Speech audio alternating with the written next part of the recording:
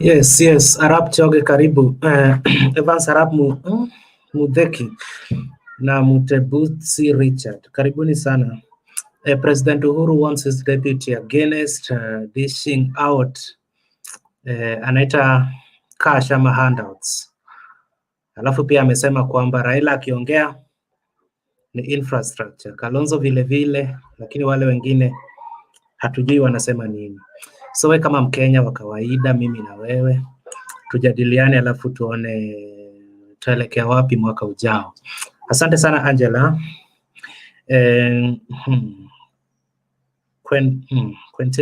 Quintila Miriam na Bwala, karibu. So guys, let's discuss this in 1 or 2 hours, then we call it a day. Link naika hapo sasa hivi, alafu tuweze kusonga mbele.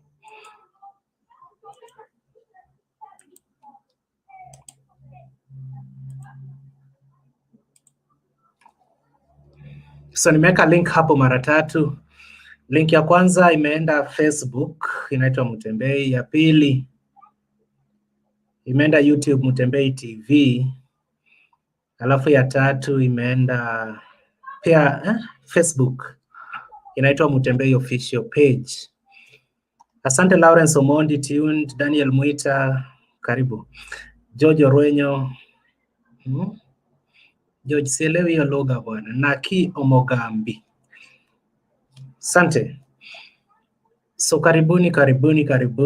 Kwa wale ambao mngependa kujoin, nishaka link kwa comment section, so unaweza ukaingia moja kwa moja mpaka kwa show. Who cares what Uhuru says? Maoni yake John Mutua.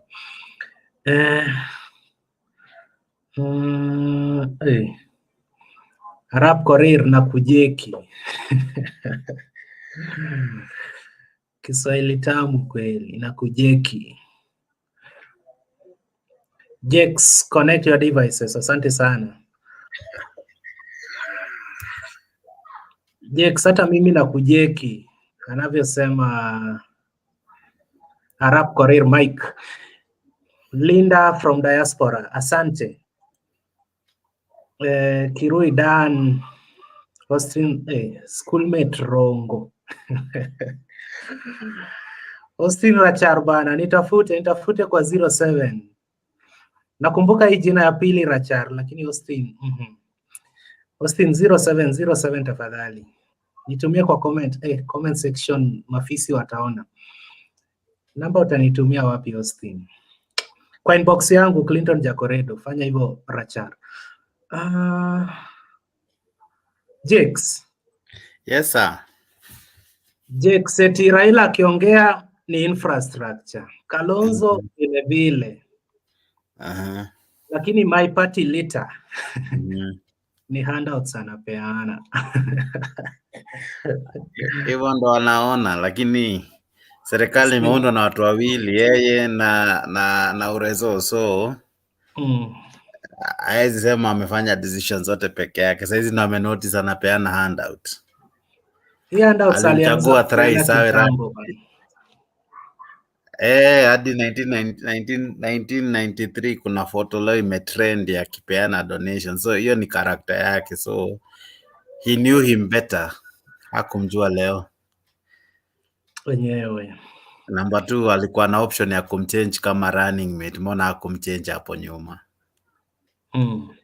And then it's baada ya kumalizana na TP unaonanga haina usefulness, so basically ni kumdampa na mdampa, hata una all the shit he wants to see, but alipokuwa na usefulness alitumiwa na everybody. So basically what is happening is ni mzee amechoka, unajua. Na mbona amechoka na mwenzake bana? Si achoke kivyake. Kama unajua, kama swali ni amechoka ndio, lakini mbona anakufanya kila mtu apigane naye? That means this guy is a Na pia nimeona picha ya DP na mgombea wa Jubilee. Inakuaje? Tumechezwa? Mgombea yupi wa Jubilee? Huyu wa Juja. Hapana, si Juja, Kiambaa. Nani Prezo? Kuna picha ina trend ya William na anaitwa Kameme ama nani? Njama. Hiyo ni ya kitambo that time walikuwa wameenda kumtembelea before Jubilee wako wamedecide on who was to be the flag whatever the candidate wa Kiambaa. Okay. But the guy is fully Jubilee. We are waiting for next week, siku kama ya jana, kesho next week rather. Tutakuwa tushajua matokeo, so we shall see. Bana huyu William amepangiwa kweli. Let's wait and see. As he always says, pia yeye amejipanga, so I'm sure some of the things he will do will come as a surprise, But mi naona William anaweza kosa kuwa kwa ballot atakuwa vizuri sana. Ile itakuwa maajabu ni utashangaa wale watakuwa wakiwa kwa timu yake to hidden cards. I think one of the things he's doing, tactic yake moja ni kuficha white.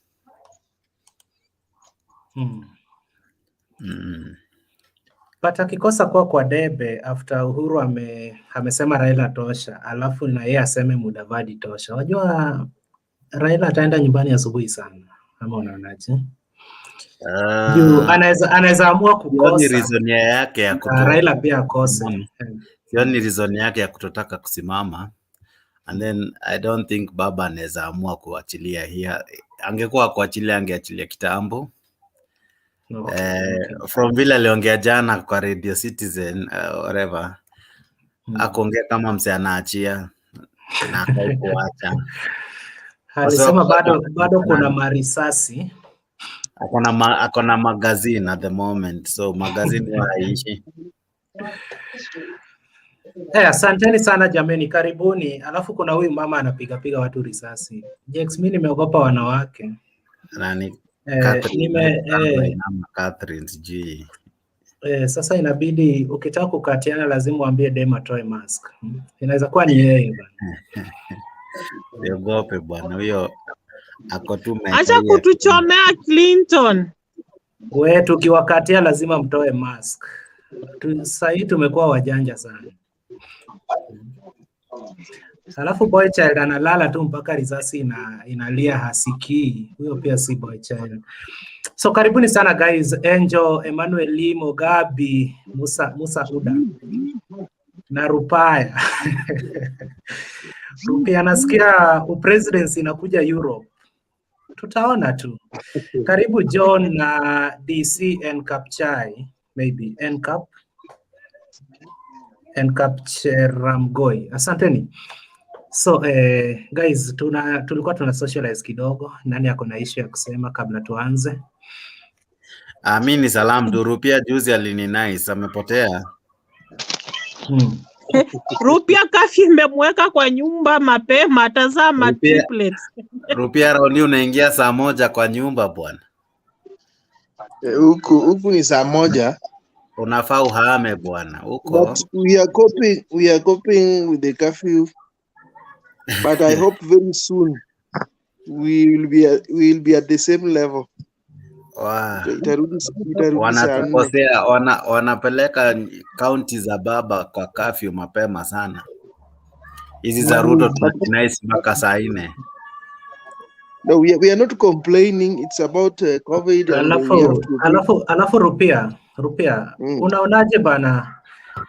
President ameenda kutembelea Wakamba, lakini baba ana struggle aonekane kwa picha bana. Shida iko wapi? Niliona gavana wa Machakos akipiga picha na rais, anamwambia ngoja kidogo. Simameni kwa kwanza. Hakupenda place amelala saa hii akirewatch hizo vitu. Itabidi summon Mutua next week. Au kunifanya poa kwa kamera. You see, Clinton, people just have to be in their right place or rightful place, because the most honorable person in that meeting was the president, followed by the right honorable. But you will find Kalonzo, the likes of Musalia Mudavadi and Moses Wetangula. They are also putting their chest, their small chests. Because if you look at these people, somebody like Kalonzo, if you look at Ukambani, sahi hakuna unity. Kivuta wants to come up. Gilu is also there, though Gilu has... where have I gone to? Okay, Rupia, hiyo story utatupea baadaye. Yeah. John unasema? Nasema hawa watu unajua walikuwa kwetu leo na tulishangaa kuona huyu mzaya amefuatana na Prezo bwana. Sisi tuko nadhania bwana. Tuko nadhania hii ni visit ya Ukambani ya watu wetu bwana. Sasa sisi tunaona mzaya amefuatana na Prezo tunashangaa ni nini hii? Lakini bado John walikuja kwa ndege moja. Na Prezo akiwa Kisumu, Kalonzo alitulia, si ndio? Si ndio, by the way hapo huko Kalonzo hakushughulika. Si tunaona mzaya amejaa kwa mapicha, ni yeye anataka kuwa namba 2 pale. Lakini hiyo tutarevisit hii weekend, wacha kwanza tukae chini tuongee tujue nini ilikuwa inaendelea. Lakini John John mimi nakuuliza aje? Kwani mgeni akikuja nyumbani amumtaki? Si mgeni unamkaribisha tu. Iko makosa kweli? Huyo mgeni hatukuwa tumemuinvite by the way. Mimi unajua nilikuwa pale Machakos pale Techno City bwana. Mimi nilishangaa bwana Konza. Hiyo ilikuwa visit ya Wakamba bwana. Mimi naona jamaa ametokezea pale na shindwa hii ni nini bwana. Sisi tumekuja kuongea mambo ya Ukambani. Lakini John jana usiku Kalonzo alisema anaenda kudai zile pesa za chama. Si labda alialikwa jana usiku. Kuna mtu alimualika. By the way wacha nikwambie, I can tell you from old guys were shocked. Hata kama unaona picha moja wamepigwa pale wakiongea wakiuliza na hii ni nini bwana. This was supposed to be a house meeting na Prezo. Alafu sasa tunaona jamaa ametokea, tunashinda. Alitoa speech, jasikia speech yake aliongea. No, alijaribu kukaa under the waters, lakini unajua bado ile mess ilikuwa imefanyika bado bwana. Kila mahali alikuja na Prezo ama alikuja peke yake? Alikuwa amepewa chopa. Unajua hivyo by the way chopa zilikuwa 2. Sasa jamaa alikuwa kwa hii chopa ya pili bwana. Lakini sasa si labda ndio running mate. Sasa mbona utaki number 1 akuje pia? Ndio. Si Kalonzo ni running mate mara ya 4 sasa. Forget it bwana. Sisi hatutakuwa running mate ya mtu yeyote. Sisi ndio for the top seat bwana. Nikuulize, unaona kama Kalonzo ametosha mboga? Akona enough. Kwani kuna nini nyingine bwana? Huyu jamaa ametosha sasa, Sisi hatusupport mtu bwana. Wacha nikwambie tu ukweli. Lakini yeye venye anaendelea ni kama ajiamini jamaa. Nani? We John. Kalonzo atanaswa. Atanaswa tu. Alishanaswa. Hana confidence. Ati atanaswa, alishanaswa kitambo. Anaitiwa chai kwa meza ya maziwa tu. Unajua chai ya maji na maziwa iko tofauti. Unakunywa hiyo unasikia hapa siwezi hama. Akienda anaenda. Sasa tumemaliza hiyo story kwamba wakati rais aliita viongozi kutoka Eastern State House. Yes. Baba hakuwepo, hajui walichokuwa wakisema pale. So hakuna haja ajipeleke leo. Na hajui program itakuwaje, rais ataenda wapi, Ndio maana hata kupiga picha alikuwa na struggle. Hii picha venye wamepanga hapa, should I be there? So lakini John, mbona Kalonzo hakuenda Kisumu? Hiyo ilikuwa in house. Hiyo tulienda tu pale kwa hana guts za kwenda. Raila kona guts za kwenda Ukambani. Sisi tulienda pale Madaraka Day. Kalonzo alienda pale, ilikuwa Madaraka ama ilikuwa nini hiyo kitu? After kumalizia akawaachia mambo yao ya domestic pale. Lakini jamaa ameingia mpaka kwa kitchen, kwa bedroom yetu bwana.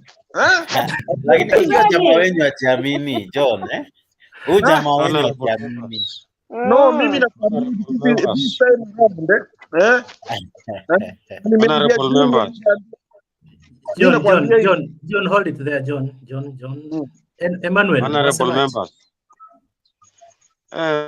Ndugu zangu. Yes, let us call a spoon and a spade, please.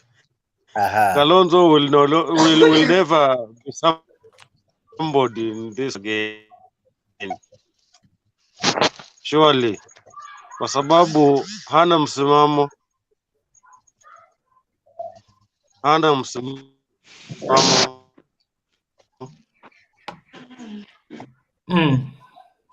Bwana, uko na shida ya network. Wanamuita watermelon.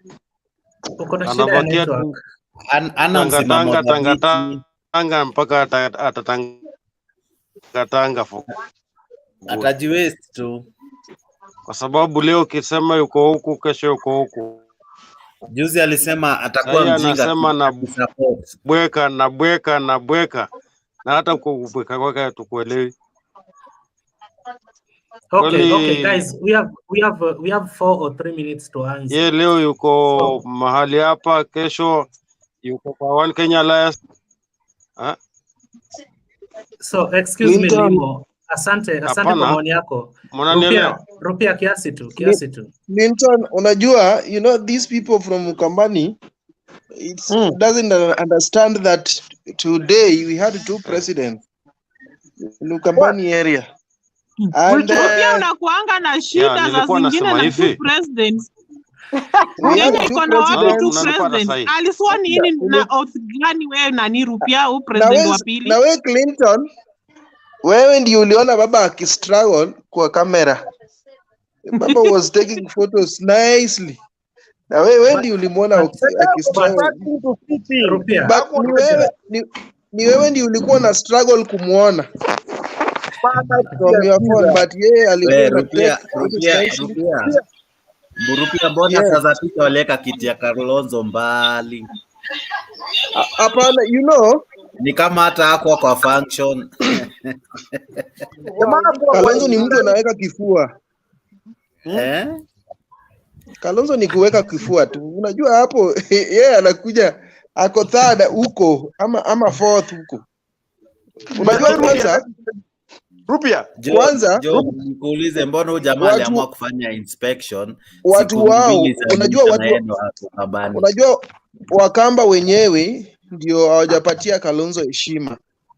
You know, when you come to Nyanza you cannot heshima.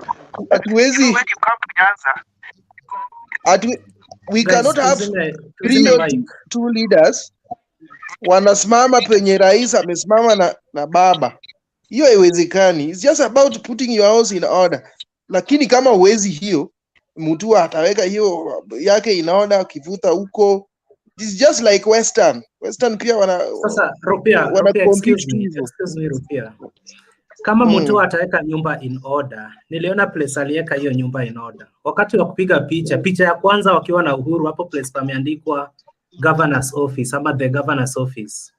Niliona kikataza mtu kwa mkono, Wait, who was this person? Ni Raila. Kwanza let me tell you, au kuona huyo mtu, you didn't see that person. Sasa wewe unaniuliza na John anakujibu. Sasa hatukuona huyo mtu. So stop speculating. Wacha nikwambie Rupia. Mimi nilikuwa kwa scenario yote kwa. Huyu jamaa mwenye alikuwa anaambiwa akae kando ni Raila. Raila alikuwa anakuja mpaka saa ile unajua aliabu hata kutolewa kwa hizi zile deliberation za Ukambani na Prezo. Yeye ameingia tu pale ndani akaambiwa hapana wewe ndio. But at the end of the day, it's the president who invited him to the launches. I don't know, they were commissioning on launches. It's the president who invited him. Rupia, let me tell you something. Ukienda kwa mkubwa akikwambia kwamba utakaa kidogo tupike, wewe ukianza kusema nitakaa nikule ni nini, sasa wewe unakuwa mtu ambaye I think the only person mwenye anaweza mwambia usikuje tupige picha ni Uhuru. Mtu has requested, that is the term, he requested to take the photo with the president. That is the term you're supposed to use. Na unajua hii kitu, unajua hii visit kwanza ili bounce juu ya hiyo kelele yenu. Kama baba angekuwa hapo, hiyo kitu ingefanyika. Unajua hiyo. So guys, why did it bounce in the first place? Rupia mute. Time yetu imeenda na dakika moja. So we have to start. Okay. So mute everybody please. Sasa ukipewa chance ya kuongea leo ni kama hii kitu itakuwa tamu. Utaongelea today's topic. Rais amemwambia Ruto achana mambo na handouts, we need permanent solutions. Alafu pia utaongezea the role of Raila in today's Ukambani visit. Je, angetulia kwake Nairobi, aache Kalonzo amoderate hiyo story yao ya Ukambani, ama angeenda tu huko kama kiongozi wa NASA? Sasa yeye ndiye aongoze kina Kalonzo Musyoka. Alafu vile je, umesema ile picha ya Ruto na njama ni ile ya kitambo, si ndio? So guys, it is purely politics and feel welcomed, feel most welcomed. Tutaanza na wale ambao hawajanena chochote for the past 22 minutes. Robin, hiyo picha ni ya kitambo. Ruben Korir, halafu Jay, in that order, please. Ruben, 5, 3 or 2 minutes. Umeenda, pole. Jay, dakika 3 ama 5. Okay, thanks guys. Clinton, nashukuru. Nataka tu contribute kwa the topic. Venye naangalia topic ina trend. Mi naona, on my opinion, kuna venye Raila alikuwa invited by Uhuru. So, however, kuna venye naona Raila, according to ile interview alifanya, alikataa endorsement ya Uhuru, but alisema Kenya naweza omba ni kura ya Uhuru. Unaona? Like, anajua ama understand politics ya Kenya, endorsement haiendangi mahali. So the basic thing alikuwa anajaribu kutry ni kucounter hiyo endorsement. Kitu kingine naweza sema pia, Raila visit to Ukambani ilikuwa ina raise hiyo national unity, ama ilikuwa inaweka hiyo nini kiwango ya hiyo event ni national, because ukiangalia wale leaders wenye walikuwa pale, Ngilu, huyu governor wa Machakos Mutua, Kibwana, unaangalia wale ni local leaders wa Ukambani. So the Raila factor was bringing the fact that event iwekwe into a national event. Kitu ingine pia naweza sema, maybe Raila factor ilikuwa ina test the waters by Uhuru, if still Ukambani are with Raila. This is focusing on the fact that Kalonzo supported Raila in the last 2 years in the presidential bid.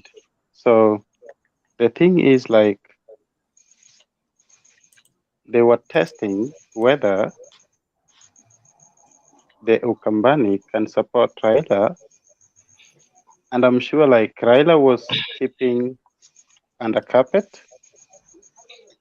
But then the thing is, the intelligence will be able to inform Uhuru if this is your guy to support, he doesn't have the support in your company, or he does have the support, then if that is your thinking, go ahead. Okay, thank you Jay. Let me ask you this, Jay. Umesema kuwepo kwa Raila ilikuwa inafanya event kwa national. Alright.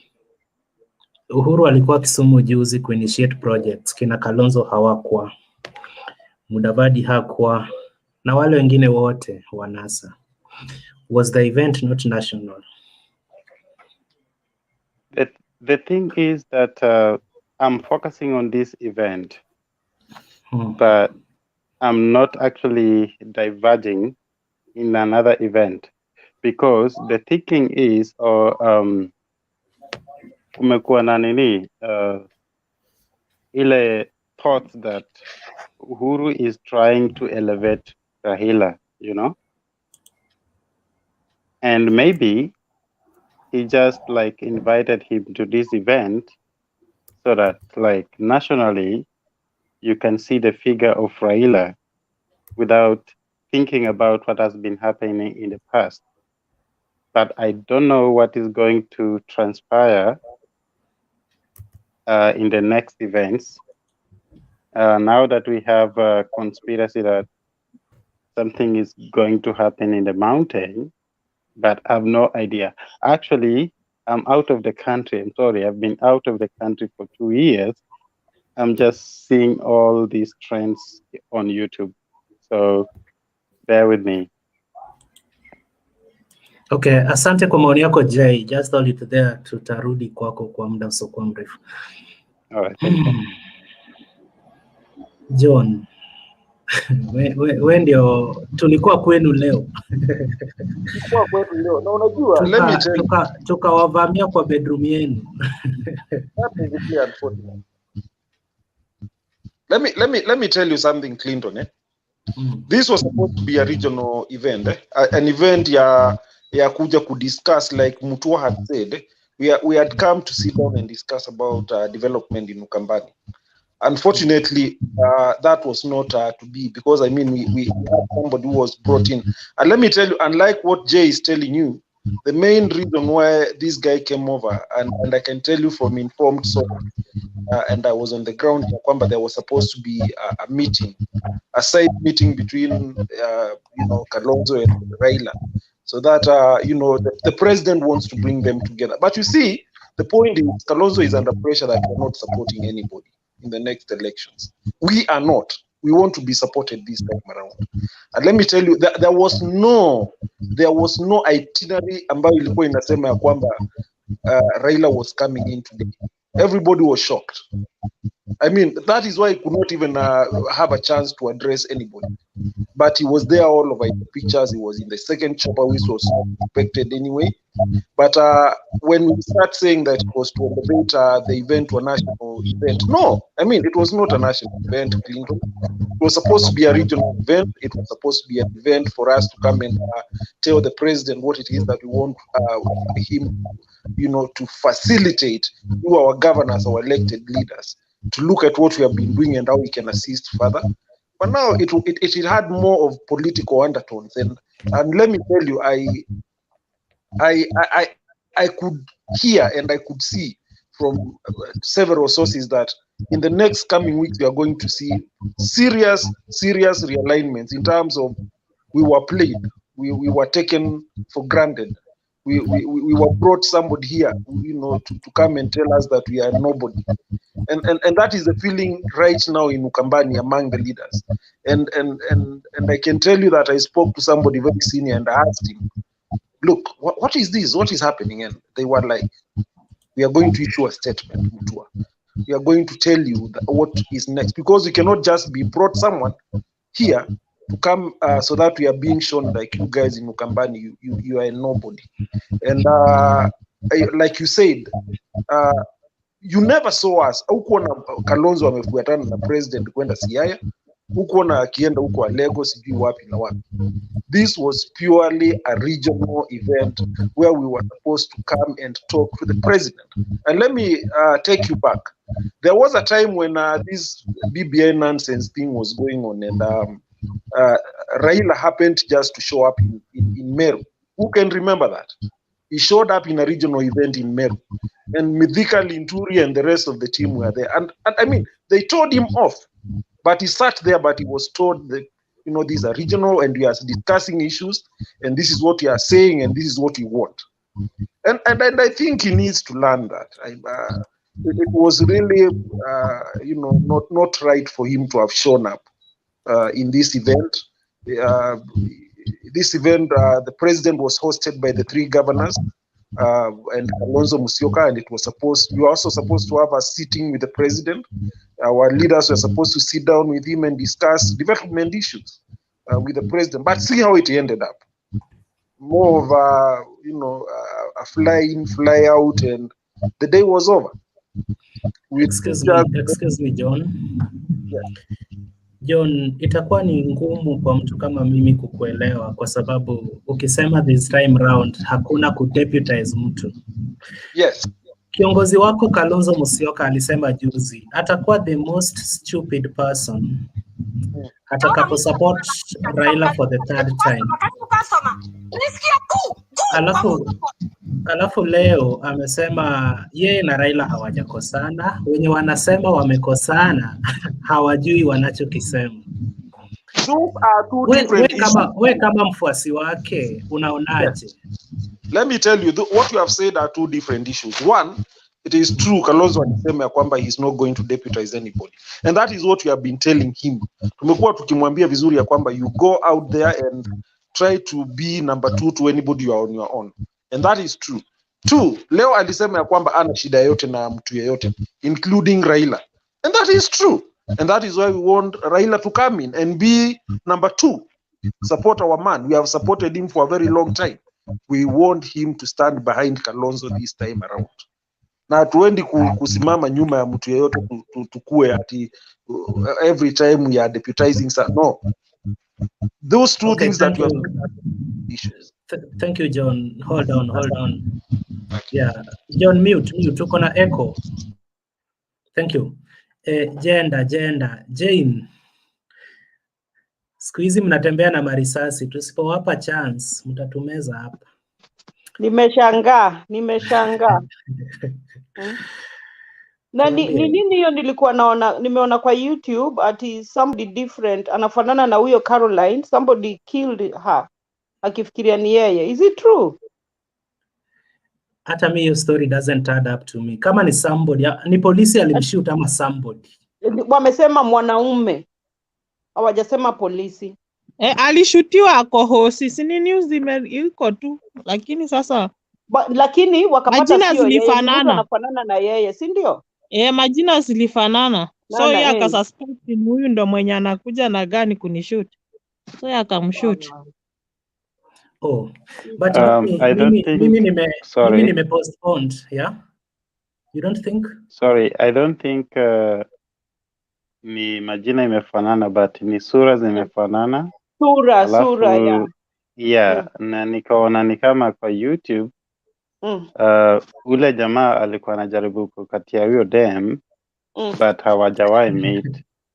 Then the moment they met, akaona hii sura ni kama ndio ile ilikuwa inatafutwa.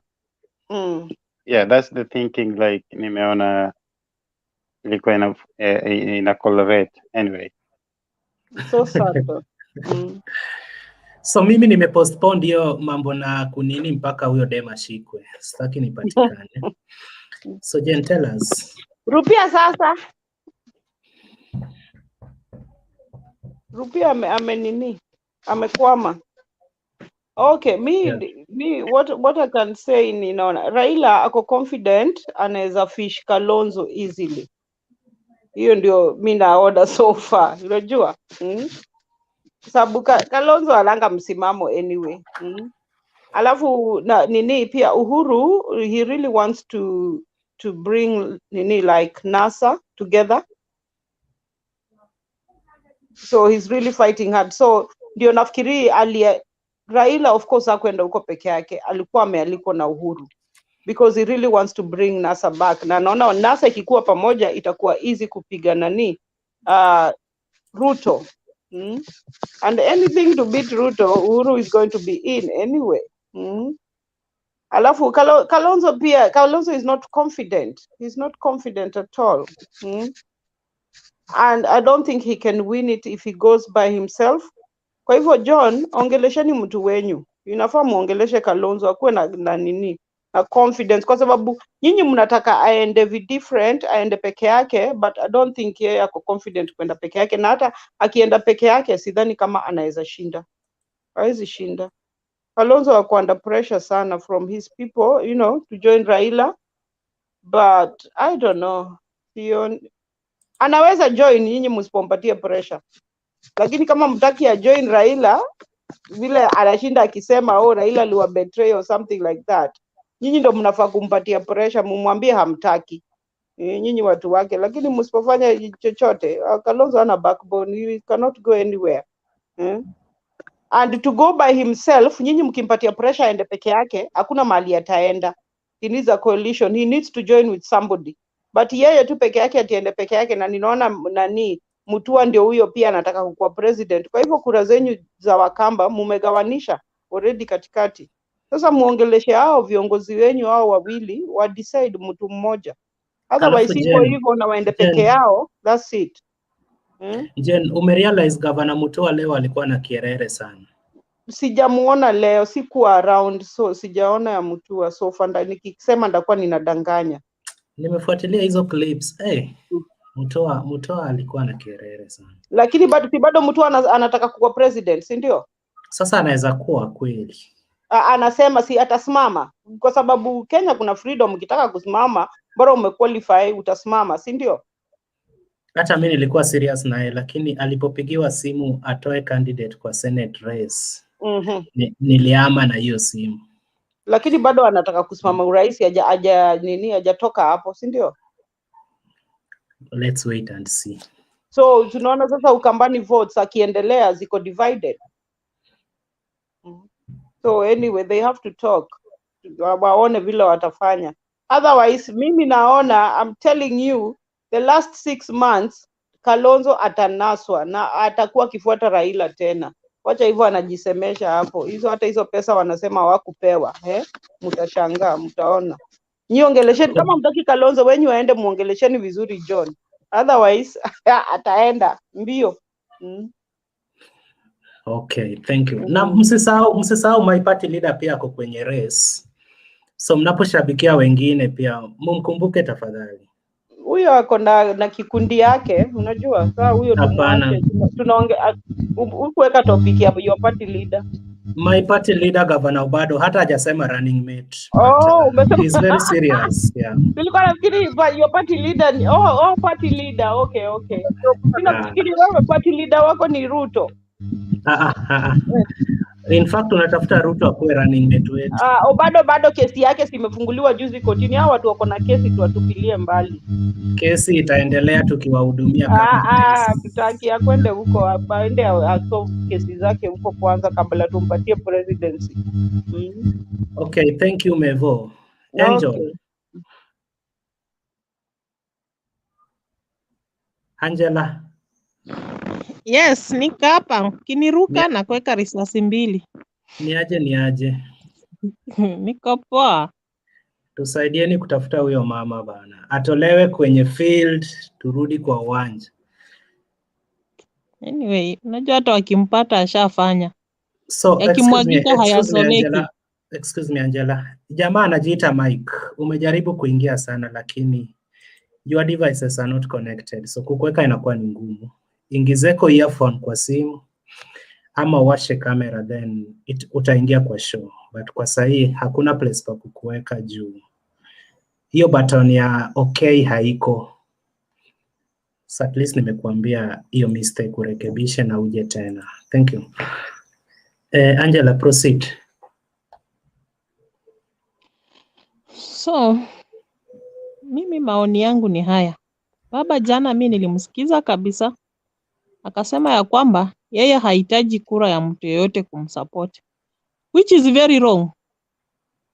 Hiyo ni chocha, alikuwa anachocha tu Wakenya wenye walikuwa wanamsikiza Citizen. Asipopewa support peke yake hawezi. Then if he can manage alone without somebody's support, mbona wachukue Jubilee and ODM coalition? Mbona asikwe tu ODM na Jubilee waseme tumeacha ODM watoe candidate mwenye watu watasupport? Mbona wajoin? Unaona ni ngumu. Alafu najua baba kwenda Ukambani ni Uhuru alimwambia kwamba kuja twende tutafute hii Kalonzo, tukae chini tununue special tea tukunywe. Kalonzo hatakata. And that what is happened in Ukambani. Si ati baba hakujua chenye anafanya. Alijua chenye anafanya, alijua tu akitafuta Kalonzo polepole lazima atafanya nini? Atampata na amempata. Si waliongea story ikaisha. You know politics. Siasa haina hatred. Leo tunatusiana, kesho tunachomesha nyama tunakunywa, tunakula. Ni sisi tu hapa kwa Mtembendo tunakosana. Hatuchomeshi nyama tukikula. You know. Alafu politics za Kenya ni ngumu sana. You see like Ukambani, Kalonzo anasema anasimama. Ni ngumu sana. Like kina Mutua kina Ngilu wangekuwa wamesema we are now supporting our own person leader, unaelewa? Wasema sasa wana come up na Kalonzo, wanampea support pia, hao wanataka mtu wao afanye nini? Asimame, but they are divided. Au wako side ya rais, juu huko ndo kuna kana ni kuna matunda, na huku kwa Kalonzo wanaona hakuna matunda, so wako hawawezi muunga mkono.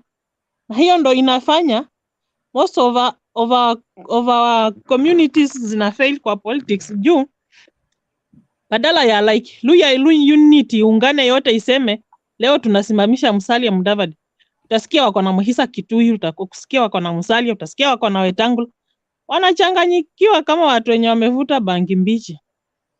Ona, hatupendani sisi wenyewe kwa wenyewe. Hiyo ndo inatuua. Angela, kwenu ni Western?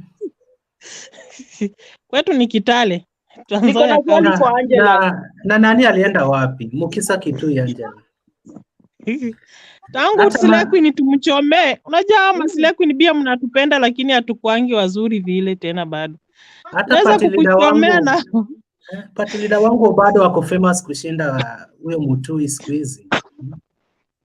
Obada amefanya kitu. By the way, Muhisa Kitui, I just look back at Bungoma County.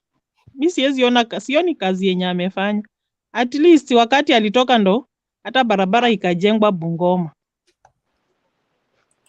Unaona? So akisimama president. Yes, uliza swali. Jani uliza. Umesema sijui wamechanganyikiwa kama bangi mbichi. Ebu elaborate hiyo bangi mbichi. Ushajaribu? Wanaona watu wenye wamevuta venye design wanakaa tu kuchanganyikiwa. Kwa hivyo kuna kwanga mbichi na ile imekauka. Yes. Si bangi inapandwa na inafanana kama sukuma. Okay. Then mbichi iko very strong. Inafanana kama blackjack. Mbichi iko very strong. Si sukuma, blackjack. Hiyo ni tombako. Hiyo nishaona hiyo mmea. Nishaiona ikiwa bado imepandwa. Lakini sasa sikujua process ile ina undergo. Hiyo inafanana na unajua imeisha maji kiasi. Iko na tumataitwa green hivi kuslim. Sitakubali muendelee kudescribe bangi juu wengine hatutumii. Angela, I got a lot of information. She knows a lot about that. No, Jacoredo, huyo ajui. Hiyo inafanana sukuma wiki ni tobacco. Bangi inafanana blackjack, nyanjagra. Hey, Pastor, hiyo ni experience ya miaka mingapi?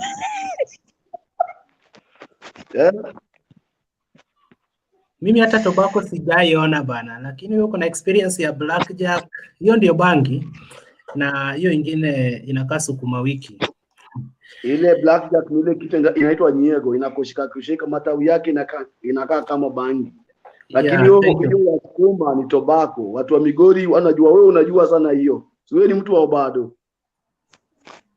Acha kumwita Obado. His Excellency the Governor. Angela, malizia in 1 or 2 minutes, then we go to the next person. So unaona rais akisema ati Ruto ana nini handouts. I think that has been the commonest thing in Kenya during campaign. Kwani kuna mwanasiasa yote ashajenga kampuni akasema amejenga kampuni anataka watu wafanye huko kazi na apewe kura.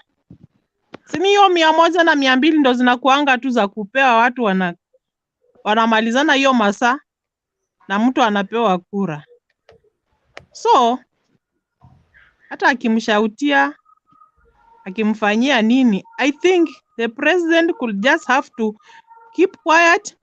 Juu ashamudam, hakuna haja ya kumfuata. It's like ukikosana na mwanamke umesema ni mbaya ni mjinga sijui ni nini, lakini still bado unamfuata. Unamfuata wa nini? Once mwanamke ni mbaya unaachana na yeye. So rais akishinda akituambia Ruto amefanya, he's not making sense. He's just have to leave Ruto afanye vituko zake zenye anafanya hizo. At the end of the day, Kenyans are watching what Ruto is doing, if it is right or wrong, what Uhuru is doing, whether it's right or wrong. Excuse me, Angela. Wakati Ruto alikuwa anasema serikali yetu ya Jubilee tumejenga barabara, tukaweka stima, tukaweka hizo takataka zote, walisema he's outshining his boss. Lakini wakati amekataa kuongelea hizi vitu sasa, rais mwenyewe anasema, ukisikiza Raila anaongea anasema barabara, stima na nini. Inakuwa kwaje Angela? Unafikiriaje? Kama ni Ruto anaziongelea ni mbaya, lakini kama ni wengine iko sawa. Ama? So ni hiyo, unaona mi kwangu like naona rais akisema ati wao wamejenga barabara wako na Raila. Sometimes naona anatumwagia vumbi kwa macho. Kenya tumeona kenye kimefanyika from A to Z. Unaelewa? So saya ameona Raila ni mzuri. Lakini the moment watakosana na Raila atasema vile tulikuwa na Ruto, unaona hiyo tulifanya. So it's like kuna karata fulani rais anajaribu kutucheza, kutubadilisha akili from some point to another point, which cannot happen very easily to Kenyans. Wajinga waliisha Kenya. You know, Ruto normally says that. Wajinga waliisha Kenya. So wajinga wa kudanganya Kenya waliisha. Yeye akisimama wanasema like baba akisimama, I'll jail Ruto when I become the president. We don't expect to support him alafu atuambie that's the first thing. Ni wezi wangapi wako Kenya government since Kenya got independent? Ni wangapi wameiba pesa na bado wanatuambianga tu tukifika huko tutastopisha corruption. He could just have to tell us that nikifika huko nitabadilisha uchumi wa Kenya, nitalainisha vitu. Angela, point of correction. So do you want the corruption to stop or not? Fulani. Angela, baba hakumtaja Ruto eti atamnini Ruto, atamfunga Ruto. Lakini Ruto alijishuku ni yeye atafungwa. So acha kuongea uongo. Baba hakutaja. Naongea kitu nilisoma kwa gazeti. So kama ilikuwa ni uongo then alisema wezi, hakusema Ruto, alisema wezi. Wajua huyo baba nataka mumuongelee vizuri. Anaweza sema Obado tosha. Anaweza furahi sana. So thank you Angela. Wacha nikwambie nani Clinton, if I may mistake jina yako pole. Obado, I don't think so if he made a good picture kusimama president. If it could be Obado, he could be just reasoning. Angenyamaza, akae chini, atulie kwanza, atafute the way forward. What he did, hawezi simama mahali popote.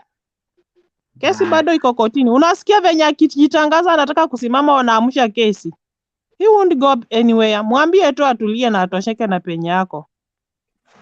Imeenda. Thank you Angela.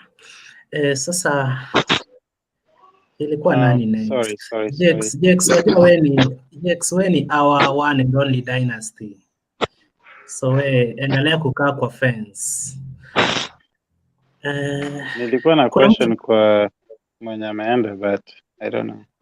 Okay, ask Angela a question faster. Okay, Angela, I don't know, you are talking about Raila being endorsed by Uhuru. I don't know whether you are speaking about before Raila spoke, ama after Ruto may respond. So my thinking is like, well, I don't support Raila, by the way, but I just want to get it right. If you say that, if I can remember well, ulisema Raila aliattack Ruto. Then you read from the newspaper that Ruto may respond. So I don't understand the thinking between. Is it Ruto mwenye amereact, ama is it Raila what said that led to your thinking? Sorry. No, nilisema Raila ametuambia akiwa president kitu cha kwanza atafunga wezi wote. Nikakwambia kwamba nikasema ya kwamba kufunga wezi hiyo haitusaidii. Hey. Hey, Angela. How you develop uchumi na thieves? Pastor, listen. Pastor, listen to my point. Right now he's in handshake. Right now he's in handshake. This is the right time he could have told us that nimefunga fulani aliiba pesa fulani zimerudishwa, nimefunga fulani amerudisha pesa, nimefunga fulani tumeungana na Uhuru tuko kwa handshake. Tunafanya kazi tumefunga hao wezi wote. This is the time not to become president ndo afunge. Hiyo anatudanganya. Sai gas imepanda, kata imepanda, mafuta imepanda, kiberiti imepanda, silwa imepanda. What is he doing? Angefunga wezi, warudishe hizo pesa, warudishe uchumi chini. Then Pastor, relax. Say who is the president? Say relax. Angela, we pia relax. Angela, umesabu vitu zote zimepanda. Umesahau hata baridi, kuna baridi hapa Nairobi na rais amekaa tu. So hii baridi pia iangaliwe kwa hiyo BBI. Thank you, Angela, for your submissions. Jakes? No, Angela should be challenged, Jacoredo. Seth, I know. We can't let her go with that. Seth, I know. So, Seth, wajua, Seth, wacha nimjibu. Seth, wacha nikwambie. When Raila was in handshake with Uhuru, walitaka wafanye kazi pamoja, walainishe Kenya, wafanye kazi kwa Wakenya. Then, baadhi ya kazi za kufanyia Wakenya ni gani? Kumanzi miradi zenye wanalonji usiku na mchana. Angela, relax. I ask you, Angela, who is the president? Who is to jail who?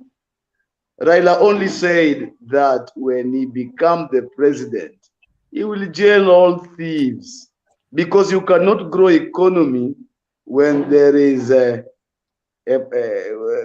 there are thieves around you.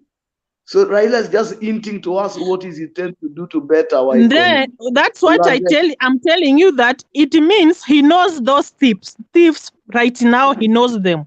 Why can't he just jail them? It's not a must to become a president in the ushike mwizi. Why? How? Angela, Raila is not the president. He will take them to court now when he's out of, when he's not a president. But you know, kesho court itawachilia.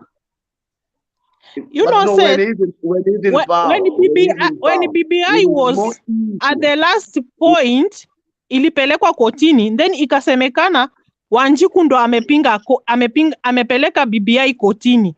Meaning, if you have full evidence, unaweza peleka kitu kotini, then you fight for the right.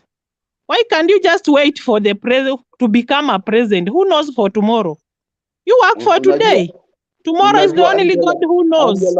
Angela, kuongea na wewe ni ngumu kwa sababu wewe ni una support Ruto. You know, una support Ruto na Ruto ndio yapikwa.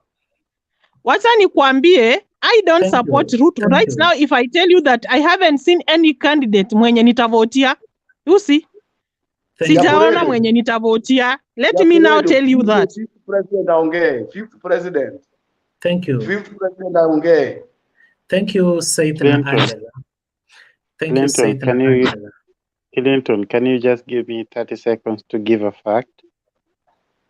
Exactly 30 seconds, Jay. Okay, thank you. So, this is my fact. I understand that Raila Odinga's speech about corruption is threatening to his bid for presidency. But my position is there is a lot of corruptions going on in Kenya. Honestly, I got a visa and I had everything, to be honest. I had everything to get a visa.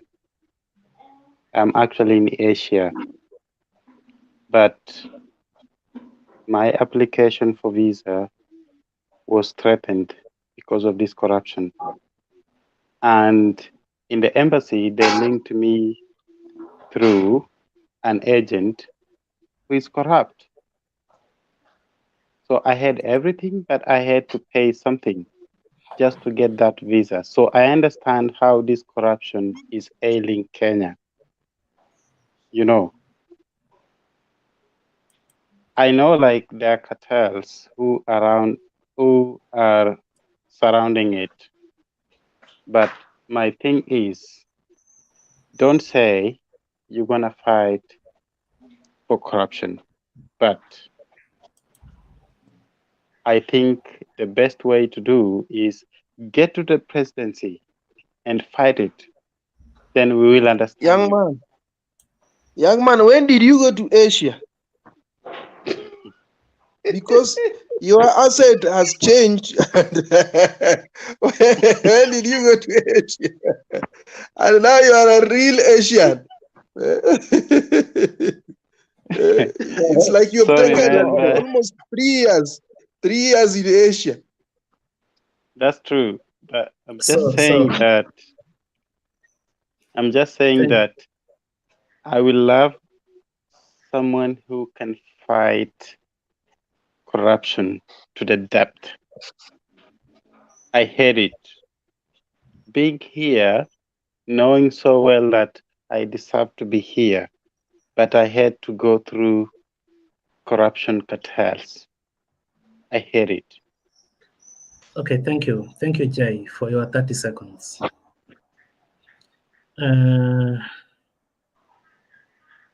Thank you, Jay. Who is John? John ameongea kweli? Mbona ameongea bwana? Sisi tumenyamaza sana. So the fifth. The fifth is Wekesa. Don't confuse. Huyo ako na majina kadha wa kadha. Hi guys. Poa sana, the fifth. Yeah, okay. I've just been listening and let me begin by answering John. I will just say that instead of Ukambani people blaming Raila, in fact, today's presence of Raila added value to Kalonzo. Let me tell you, the 3 governors were fighting him, and that's why they had to postpone that visit. And Raila came as an umbrella.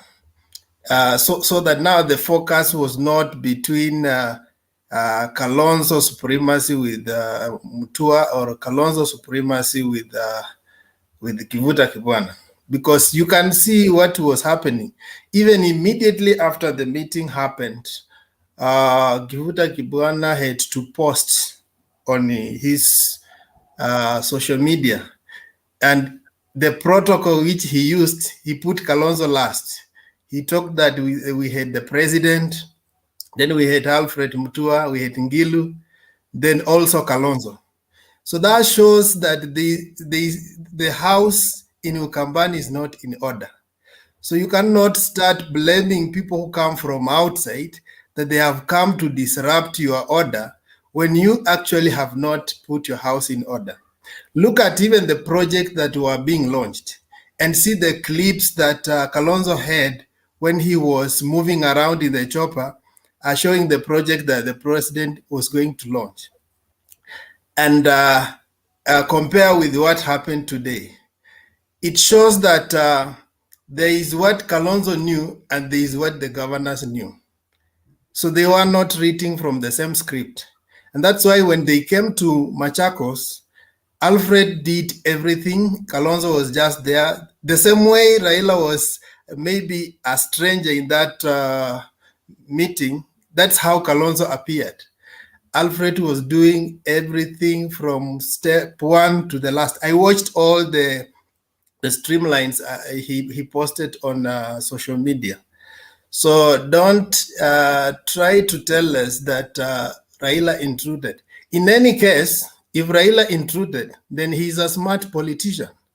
Ruto intruded Central, and right now he has a base, a political base. We want politicians who are smart, who are forthright, who see far, and that's how you convince even Kenyans that you are able, if they give you the opportunity, or if that's how he can convince the handshake team that he is number one among the equals, because he's able to galvanize and turn around other leaders to support his candidature. But this idea of just whining that, oh, maybe somebody is encroaching on your opportunities, or somebody needs to support you this time because you supported him the other time, it makes him look weak. It makes him look like he's just looking for some favors, but actually he's not seasoned enough to be the next commander in chief. And let me say that Raila, today's presence, he did not come as Raila the candidate for 2022. Raila came as the high representative of Africa in terms of infrastructure. If you today you Google issues to do with infrastructure, the first thing that will come in Kenya is the Konza City, and then it will bring the Lapset and everything. So Konza City is under infrastructure. And so he cannot hold a portfolio of infrastructure in Africa and just ignore a meeting like the launching of Konza City. That will be, unless he doesn't know his work. I also say that in terms of endorsement, I'm answering Angela. Raila said he's not seeking for the endorsement of the president, but he's seeking his support. In other words, he doesn't need somebody to say Raila Tosha for him to have premium. He's already a national leader, but he will anyway look for each and every Kenyan's vote as individuals. So he was saying, he was just dismissing the Tanga people who are saying that Ruto is campaigning and the rest of the team are waiting for president's endorsement. He was saying that no, the fact that we were quiet, it doesn't mean that we were waiting for endorsement, but we were giving the president the time for him to work, to develop the country. We cannot politic for the last 3 years, and we need to give the country the time for development. But now he was showing indication that now the time is ripe for us to step out and mobilize the team and come out as a convincing force in terms of 2022. when you look at the project that were being launched, the governors said that let's stick to the issues. Let's not go to the politics. But the likes of John want us to read the politics, that this was our Ukambani thing. Konza City is not our Ukambani thing, my friend. And even you ask Raila, he said the issue of the Kisumu port, it's a national thing and nobody was restricted to go there. The fact that it's Kisumu port is found in Kisumu doesn't reduce it to be a Luo domestic affair. It's a national thing that requires any national leader to have an input on what is happening. Because if you are intending to be a president of this country, then such issues, such developments should matter to you because they are part of the economic engineering of our nation. So those are the issues I captured in that visit, and in the remarks of Uhuru in terms of youth. I think he was replaying what Nani had said, or David Mrathe, in terms of radicalization. Mrathe said that, you see, and this is what is happening in Central. And they are getting it wrong even in terms of leadership. We saw they elected Koimburi and just, he has not even finished 1 month. We already have scandals. So the youths are radicalized just to rebel against Uhuru, but they are not development conscious. They are not conscious to elect the right leaders. They may vote, they will not even vote for Ruto 2022. They may just vote against Uhuru, so that whoever Uhuru supports, they want to go opposite. So that is what we call radicalization. And the president has a right to tell his communities that, look, this guy is misleading you. He also knows how he misled his own community to say that Raila is a devil. Right now, he has a duty even to paint him white because he was part of the people who painted him black. Yeah. I think that is my contribution to what I saw happen today. Thank you, Wekesa. Any question? Kabla ulize swali, nimeona Dynasty mwenyewe ameingia. Dynasty ni aje? Who is the Dynasty? Sasa kwa hii platform si ni wewe unaongoza kwa pesa na kila kitu. Uko na chopa ngapi? Hali ya wananchi namna gani? Hatuko poa bwana. Niliona kwa gazeti Ruto ametukausha.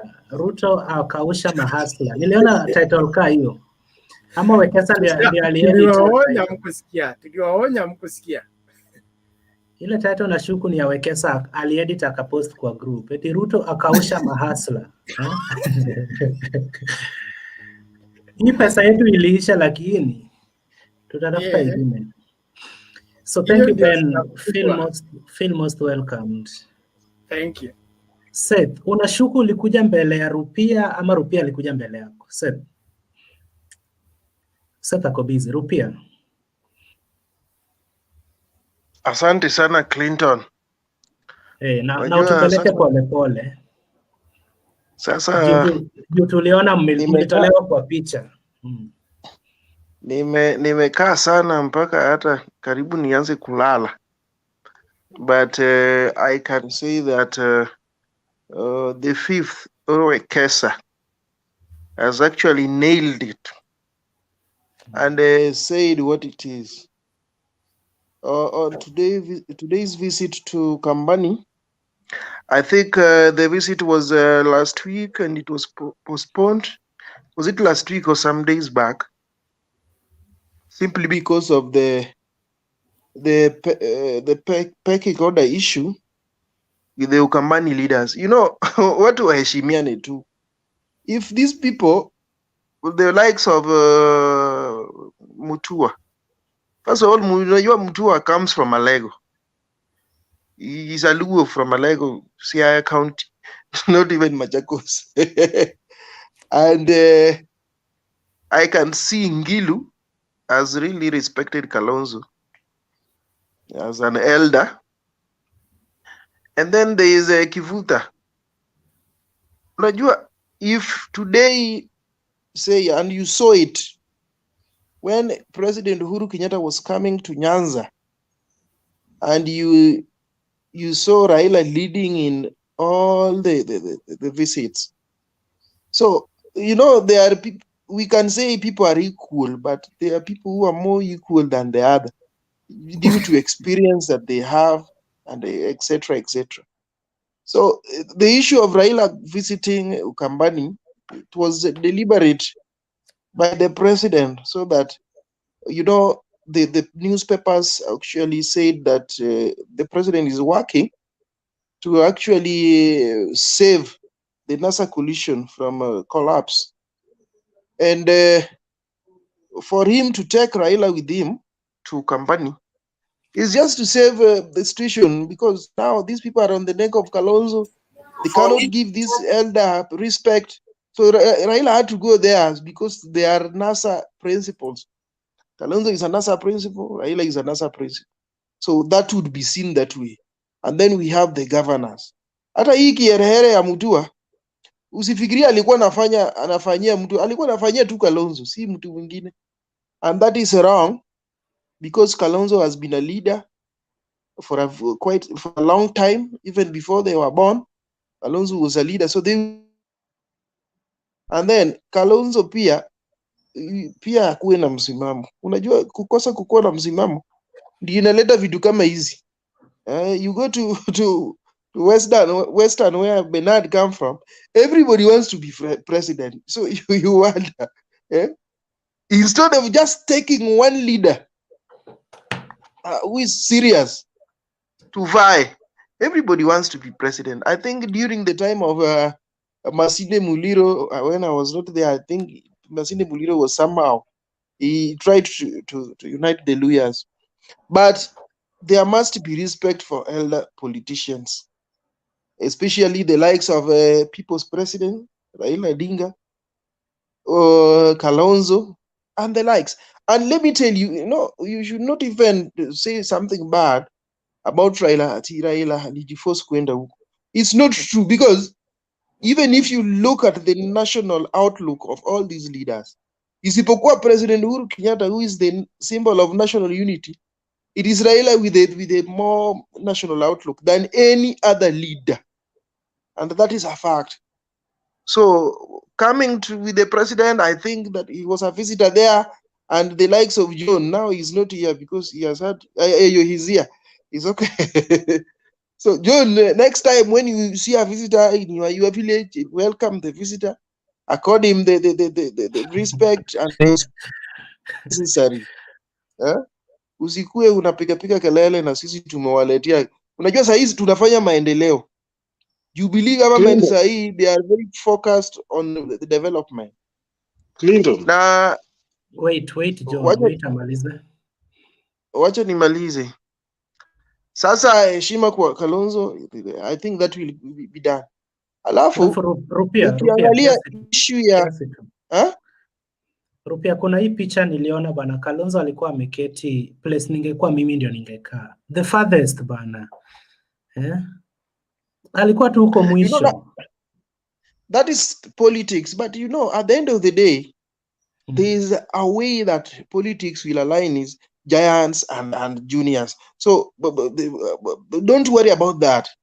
At the national table, where the cake will be divided, when we are looking for somebody from Ukambani, we will just look for Kalonzo. We cannot look for Mutua because he is a Luo from Malego, and again, he is only domiciled in Machakos. You can also be beaten in Machakos, you don't know. We cannot look for Kivuta because he's down there in Makueni. Ngilu has some national outlook, but he has stepped down for Kalonzo. Now, on a vile tunaendelea, this and BBI is coming. BBI will include all these people. Now, it is Kalonzo who will be considered from the Ukambani area. And about endorsements, nasikia watu wakisema endorsement. Unajua mimi, I'm just smiling from my heart. Because at the end of the day, unajua Raila is an elder, just like a tool, and he can advise, and he has all the wisdom. Like Wekesa has been pouring wisdom here. It's only that Angel is not around to learn and to take tips. So if Raila says that he wants to jail Wezi, I think that those are the kind of things we want to hear. Because we cannot say that now somebody Ruto ni mwizi, sijui nani ni mwizi, sijui nani ni mwizi.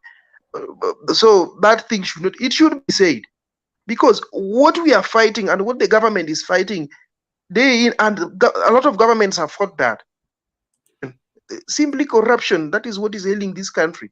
So if somebody says that I will come and deal with this corruption, I think that should be the sweetest thing in the ear of a Kenyan who is in Germany, or who is in Kenya, or who is in Russia, like my friend who has just left. Sam, welcome to the show. So corruption. That should be the first thing. I don't even believe in radicalization that is actually happening. And the next thing we are going to do, we are going to Central. There are projects that we are going to launch there. With the AU infrastructure person, who is Raila Odinga, and the president. So next, I think it's next month. If it's not next month, we are going to Central. So watu wa Mlima Kenya, mkuwe ready. We are coming there, and we are just coming for development tours. Hatukuji kwa hizo siasa za wheelbarrow na nini na nini. Na msidanganyike hapa ati wheelbarrow sijui imechukua nini. Hakuna kitu wheelbarrow imechukua hapa. Hata hii Kiambaa mtaona, they are going to lose it. They are going to lose everything in Central. Wao watabaki tu na hiyo yao kidogo. So as we do politics, yes. Malizia kwa kunisaidia ku understand hii comment. Kalonzo wanted to take credit of developments in Ukambani. Ndio maana magavana walisema hatutakuruhusu. Is it true?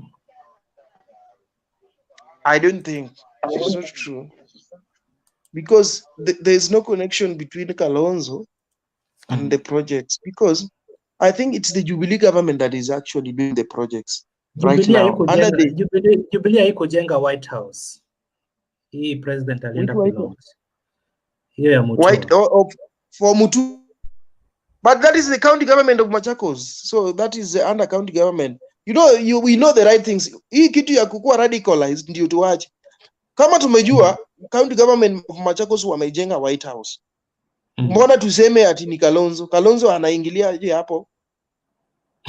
Ama yeye he has not influenced it. It has been done by but ni hiyo wrangles ya watu wa Ukambani. So you support his treatment today, yeah? No, I don't support his treatment because he's an elder. If you compare him to these other people who are just itatithari, he is no equal to them. He is no equal to them in politics. Okay, thank you. The fifth, unaonaje hiyo nini? Kalonzo wanted to take credit on developments in Eastern region. Ndio maana walikuwa wanavutana. If things were put right, like you know, when Uhuru went to Nyanza, it doesn't mean that all projects were done under Raila. Some were done under Governor Nyang' Nyong'o, some were done under Governor Awiti, and the other one is Raguma. But you see, because these guys respect their leader, they disseminated everything that they had done and allowed Raila to present it to the president. Because now that is how you put your house in order. No, not really, Wekesa. Let me just correct you a bit. Because you see, the president doesn't launch county projects unless he's invited to. The projects that the president was launching in Kisumu and Nyanza were national government projects.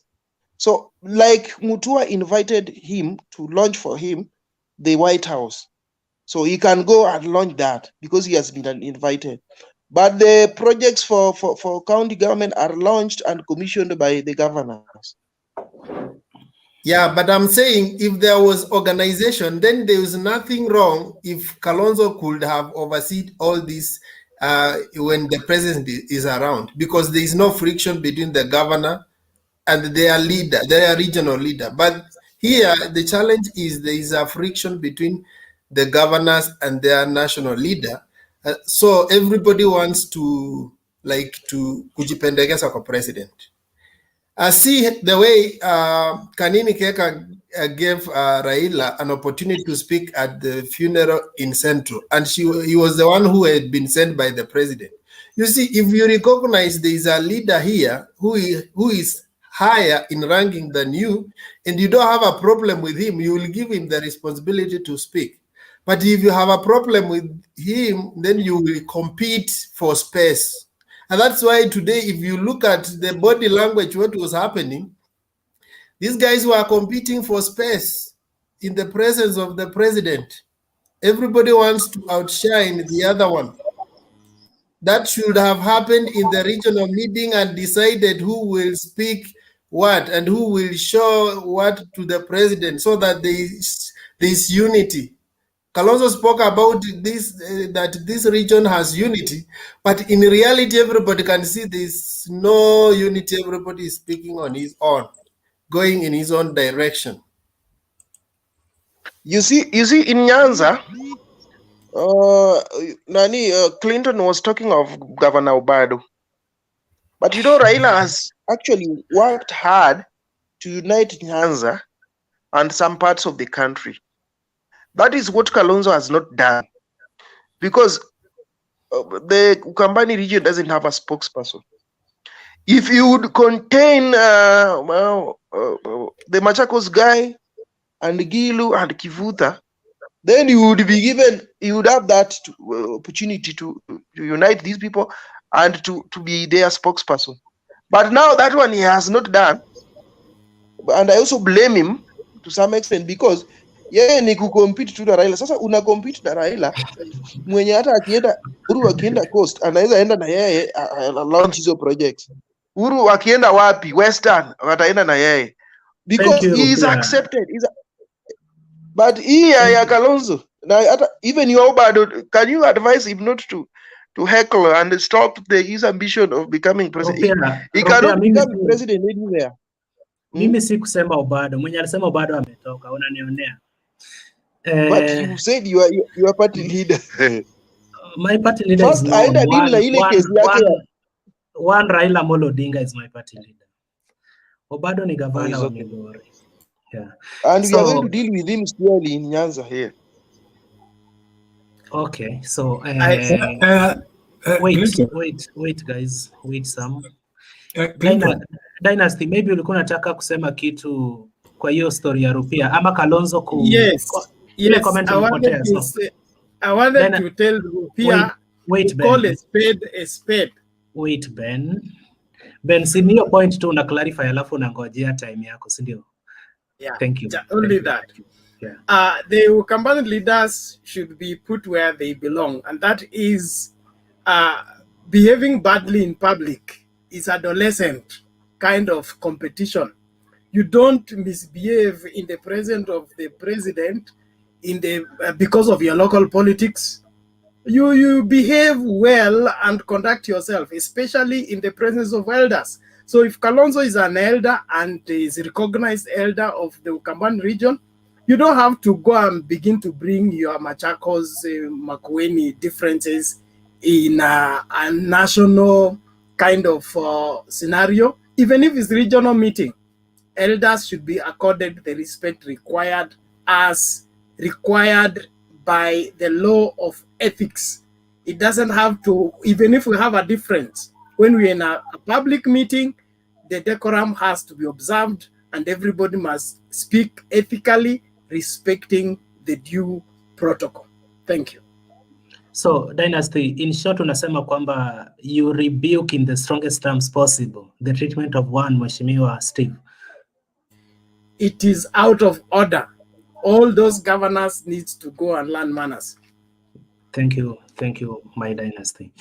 Sam, in 2 minutes uingilie hiyo kitu tulikuwa tunasema.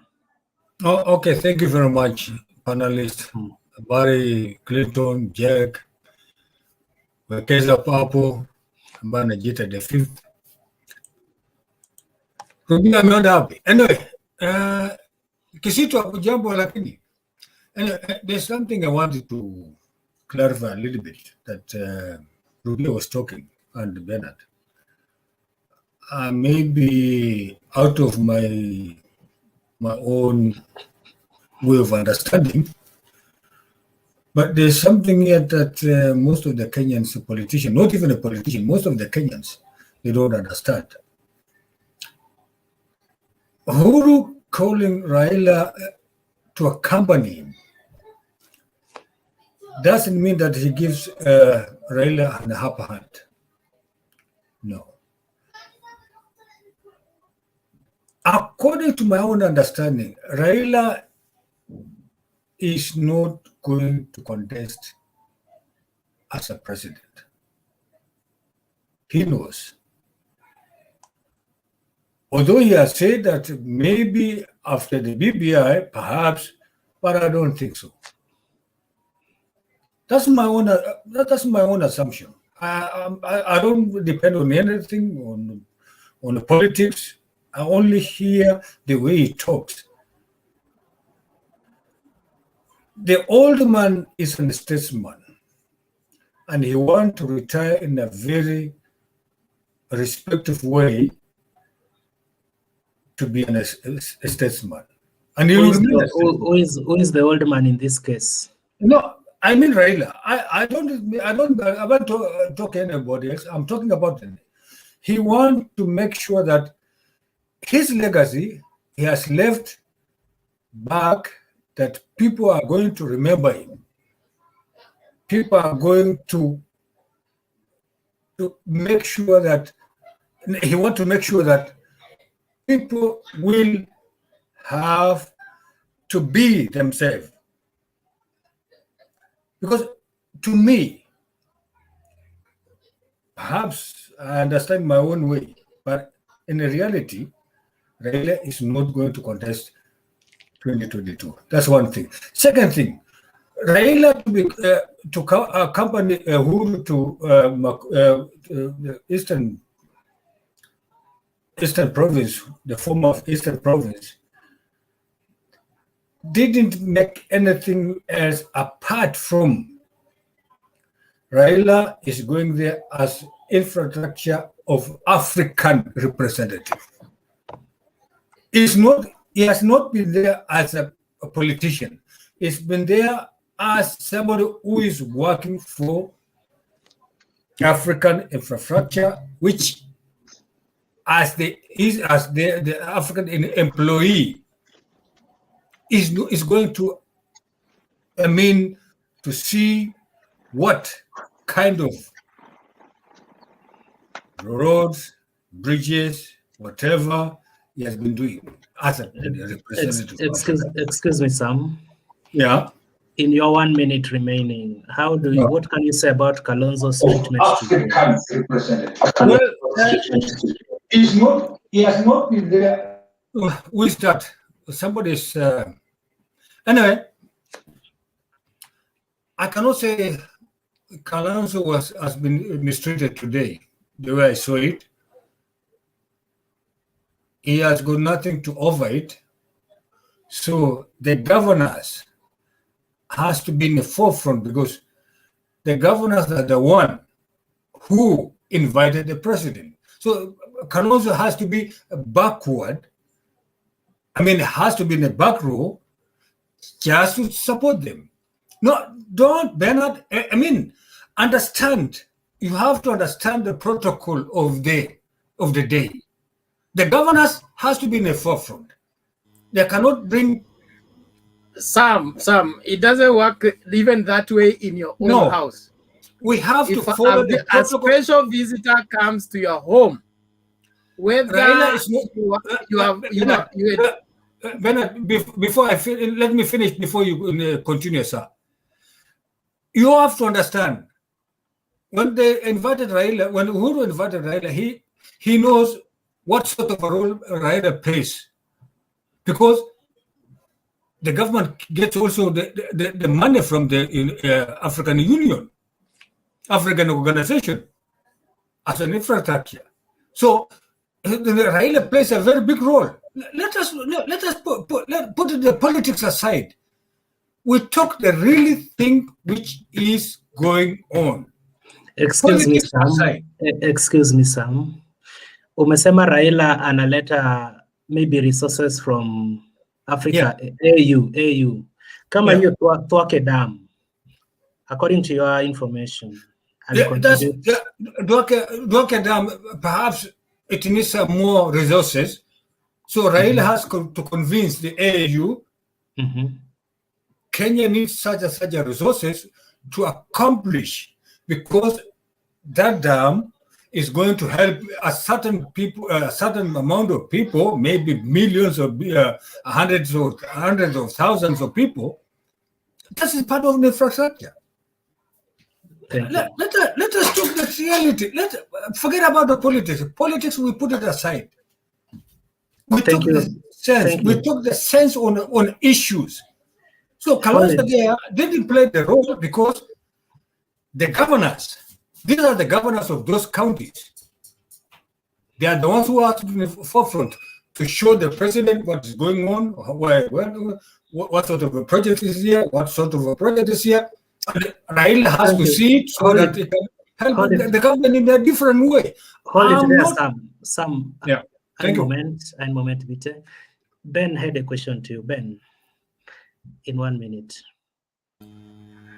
Sam, in the ordinary traditional setting, you being an elder in a home state, and the home is receiving a national leader, you want to tell me that your presence will not be necessary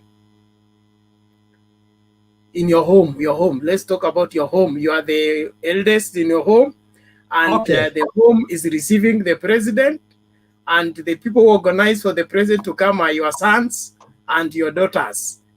You want to tell me that you will let your sons and your daughters run the show and put you on the periphery of the entire meeting, and everything will be okay because of protocol?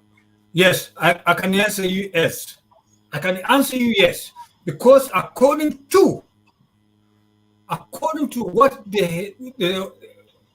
why they invited the president, why they invited such a person to come there. So I will never play a very big role. I will be there in the background listening. Just when they give me that opportunity to talk, I just talk as a general. I will never talk anything apart from what I'm supposed to talk. So there are things, sometimes we tend ourselves to put the politics ahead, put that on the side. We have to talk sense on some issues. Sam, we are not talking about politics here. We are talking about you and your home state. Yeah. You are receiving a top leader visitor organized by your sons. Yeah. And your sons receive this top leader into your home state, and you are sidelined from the whole thing. It's not. Will your sons be doing okay if they do that? It's not about the sons or me. It's the protocol of that time. At that time, it doesn't make sense. I surrender. For me, thank you. It doesn't make for me to be at the forefront, while those who invited, wherever they invited. Thank you. So I cannot go beyond that. Thank you. Thank you, Brother Sam.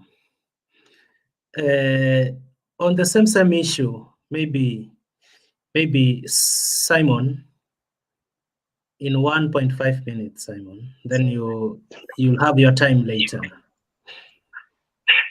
On the same point, I will just support Mr. Bernard very clearly.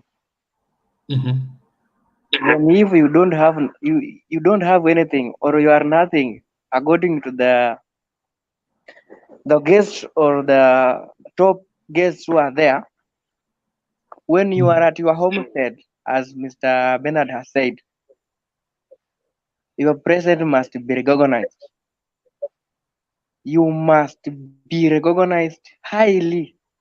That's my point on that point. It doesn't matter who is there. And when you go back in the Bible, when Jesus saw Mr. Zacchaeus on the tree, he told him to come down and go with him at his home. Jesus didn't go there as Jesus Christ because Zacchaeus was a sinner. And that's what I wanted to put across. Thank you for being short and precise, Simon. Ayaga, wajua usipoweka picha ni kama hau exist ama yuko. Ayaga? Yes, I'm here. Ayaga, Kalonzo amechezwa ama ilikuwa tu sawa juu yeye hakuwa na project ama inakuwa kwaje? Juu hata yenu inakuja, president anaenda Rift Valley na kama Gideon hana project tutamuona backbench. Yeah. In politics, Clinton, kuna vitu mbili. You are either playing right-wing politics or a right-wing politics, left-wing or right-wing. If you start behaving like Alonso, where you don't exist in both, and Musalia Mudavadi, those two guys will suffer, and they will still suffer because they don't have a stand. I think they postponed that, and Wekesa amesema kwa sababu ya embarrassment. Those guys wanted to show Kalonzo Musyoka. So Raila went there as an elder. In fact, to give him some comfort, to help him, or to talk down the guys, not to embarrass him. So Raila being there is in like three reasons. Number one, as AU high representative in infrastructure. That's number one. People will rule out that because I saw him in Congo with Shekedi. He went to the dam that is bringing a lot of problems between Ethiopia and Egypt. I think Raila could not miss that. That could have been laughable. If in country here, down in Kenya, Raila can't represent us in such, while outside is going to represent us, to represent Africa. Number two, Raila went there to tone down the governors. The governors had planned. There is a photo here circulating from the so-called State House. The pictures, the picture had been trending from like Sakumi. They look at the position where Kalonzo sat.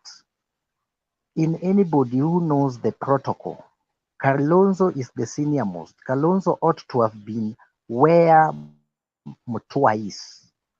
But embarrassment being put to the far end, even after everybody tells you what is going on in Ukambani. Let me have a rest at that point for now. Thank you. Kizito Vigita Sinen.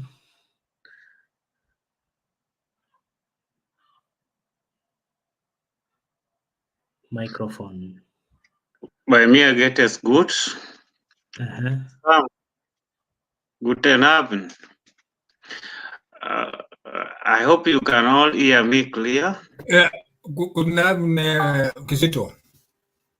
Okay. Lakini hatukupati poa, ni kama uko na shida ya network. Kizito, mmeshindaje hapo ama umeshindaje? Chagua moja. Mmeshindaje? Nimeshinda poa. Kizito, ni Kiswahili huelewi. Mmeshindaje? Nimeshinda poa. Okay. Najua mahali unaelekea. Kiswahili unasikia vizuri. Mimi nimetoka Kenya. Ingawa nimetoka bara lakini nimetoka Kenya. Nishatoka hapo penye nilikuwa naelekea. Yeah. Okay, to me, I just want to put some few things right. Maybe we don't understand. In politics, nothing happens out of mere coincidence.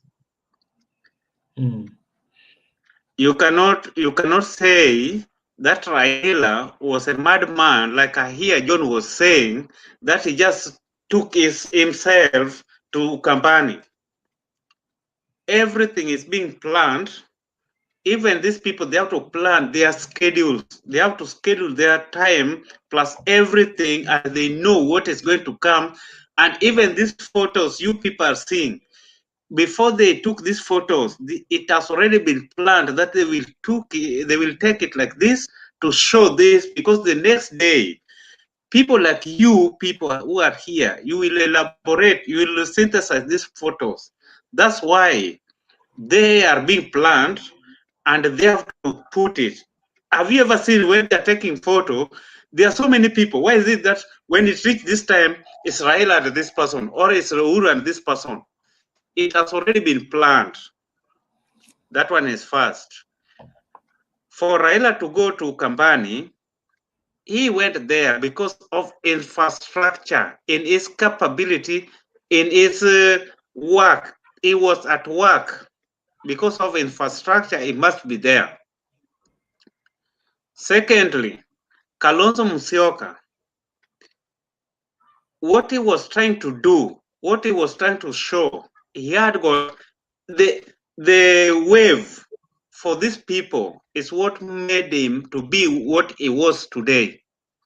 Because what he was thinking on in his mind changed, and he just accepted because he couldn't control these three governors, because they had already accepted that he will come. Now for him to enter in Ukampani to show, because just imagine if Kalonzo could have failed today not to be there, what could have people been saying now? That is first. He had to be there to show solidarity, even though he never liked it or he liked it. Nobody knows. Inside his heart, he knows very well. So in politics, what I want to say in short, in politics, nothing happens out of mere coincidence. It is being planned, it is being organized. What always differ is how smart you are in politics. For example, you saw a governor from Machakos. He stole the show because everything was in Machakos. Everything that was being seen was mostly in Machakos. So everybody was to see him because it's his jurisdiction. You can't tell Kalonzo just come and show us governor's office. When they are going to governor's office, who is the governor of Machakos? Mutua. So we people, when we are analyzing, when we are synthesizing these things, let us put politics aside and we see what is the outcome, what was being shown. Because so many people, like John, I was listening from outside. I was listening the way John was reasoning. Raila was not supposed to be able. All these things he's saying is the mentality he have. Is thinking that Raila can just come from his house just to go and stay like him. Who is John, who is just going to a rally without being invited because people are wamekusanyika pale. These people, they plan. Any politician, this big politician, forget about MP, forget about MCA, who is going there to look for votes. But people like Raila, Kalonzo Musyoka, Mudavadi, Uhuru Kenyatta, they have schedules. Before he leave his house, from morning, I'm going to be here, I'm going to be there, I'm going to be there. Before Raila, you see this thing was postponed. How did it come to that Raila can come today? Because Uhuru or the people who organized this event called him and told him, you have to be here. When Mutua was going to welcome the president, just take, for example, allow me to take only 2 minutes for explaining this. When he was going to welcome the president, you saw where Raila and Kalonzo, they were positioned, which means Mutua was to go, bring him there where they are going to plant this tree. From there, Raila has to come, when they are going to the office, they have to leave Mutua to work with him because he's going to his office. When they were talking, you saw the way they were being given time by time. When you are there, Kalonzo is a politician. This is the governor. It is a protocol that is being scheduled. It's a protocol that has been planned. And remember, this is the president. It's not just a mere MCA coming, calling you for a ramp in a church. That was only what I can say for now. I just wanted to correct John because John, I heard the way he was thinking. Let us remove. Sorry, just 1 minute, 1 second. If you people remember today, there was one lady who was in IBC panel today. It's a very young lady. If anybody between you people watch the way she was talking, this Nganga from Nyeri, the woman talked to an extent that if she can talk to these young people like John, all youth can change and they will never talk about wood again. Because we youth, we talk something that we hear. We talk something, you just look at the photo, you have to analyze the photo, see the position, see how things are being arranged, and know the protocol. Thank you. Thank you, Kizito. Point of information, Kizito. Yeah. MCAs are honorable members. We are not just mayor something. I know, but where Raila is and the president is, MCA is like you. That's why they don't have university certificates. You have started again. Okay, thank you. Kizito, sorry, Clinton, a little bit. Kizito, you know what? Certificate doesn't make any sense. We may have different kind of degrees, professions, but what matters is the way you are thinking, the way you are focusing. Thank you, sir. Thank you very much for analyzing, and it's a very good. Oh, ni kama sasa mnaanza kuingiza Sam kwa box, eh? Okay. It's okay, Clinton. Everything's okay. Yeah, thank you, Sam. Yeah. Simeon Ndungu. Habari zenu? Poa sana bana. Thank you for being patient. Mimi kuanga mtu patient sana. Thank you. Okay, what I would like to say that the problem in Kenya is that we lack discipline in everything we do. Like for example, financially we are indisciplined. Protocol-wise indisciplined. Everything indisciplined. Even you can see even in the police force, there's no discipline. So there's nothing that is currently going right in Kenya because we lack discipline. The moment we start instilling discipline in each and every institution, then that's when things will start going right, because corruption is thriving because of indiscipline. And if a nation is built in indiscipline, everything will go wrong.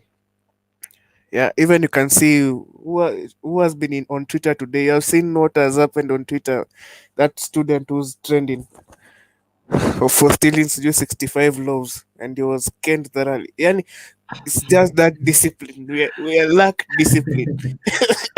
So the moment we Sam. Sorry, Simon Duno. Yeah. We don't have to talk about corruption because corruption is a norm in Kenya. Sam, not that one. Not that way. Not with your status. No, I can say it's a norm because it can't be normalized. It is an ill that must be fought and be stopped. We cannot transfer it to the next generation. How many people have been saying we are going to fight corruption? You know, Mr. Bernard. No, with that one, I can say, Sam, sorry. Let us not talk about that thing, because I know we are not going to make it even an inch of it. Sam, sorry, Bernard and Clinton. Can you please let me just answer Sam 1 minute? Do you know why Sam is working in Germany? Sam is based in Germany because he's afraid of corruption that is in Kenya, and here is telling Kenyan people to take corruption as a norm. Here in Germany, where is it that corruption can happen? Even police, you are driving your car. When police stops you, have you ever paid money from the Strasse? Have you ever given them even money? And you know very well that you pass the red light. You will get that one in your briefcase. There's nothing like corruption. They stopped it, and it's nothing to be talked about. Thank you. And before you continue, just let me answer this lady, Jerick Carlson. She's writing so many things in the comment section. I want to tell her that what she doesn't know, I'm sorry, I talked about the certificate. I just wanted to give you people the category. I never mean that somebody must have a certificate for degree. I was just giving you people the category so that you know. Sorry. Thank you. Sam, you can continue. Clinton, just one comment. Just a minute. Let me also answer Jerry Carlson. Miss or Mrs. Carlson, please. I know Raila went to University of Leipzig. He worked in Hanover VW as an engineer. But you don't have to downgrade. No, she doesn't have to downgrade Raila to a garage engineer. Even Raila was in Nyeri yesterday. He explained. He even showed people who he went to school with. Clinton, let me answer this woman. I'm sorry. Being in Germany or being having a Carlson or whatever from, I think Carlson is from Denmark or Sweden. I can understand the way they are writing it. Their surname, that's from Denmark, Scandinavian country. But anyway, whether you hate, whether you disagree with, don't answer. Sam, don't answer. She's coming from Dusseldorf. Can we keep the focus? Wacha Simon Dunga amalize hoja yake. I'm sorry.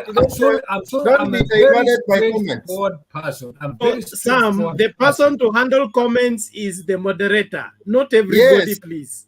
Yes. Yeah, Bernard, the only problem, what he's saying, no, Bernard, let us be clear.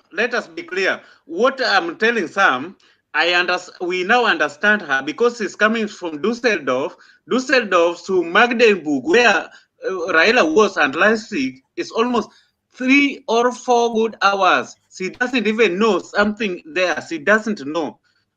Not that it's like you stay in Nairobi and somebody is saying Migori. And Raila was not her mate. Thank you. Kisito, it's okay.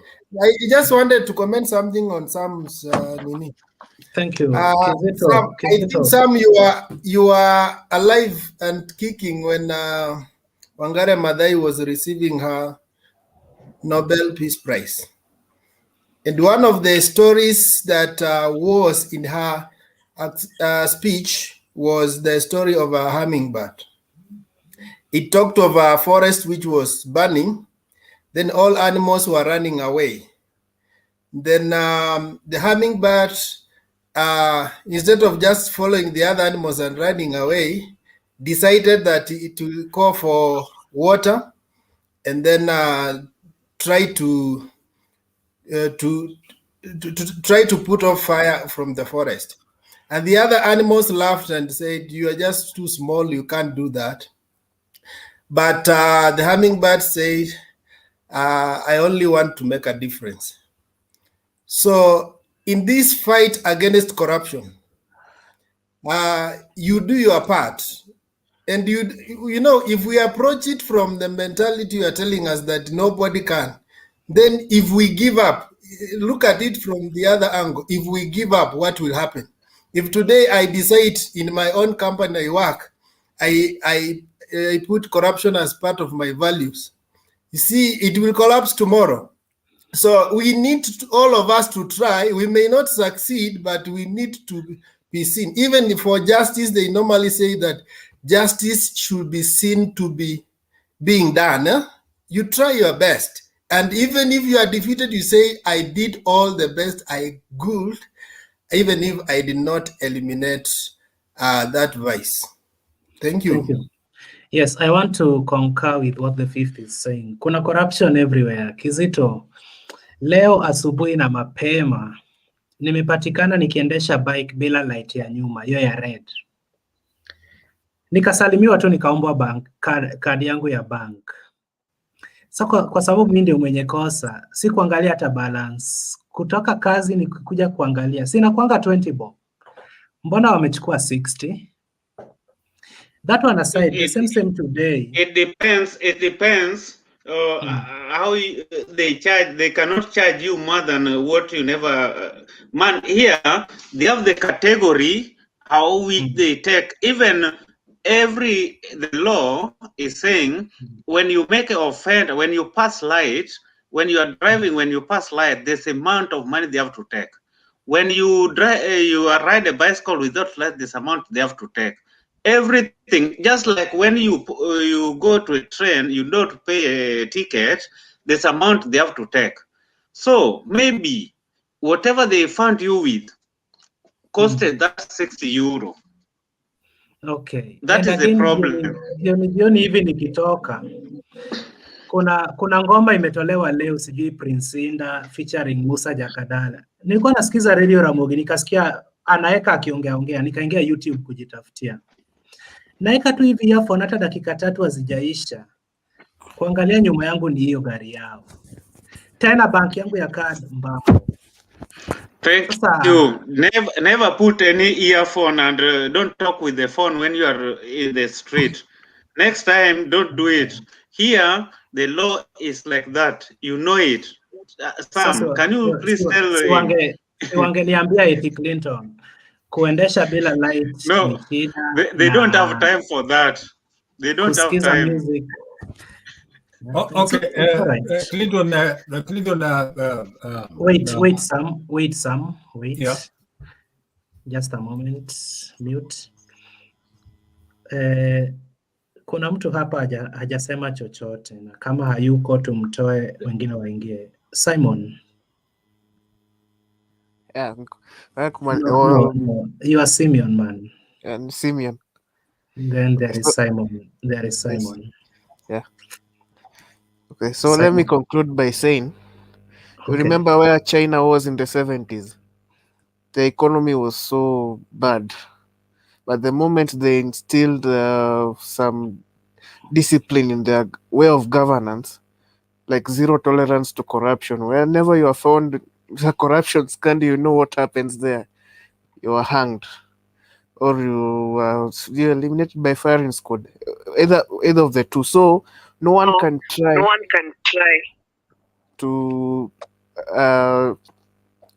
try to participate in any form of corruption. So in Kenya, the thing that will make corruption, at least to lower it, is when there is discipline. And for us to succeed in tackling corruption, we need a disciplinarian as our leader. In fact, the next president should be a disciplinarian, so that we can, when the leader is soft, for example, people will not obey him. But when we have a disciplinarian, a strict disciplinarian, that's when our country will straighten up. Okay, that's my remarks. Thank you. Thank you, Simeon Ndum. Simon. Tom. Jay. Okay.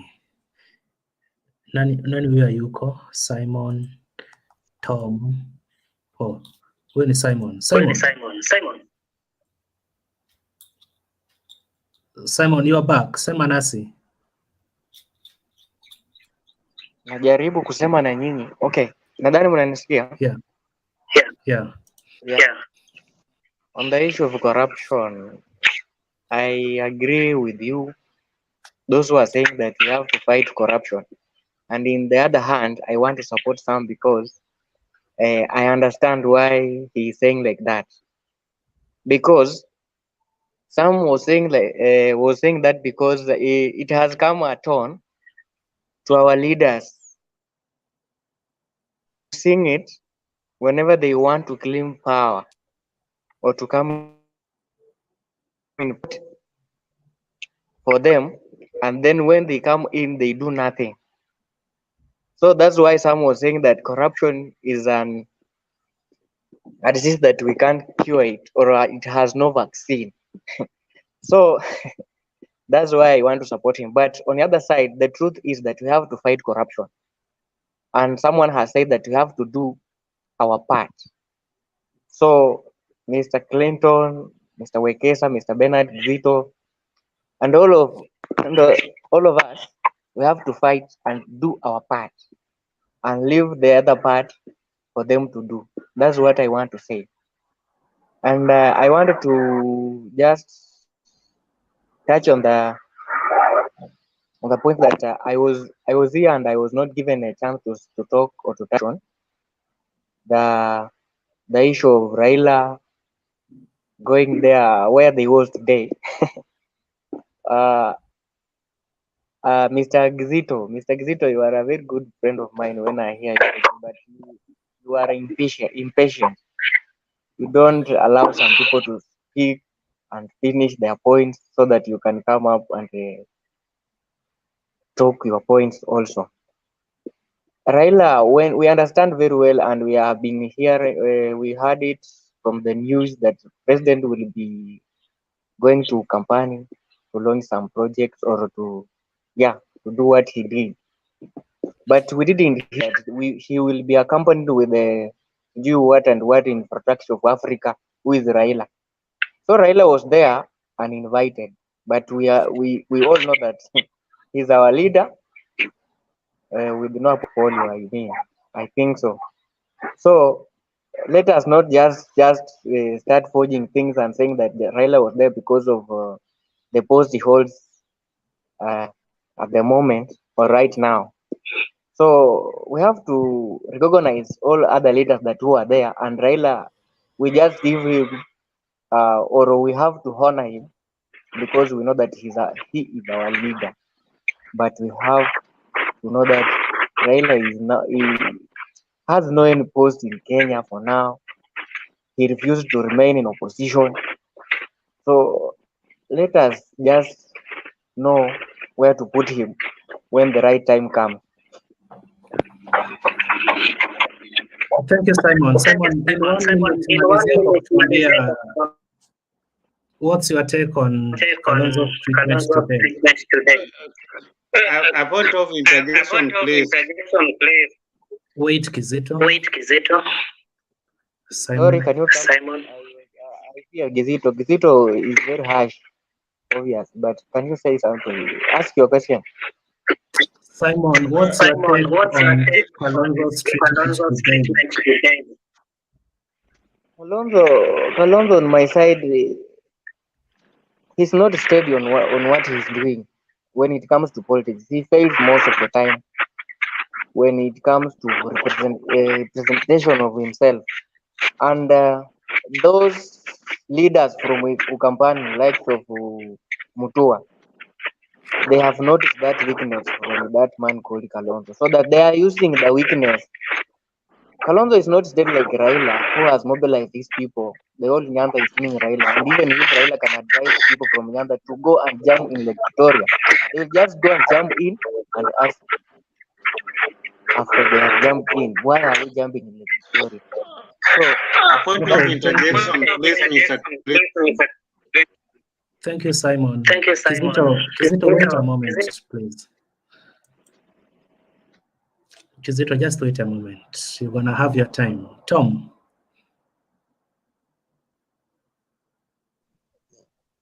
Thank you very much. I'm loving the conversation. I'm sorry I came in a little late, so I may not have the privilege of speaking very Tom, a little bit louder, please. Oh, thank you. I'm saying, I'm sorry I came a little late, so I may not have the privilege of knowing what people were discussing before I came, but I'm going to try and speak based on the issues that have been spoken about a few minutes ago since I came in. I've had the issues of corruption, and I've had a little of politics here and there also. And my view is that, there are two things. In fighting corruption, you need a strong president, because one of the issues that we face today is corruption, and part of it is you can blame it on the president Uhuru Kenyatta, but the truth is that the new constitution, as we know it, the 2010 constitution, really watered down the powers of the presidency, and it is all envisaged in our constitution under the separation of powers, where the president, the judiciary, the executive, and the legislature have different roles. And we have seen where the executive has tried to really come out as powerful. The judiciary and the legislature have always tried to control the powers of the executive. Now, if we had a good president, and now the problem is, under the current constitution, it's very difficult for the president to fight corruption, because the judiciary is considered as the weak link in all these issues. Regardless of whether we have investigations, regardless of whether we have the office of the DPP doing its job, if we don't have a proper judiciary that is not going to be corrupt, then we're going to have cases going and ending up in court and taking very long, while the ordinary mwananchi, a chicken thief, will be convicted and taken to jail very fast, but the high-profile criminals, their cases tend to last long and long and long, and nobody is convicted of any crime. So it's very easy to say the president is not working on corruption, but sometimes when he works, the political heat also comes, because they say there's a political witch hunt when he tries to do it. But at the same time, the office of the DPP is supposed to be independent, as well as the investigative bodies. Under the previous constitution, it was very easy to fight corruption because the president was the law. He had more powers to act, and in most of the cases he had a lot of control even on the judiciary. But today is very difficult. So to give the president powers to fight corruption means that you also have to take the power away from other bodies, and a lot of power for the presidency might also mean the power could be misused. So I think Uhuru Kenyatta finds himself in a difficult spot, and even if Raila becomes president, or even Ruto becomes president, they still will face the same challenge, where you have the will to fight corruption, but you don't have support, because you don't control. Under the new constitution, the police service is also supposed to be independent. It's supposed to be independent of the executive control. So those are some of the challenges that presidency face.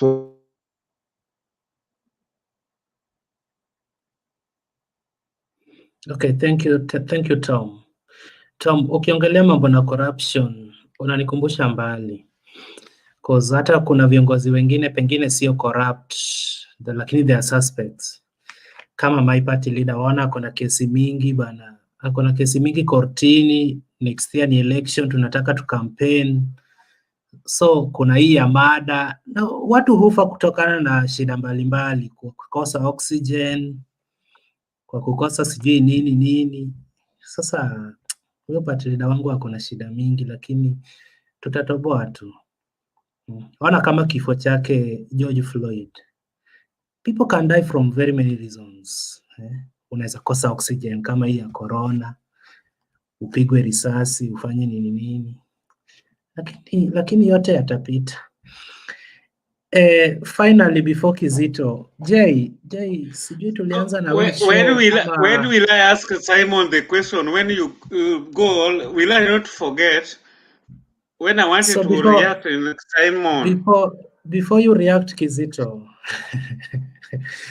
kuna huyu jamaa anaitwa Jay. Yeah, it's true, but I wanted to react in Simon question. Will he not even go and sleep before I even react? Because I wanted to put him. Will Jay also go and sleep because hatujampea No, time? but he is going to talk. Simon was talking, so we have to interject or we have to talk about that's where we are heading to Kizito. Usisahau in 2 minutes time utamuuliza swali. Jay. Mimi niko nasikiza. Wacha jamaa endelee. Nitashikilia hapo baadaye. Asante.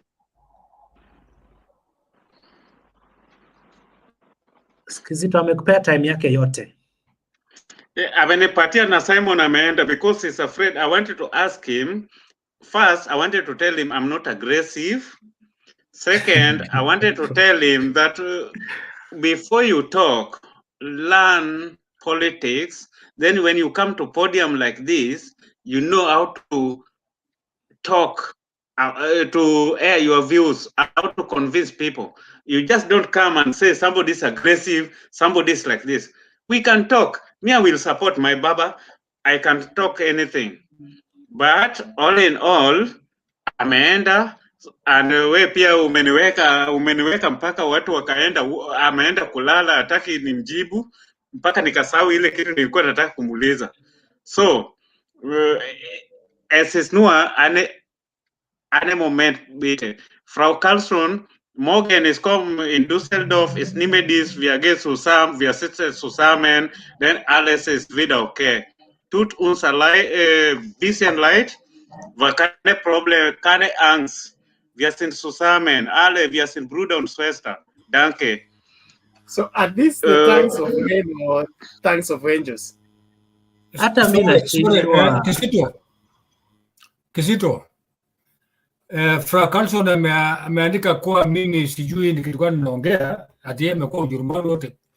Mimi nimesema hivi. I'm sorry to say Fra Carlson, sababu Fra Carlson anaonekana ana provoke. Ni kama pengine mimi sijui how old is she, how young No. Sam, es gibt keine Problem. Morgen treffen wir. Es geht zu Jerry, morgen ist Holzi ab. Wir treffen zusammen, wir trinken eine Kaffee, denn alles sind Ladies. Wir sind Bruder und Schwester. Okay. Es tut mir leid. Jerry, morgen ist all this an. Bernd, ngojeni kidogo, wacha nijibu ya msichana mzuri kwa njia yake. Sorry gentlemen. Unajua kuna vitu vingine nyinyi wale tuko Kenya pengine waingelewi. Amesema hivi, wacha niongea kwa Kijerumani kidogo. Es tut mir leid, Frau Carlson. Ich bin überall in ganz Deutschland. Ich war Sportler. Ich habe alles Täter in Deutschland gewesen. Ich kenne Deutschland genau wie, nicht nur Deutschland, die ganz Europa wie meine Hand. So, ikiwa kama kuna chochote ambayo pengine unaona Wakenya wanaongea, wale wako Ujerumani wanaongea njia nyingine mbaya hivi, usijaribu kutujibu kwa njia, sababu wewe unaonekana hata amesema ana Stockholm. Na nilisema pengine anatoka Stockholm, nilisema Scandinavia. Ameandika hapa kuwa ametoka Scandinavia, which means anatoka Sweden. Na nilisema hivyo from the beginning. Anyway, mimi najua watu wengine ama madada zetu ambao wameenda nje, wameolewa, wamefanya vitu vingine vyao. 1 minute. Wanaanza kuwa na hiyo mentality. Ganis passiert, meine Bruder, Ganis passiert, Ruhe. Alle, Frau Jerry ist unsere Schwester, junge Schwester. Wir müssen treffen, Kaffee trinken. Asijaribu kuongea kitu mbaya kuhusu watu wa Kenya. Whether tuko nje ama tuko nyumbani Kenya. We remain one thing. We remain as a nation. We remain as a one thing. regardless which place we come from, regardless whatever, regardless whatever political affiliation. We remember one thing: if she thinks she asks, Ruwe. No. Alles good. No. Yani, I have to talk my mind. Thank you. Sam, alles good. Thank you, Kizito. Ruwe. Thank you very much, guys. Hata mimi nimepotea Ben kama wewe tu. Mimi Mkenya. Poleni sana. Sasa si kila mtu ameongea, tunaweza enda nyuma ya curtain. Ama tumalize show. The show should be disbanded and everybody goes home. Hapana. Sasa zingine lazima uende kwa show, lazima uniki kidogo bana. Unajua mtu anajisaidia lazima. Okay. It's okay. Okay, so guys, mimi ningependa tu kusema asanteni sana kwa hii debate poa. Mimi naomba nilalishe na mkiendelea muendelee salama salmini. So Dynasty Ben, Hammer the Fifth, you can do the moderation as you continue with the show. Ama ni aje Kizito? Uko na issue na mimi pia?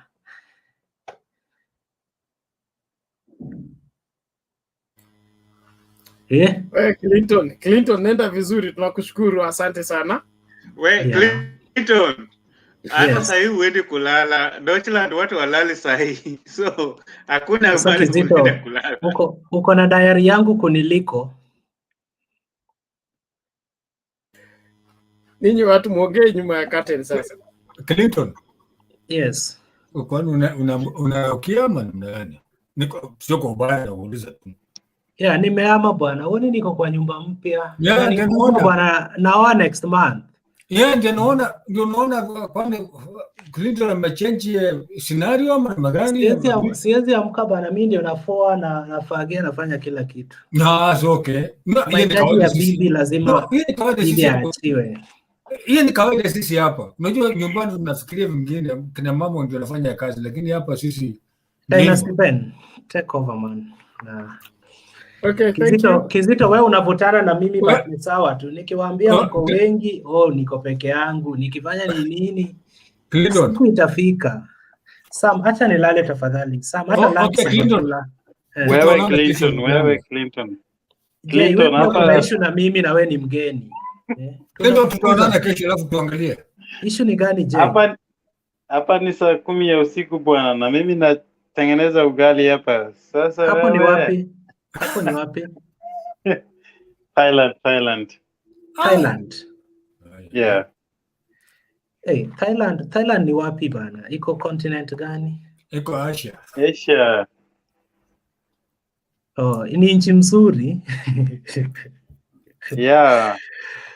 Okay. Ni weekend bwana. Na hii Haiti iko wapi? Haiti iko Afrika ama wapi? Mtu anisaidie because president wao ni mweusi. Yeah. Haiti, mimi ndio natoka Haiti. Niulize. Ben, Haiti iko wapi? Kizito atakuelekeza. It's part of the smaller parts of the American islands. Sure. I'm coming from Haiti. I don't come from Kenya. I come from Haiti. In fact, hiyo Haiti nimeijua tu hiyo time president wao ameuawa. Kuna president pia alikuwa Kenya mama. Sijui alikuwa anasema ametoka Mongolia. Hiyo pia ni country. Well, Clinton, go and check with your map. Yeah, bana. Watu ni kuelimishana. Clinton, nipigie simu kesho, nipigie. Sasa wewe simu zako haziingii. Ama siku hizo nivae sketi ndipo ushike. Umejua nikiwa vile niko kuna saa zingine haingii, lakini ukinipigia kama nikikwambia unipigie kesho itaingia.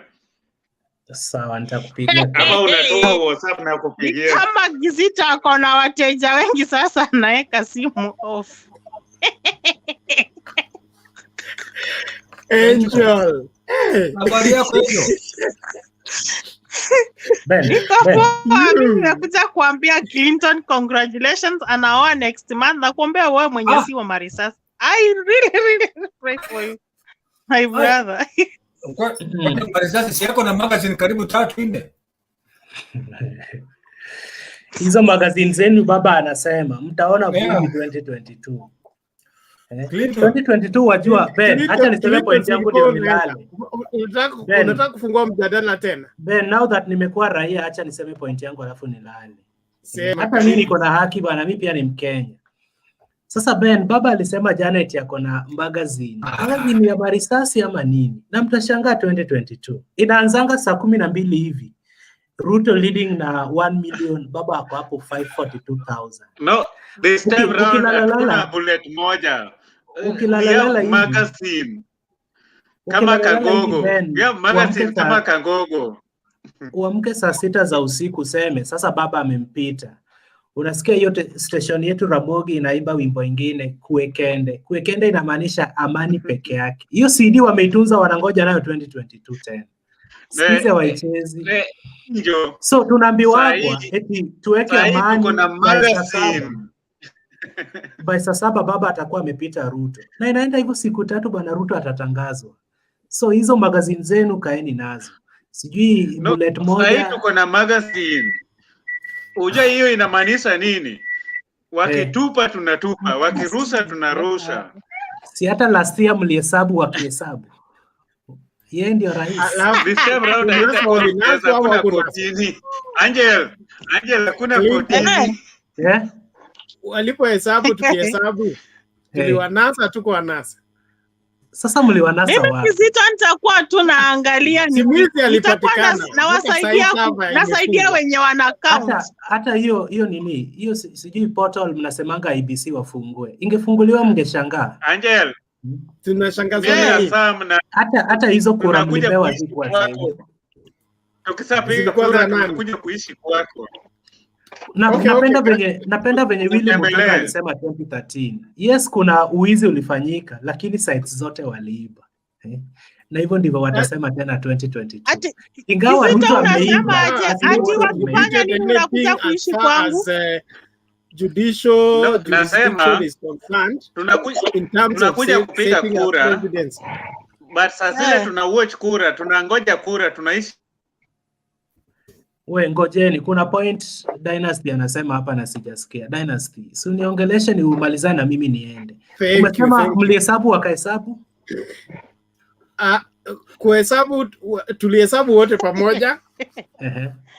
Wakaweka channel nyingine ya kutangaza yale yao wanahesabu. Tukawanasa kotini, wakashindwa kufungua server mpaka leo. And kila mtu anajua kwamba nani alishinda urais 2017.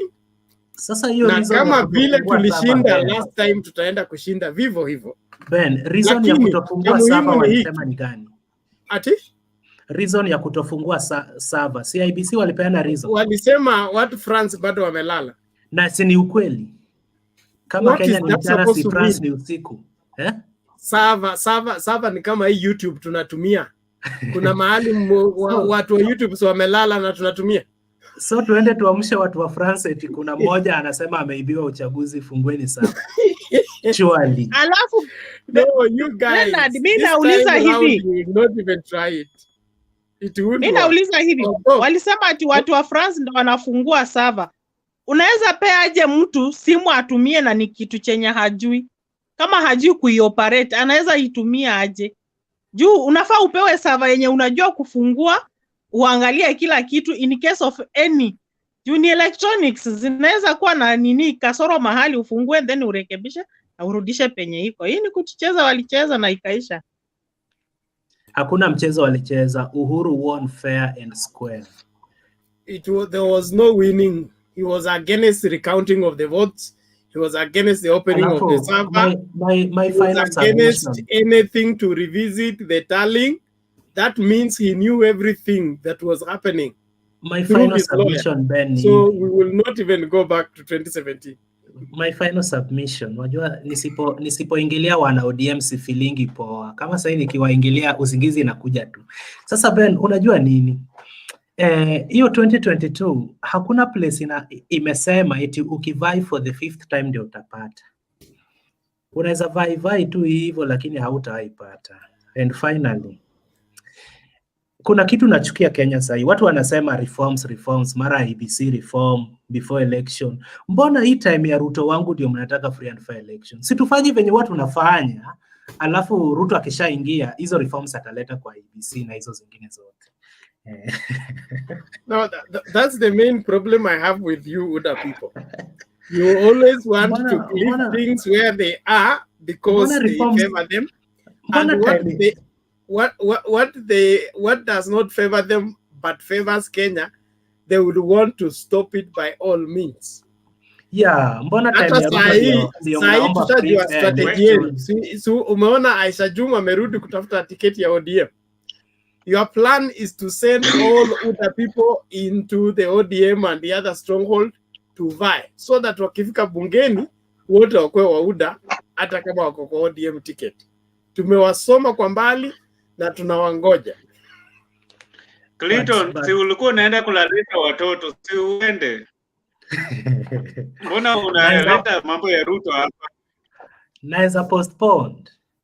Anyway, Ben, nothing. Uje hapo mali unaishi, wanawake wanafukuzanga wanaume kama huwezi change pampers sahi. So Ben, I think you have to protect me because Kizito is 80 years old and I'm 16. Kizito, you're crossing the line. Yeah, I'm 16 and he is bullying me. Kizito, mbona we hujalalisha watoto? Venye we hujalalisha ndo venye pia yeye hajalalisha. Angela, hata kasi uko na bunduki. Ufai kuuliza hivyo mwanaume direct.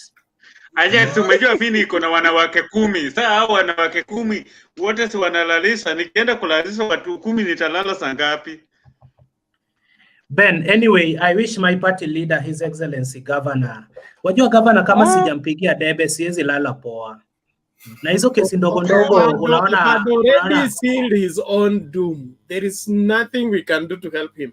Hizi ni kesi ndogo ndogo za kuwekewa tutaona. Hakuna kesi ndogo ndogo. Swala ya Karo hiyo ni ngumu sana. Angemdinai mpaka saa hii labda. Lakini ashakubali. Basi. Akuwe kama Lusaka. Si akuwe kama Lusaka alienda akasema ako na mtoto. No, angekataa kama Clinton. I don't know her. I've never met her. I've never seen her. I've never touched her. If it continued there, then there will be hope. But I acknowledge her. She was one of my girls. And then I don't know how she died. Hakusema she was one of my girls. Ben, mbona unaribia party leader jina? Girls ama girl? Mbona unaongezea S? Clinton. Sam, you only talk to me kama we ni PDP member. Yeah? Are you a PDP member? No. Yeah, sure. I'm one of them. Mimi ni mtu wa Migori. Sam, we ni watermelon kisiasa na kujua. No. What? No. Let me ask the fifth this question alafu nilalishe. The fifth. Clinton. The fifth ajui juu. Fifth atoki Migori. Mimi natoka Migori. Najua bado from the first time alianza kupiga kura, the first car ametumia ilikuwa gari yangu. Bado hata na gari kama alikuwa headmaster, kama anataka kuwa ile nilia walimu, akaenda Sony aka campaign. Nimejua that one was one of her girls, not girl. His girls. So, okay. Thank you for undermining my party leader. Lakini the fifth, niko na swali moja kwako alafu nalala. Unajua wewe ukiongea maybe unaweza ni convince niingie ODM, lakini ODM hakuna free and fair nomination. Hata kama sitaki kiti na I don't support it. The fifth, kuna hii swala la my party leader kutangaza tu eti nitakuwa kwa debe. Within 24 hours kesi imeanza the fifth. The fifth, wewe kama mwanasheria unaonaje? Juu anataka kuwa the fifth president. Sasa naona tu makesi zinafuata party leader. Party itanibakia mimi juu bado tuko wachache na kinaswa hivi itabidi niongoze chama. the 5th ni kuwekelewa, akitulia a withdraw candidacy itakuwa tu normal. Yeah. Okay. Life is designed in a way that there are checks and balances. Also, when for you to move forward, you have to make sure that your family are standing on the ground. So the challenge we are having with Obado, they normally say that charisma can take you to the top, but it's only character that will keep you there. Yeah, he's struggling, or he came up, yes, but he's struggling with his past. And the past will always try to catch up with you when you are advancing forward. And that's why leaders are encouraged to be blameless. Try as much as you can so that you shed off all these things. If you think they will haunt you, then you try to strengthen them mapema. But as long as you are not, you have not dealt with your past, it will always come back to haunt you.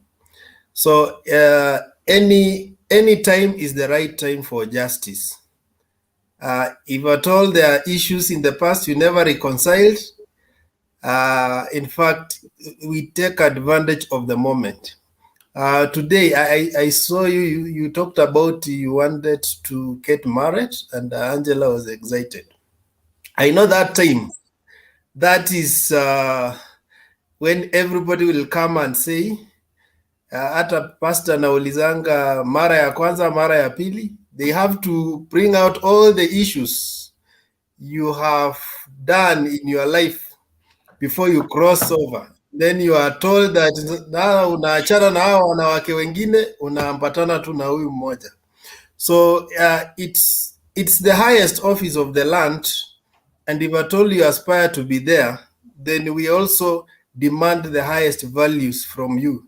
That's why we will test you in terms of corruption, in terms of everything that you stand for. If you can go through that censure, whether it's public or through the legal means, then you are fit to be a leader. So you have to be tested through fire. You have to be tested through waters. And you have to stand the test of time. So it's the right thing. In fact, all the cases, imaginary ones and whatever, should be brought at this time, so that we test and see, are we going to have the right leaders, or are they just people who have come in the sheep's clothing, but they cannot really stand the test of character? Okay. No. Okay, sir. Ben, just Sam, 1 minute. Clinton. Okay, sir. There is a narrative that you people are pushing so strong. Which people? And that Ben, is are you blaming all the Tanga cases Tanga, Ben? on political decisions. I think we have had that, and it's enough. Rotich right now is in court. Rotich is not our party declared member, president. No. So let everybody serve their cases to the full, whether they have declared for presidency or not. The case was progressing. If the judges say they are now enough number, there is a quorum for them to hear the case will continue. So this is not a reaction to political declaration. Obado has always been in and out of court from the last time I heard of him. So it has nothing to do with him wanting to be president. And even if he wants to be president, I don't think he has enough clout to cause anybody to take him to court. But you see, we are wooing William Ruto to be our running mate. We are very serious, Ben. That's what I'm telling you. Ruto and team are using political excuse to justify their wrong moves. When the past want to catch up with them, they say they are being followed because of their political stand. They are not the only ones playing politics, and you don't have to, to explain everything that is happening to you in the light of your political decision. There are things that will still come up if you you mishandle your office, that is going to catch up with you, whether you're going for president or not. So let the people who are being accused go and clear their name in court, not to say that they are being targeted because of their political stand.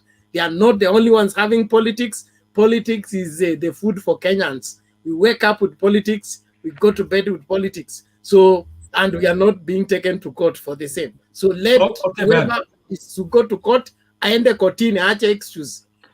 Okay, Okay, finally, some my of these question to you is days, this. some of these days have hangovers. You see, in the days of Kanu,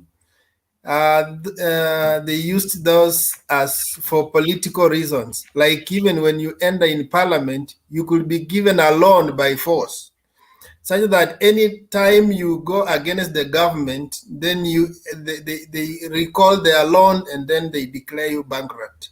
So they use that for political reasons.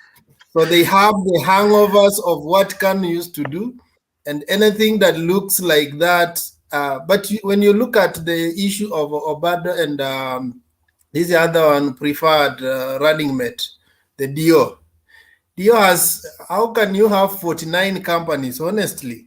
And you say people are pursuing you for political reasons. Were we there when you are registering 49 companies?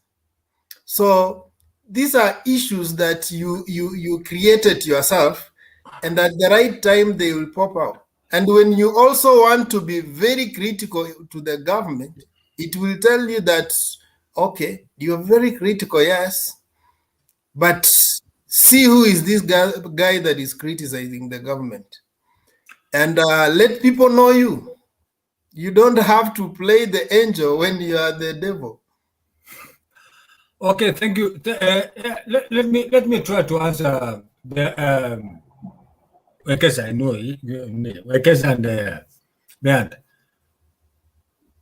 That's what there's something I said some few minutes ago that what do you call it? Corruption in Kenya is norm.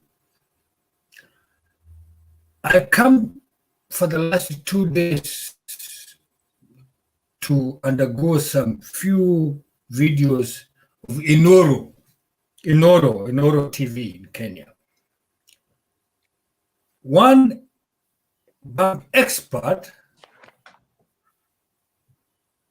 was graduated in Kenya 2006. He was employed by bank. After finding that the bank find him that he was so productive, they sent him to US in Massachusetts. He underwent one more degree. He worked there. He couldn't see that it was so productive, wherever he was working, whichever company was working. He went back to the former bank. He said, that's why I say it's norm in Kenya. He said, in every day when he was working in the bank, in each and every day, each customer in the bank was losing 1 shilling, which we as a normal people, because you just want to see the superior numbers in your of your account. Or if you had 10,900 and blah, blah, blah, the last digit, it doesn't matter to you because you have 9,000 and so each customer in the bank was losing 1 shilling. So how many? You are reacting to my question, but you are beating around the bush. Nipeleke kwa hii corruption hao wase walikuwa naongelea. No, I'm coming to there, please. So imagine when each customer in the bank is losing 1 shilling. How many customers are there in the bank? Let's say 10,000. Put it aside, 10,000. 10,000 per day. In 30 days, how many thousand are those? 300,000. I don't know, more than 300,000. So this guy was earning per year almost 15 million. More than 15 million.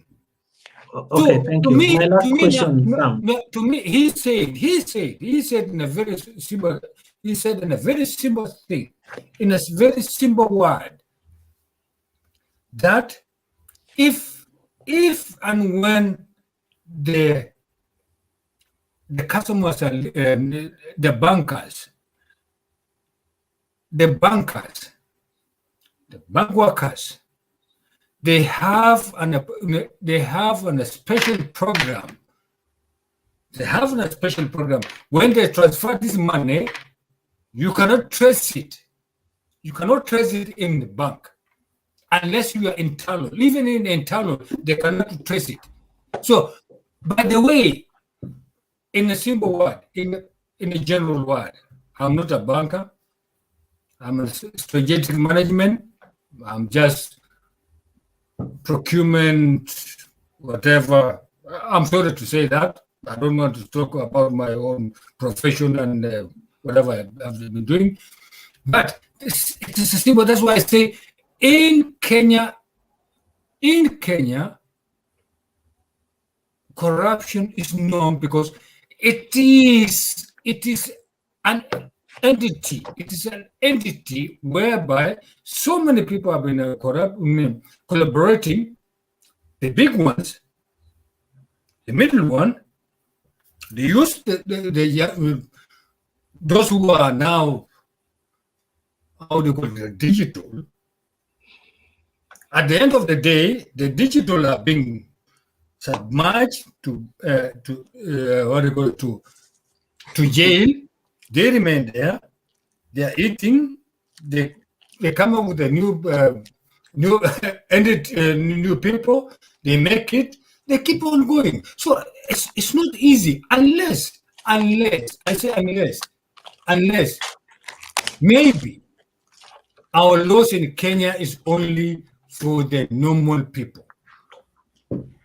If the laws of Kenya is for everybody, I don't think so.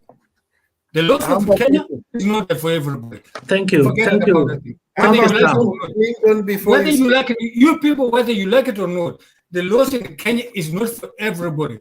The laws in Kenya is only for ordinary Okay, people. Sam, it's okay. Thank you. You have made your point. Before he goes. Ben, which question? The fifth?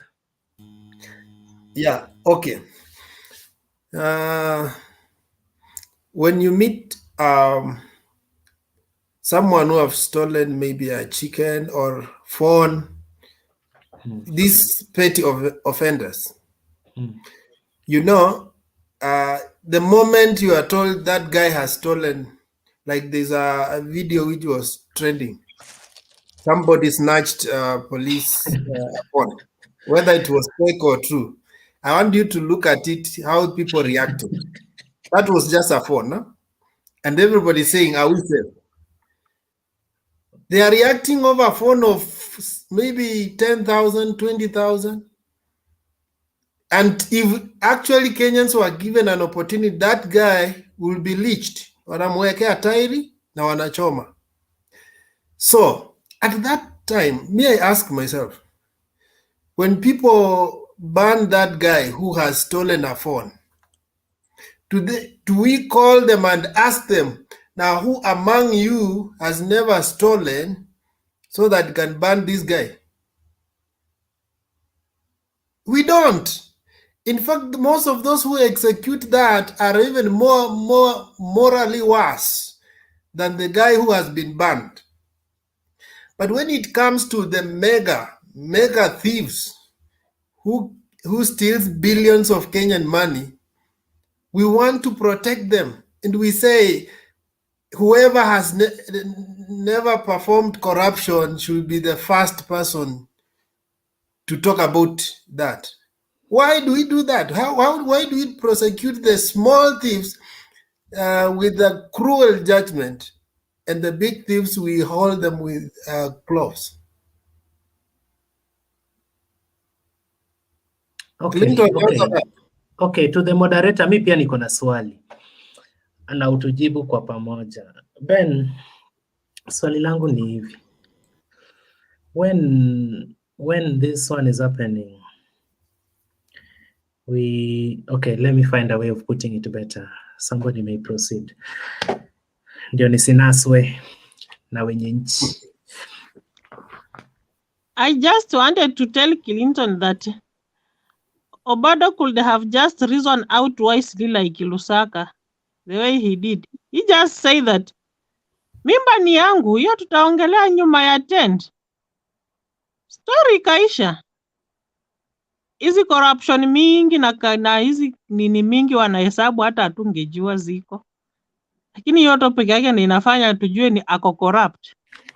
Sometimes when you are a leader, wisdom matters a lot. Na inaweza kuja tu over a small issue. It can passes you through somewhere. You see? And we know these leaders of ours, hakuna mwenye hana nini? Hana side chicks. Wako nao.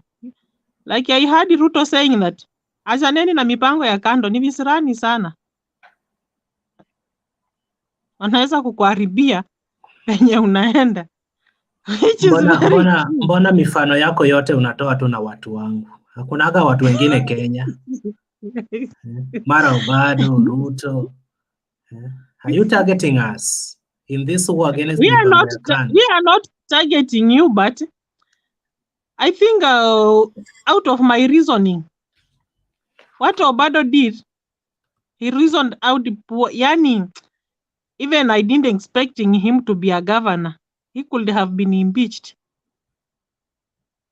Because he did something. He did something that Sharon yakuwa bibi ya pili. Exactly. Ulisikia wapi party leader wangu anataka bibi ya pili? Ulisikia wapi? Then if he has a wife, why could he go for side chicks? For what reason? Angela, acha nikwambie kama mwanaume. Unaona hao ma side chicks, si kwa kupenda kwetu tuwe nao. Tunajikutanga tu tumeingia, alafu pia tunawaoneaga huruma, tunawaletea wasaidizi. Unaelewa? Si kwa kupenda kwetu tuwe na hakuna huruma. When you just go to history, Obado wakati amekuwa mwalimu wa secondary hakukuwa na pesa. But because amepata pesa, so anaona yani mwanaume tosha, he has to extend to each and every corner. Extendishe shamba, extendishe wanawake, extendishe nyumba, extendishe watoto. But in really sense, hata angeoa tu huyo msichana na amujengee na huyo msichana azae mtoto, Obado in fact angekuwa na nini? Angekuwa King Mswati. Yes. Naona Lusaka amesema nini? Lusaka amesema mimba ni yangu, siwezi kataa, nitailinda hiyo, tutaongea nyuma ya tendi, mtoto ni wangu, nitalea. Full stop. What Deputy Ruto did? Huyo mtoto ni wangu, huyo mwanamke nimempea kazi na bado nalipa school fees, nafanya shopping ya mtoto. Si story ilisha. Oh, okay, Angela. Clinton. Yes. Did you finish your question? Okay, I may finish by saying or asking this Bernard, kwamba we are all seeing what is happening in Kenya. Na mimi kusema kweli I'm worried. Ndio maana unaona kila show nikikuja I support another person. But pale moyo wangu iko kabisa ndani najua vizuri sana. Kwanza ujue mimi si mlevi, naelewa hizi vitu zote. Yeah? So there are some things that I can say maybe to nikitaka kusikia the fifth kama dynasty na Ben watasema nini, but haimaanishi kwamba namaanisha what I always talk about. Like the issue of Sharon, I am one person who feels very bad. Juu alikuwa schoolmate wangu. And I know her a little bit, you know. So ilikuwa mbaya, let justice be done. Kama ni gavana alifanya hivyo, anaswe tu. Lakini siko sure ni yeye juu hakuwa kwa ile gari. So wenye walikuwa kwa ile gari wanaswe kwanza bana. Halafu back to what we were talking about, Ben. I also join you in saying that Kalonzo was mistreated today.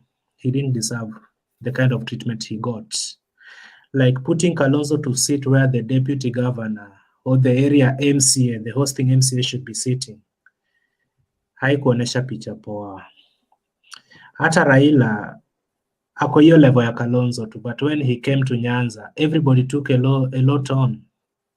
Tukasema kwamba let Baba represent our issues. Anakutana na leaders wetu, wanamwambia this is what I have done, you can bring the president to appreciate. Ama I have done it up to this point, ask the president to help me finance this tuimalize. But you see in Ukambani everybody na project yake. Mara tukifika Machakos, we kama governor chukulia usukani. Kuna hiyo clip bana, ilikuwa video Ben. Mutua alikimbia kutoka Uhuru akikuja hivi mbele yangu, kutoka left yake kuja right yake. Hakutembea, alikimbia kuja kwa hiyo right ya Uhuru, akaanza kumwongelesha. Na hiyo time there is something that Ngilu was sharing with the president. Then Mutua akachukua tu intention ya president. Chap, hata kama ilikuwa Machakos, hatufanyi hivyo. Juu kuna siku atakuwa kwa Ngilu na Mutua atakuwa invited. Akipata the kind of treatment alipea wengine leo, kwake itakuwa ni shida. So I never felt well nikiona Kalonzo venye alitreatiwa, hata kama ni hiyo free tu mnasema, lakini he deserves better. The kind of treatment I disagree. And about Raila being there, Ben, I think nilianza show kwa kufikiria he was an intruder. But having heard what people said here, nimebadilisha mawazo kwa kuwa it was somehow strategic. Kusema kweli bila Baba Kalonzo angetembea peke yake. Lakini kwa sababu Baba alikuwa pale, uliona wanajifanya wanatembea na Baba, juu sasa magavana walichukua president kama mgeni wao. So I think Raila's presence was also strategic. Mwasoto one, Stephen Kalonzo Musyoka. And again, this issue of the same Mutua taking over everything, man, everything. Yeah, I think it was not fair.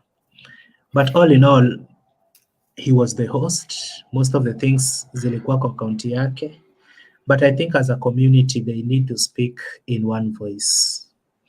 Juu ni mtu anajifanya na hana nguvu. Mimi I used to believe in him. Lakini wakati alipigiwa simu eti toa candidate wako wa Kalonzo win, akatoa. That's when I lost hope in kwa huyo jamaa wetu wa Siaya. But all said and done, Ben, we accept next year the election. We're going to elect our leaders, and the main problem we are facing as Kenyans today is corruption. I want to plead with each and every person kwamba tukienda kuchaguana tuweke kabila kando, tuseme mimi kitu ufisadi imenifanyia from 2013 mpaka wa leo. I used to love this guy, but because I don't feel he can do away with corruption, let me risk and elect so and so. After all, wakitoa ufisadi, sisi sote tutaenjoy whatever thing we are doing. Ufisadi iko kila mahali, lakini kitolewa, I want to assure you, nilianza kwa kuwapea example hapa. Mimi leo nimenaswa mara 2 na nimelipia bila kuargue. Unaniomba card na kupea. Unaweka kwa mashini, unatoa kitu unataka, unarudishia na ingiza kwa wallet. Mpaka polisi anani advise, ingiza kwa mfuko, unaweza gongwa na gari, ingiza hiyo earphone, uende nyumbani ufike salama, usigongwe na gari, na pesa yangu amechukua, and I can't complain.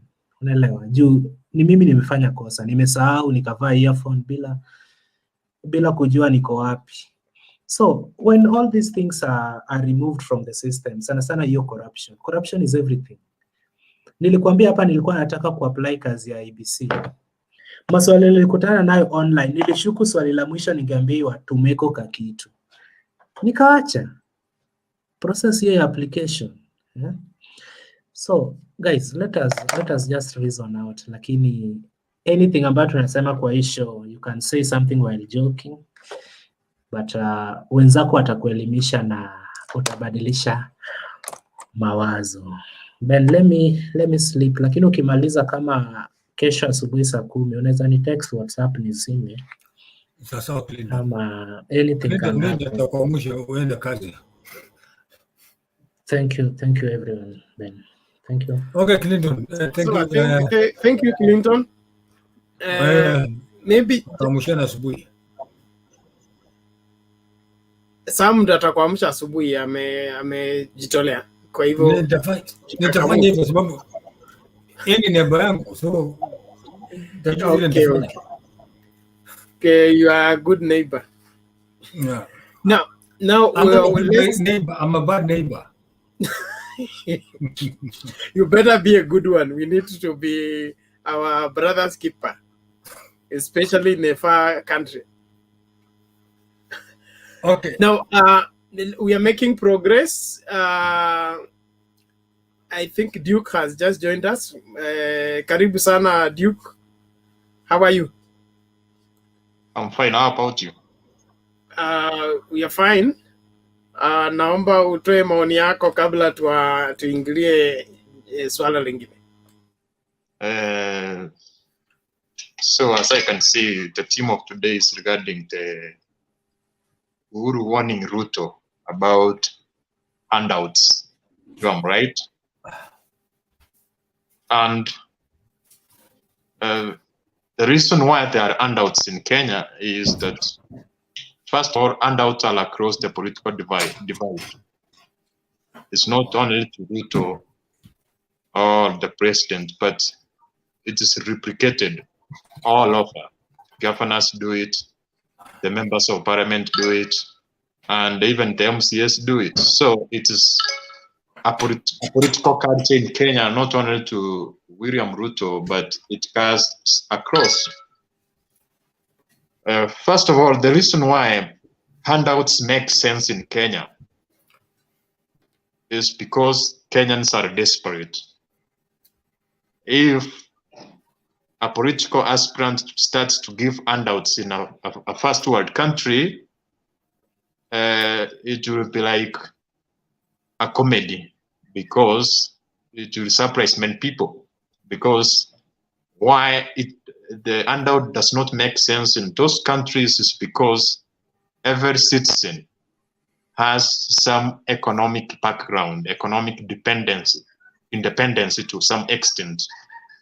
So the handouts are making have taken ground in Kenya because most Kenyans are desperate.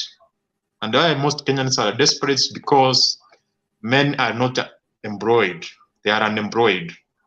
And even those who are employed have low wages. Their income cannot sustain their expenses. And also there is high prices of commodities. That makes the population vulnerable. That's why you can give a person 500 and it makes sense. You can give a person even 100 and it makes sense. Actually, in my area, MCS sometimes give Mama Mbogas and other people 50 bob or 100. And people are grateful because of their economic desperation. That's why handouts make sense again. But Uhuru Kenyatta is the bigger culprit. So he should not be complaining because he himself has that culture. I'm saying he's a bigger culprit because he has both administration and economic instruments which he can use to empower Kenya, or to do away with the loopholes which gives politicians opportunity to give those handouts. Administration instrument, I mean, he can use the law enforcement, whereby, for example, in other countries, you cannot use your finances without accountability. And also economic instrument, he has the budget. So he should not be complaining, he should be acting to solve that, and he has failed to do that. However, handouts sometimes are not bad. They can be good. For instance, if you remember the first president of Kenya, they are used to what we used to call Harambes, where you organize for Harambes and a school is built. You organize for Harambes and an health center is built. Therefore, handouts are not bad, But the problem with handouts is that when a person takes public resources and then uses those public resources to give to people with an intention of trying to manipulate them to vote for him, that is the mistake with handouts, where handouts are given to score political points. That's the issue. And that's what I'm trying to say, is that even the presidents are culprit about that. And the reason why the president cannot act, why the president cannot use administration and economic instruments to stop that, is because of what some said. Some said that in Kenya, the law applies to ordinary people. For instance, if Papu Wino can shoot a person on public TV and he is not arrested, you can imagine what the president can do and go scot-free. You can imagine those at a higher rank, what they can do, and then they go scot-free. That's why in Kenya, the law is not universal. There is, because those with money is like they scare even the police. All the police do not have the mandate, all the power to use the law to arrest them because of corruption. Corruption has compromised the system. And what makes corruption to compromise the system is when we have those at the top are corrupt themselves. And accountability and proper law enforcement must come from the top. If from the topmost you are unable to improve, if you are not transparent, you do not have integrity, and those at the lower rank are aware of that. So you cannot be able to be as a role model, because they are aware. For example, if I'm your deputy and maybe I've stolen 100 million, but I'm aware that you have stolen 500 million, and you suppose you are aware, you know that I stole some money, then you lose the ground of even telling me, or even trying to push the institutions to enforce the law, because the system is compromised right from the top. So the president is the culprit of that. But in other countries, just a small question before you continue, do. One question before you continue. Do we have legislation against handouts? And if the president practiced handouts, does that one make it now a Kenyan policy for every politician to practice? No, what I'm trying to say is that if handout for political manipulation, handing out money which has been rooted, it's a crime in Kenya. However, if the president is unable to address that, I was trying to speculate the reason why the president is unable to implement that, because he's the one with the highest authority in country. Because if, you know, he actually complained when he was talking about a conference of corruption and said, mnataka nifanye nini? So you can imagine if the president is unable to do so, it's like giving up. So that's why I'm blaming him. So what I was trying to say is about mnataka nifanye nini? Mnataka nifanye nini means I have done what I'm required to do. What else do you want me to do? You said I get the judges to be paid. The judges are being paid. You said I should set up the Commission of Anti-Corruption. I have said it. You said I should put up a prosecutor. You have a prosecutor. Investigators, you have investigators. What else do you want me to do to add to what I've already done? Yeah, no, Bernard. Bernard, that Nini is always taken out of context, because president was addressing the issue of I've done my part. and we have a collegial responsibility where the executive has a responsibility, judiciary has a responsibility, and parliament has a responsibility. If I, the president, have done my part and the judiciary has not done their part, what do you want me to do? Because he cannot overstep and do the part that is supposed to be done by the judiciary. But people now take it out of context and say that the president was unable to do anything. Let me ask you, I want to ask the two of you a question. Also, I want to ask you a question before I respond. According to the two of you, that's Bernard and the fifth, has the president done his part, according to two of you? Has he done his part? Yes, but Bernard has just outlined what he to some degree, yes.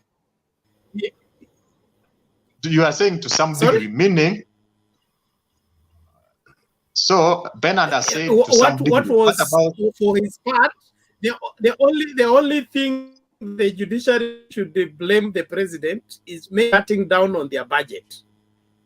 But as far as facilitation and giving free hand to the judiciary to do their work, and the director of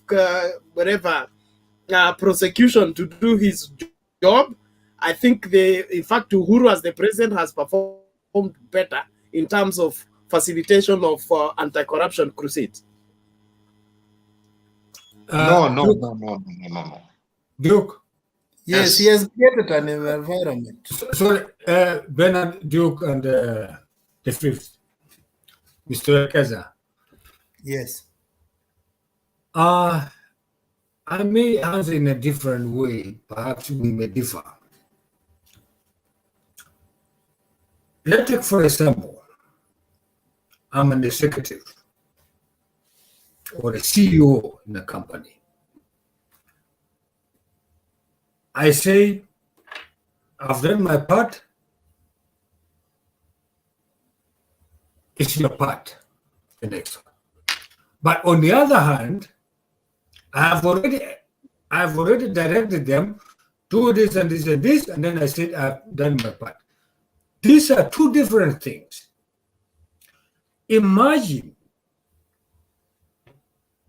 2 billion shillings. I'm sorry to say that. I'm very, very, very painful. I feel myself very painful. My parents, my own parents, my own sisters, my own brothers, my own cousins in Kenya paying that money, paying what they have never even one single cent taken out of them. Paying for somebody, people with 2 billion Kenya shillings lost each and every day. What does it mean? Should we be going? You see the way Zambia is? The Chinese are taking all over Zambia. They're controlling Zambia. It's the second country of China. I'm sorry to say that. This is very painful. So which means in the next 2 years, Kenya will be the third country of China. Not the fourth one, because the first one is Italy. The port of Turin is under Italy. I'm sorry. I live in Europe and I know exactly what I'm talking. The port of Turin is part of Italy. The port of Turin is part of, sorry to say Italy, it's part of China because the Chinese, the Italian couldn't pay it. So which means they are going to pay the next 20 years. I don't know how long they're going to pay. So in Africa, Zambia is Italy. Sorry, it's not Italy, it's China. So are we going to throw just that way? You put the people in a problem, you say 2 billion are being lost each and every day, and you are the president talking that way as if it's a normal thing. Chief executive of the country You are putting people in a problem that they will never come out of it. I'm sorry. That's a stupidity. I'm sorry to say stupidity. I'm sorry to say stupidity. I don't care whether they'll come to me. I don't care. Sam. I don't care. No. Sam. Let me It's okay, again explain. Sam. Yes, sir. Yeah, Sam. So okay, in response to the 2 billions, okay, you see, this is a statistical matter. It's just like when we say that every Kenyan born today has a debt of, let's say, 100 shillings or 1,000 shillings. It's more than. So it's 100 and 300,000. I'm just giving an example. I don't have the right figure. Okay, sir. Sorry. Yes. Sir. So I'm saying it was a statistical matter that the cash that has It should been be lost, around 100K. It was 90K the other year. Yes. Carry Okay, on, it's okay. Carry on, Wekesa. Yeah, so I'm saying it is a statistical matter. When we say the cash that has been lost, when he divides, it's like you are losing 2 billion every day. It doesn't mean like he's saying every day he wakes up, there's 2 billion that is going to be lost, and he's not doing something about it. He did it from a statistical point of view that the cash we have been losing as a government, it is like every day we are losing 2 billion. Are you getting the point? And so the question then is, what is he doing about it? And that's why he came up with those commissions and whatever, and to do their part. And after he has done that, he also pushed that the other arms of government should do, the parliament should come up with the legislations that support that. The judiciary should also come up with support in terms of war against corruption. So we cannot, other arms of the government, we cannot sit back and then after the war is lost and we say the buck stops with the president. But when it comes to, he's trying, in fact, most of the time, the reason why we are saying he has been doing things unconstitutional is because other arms stopped helping him.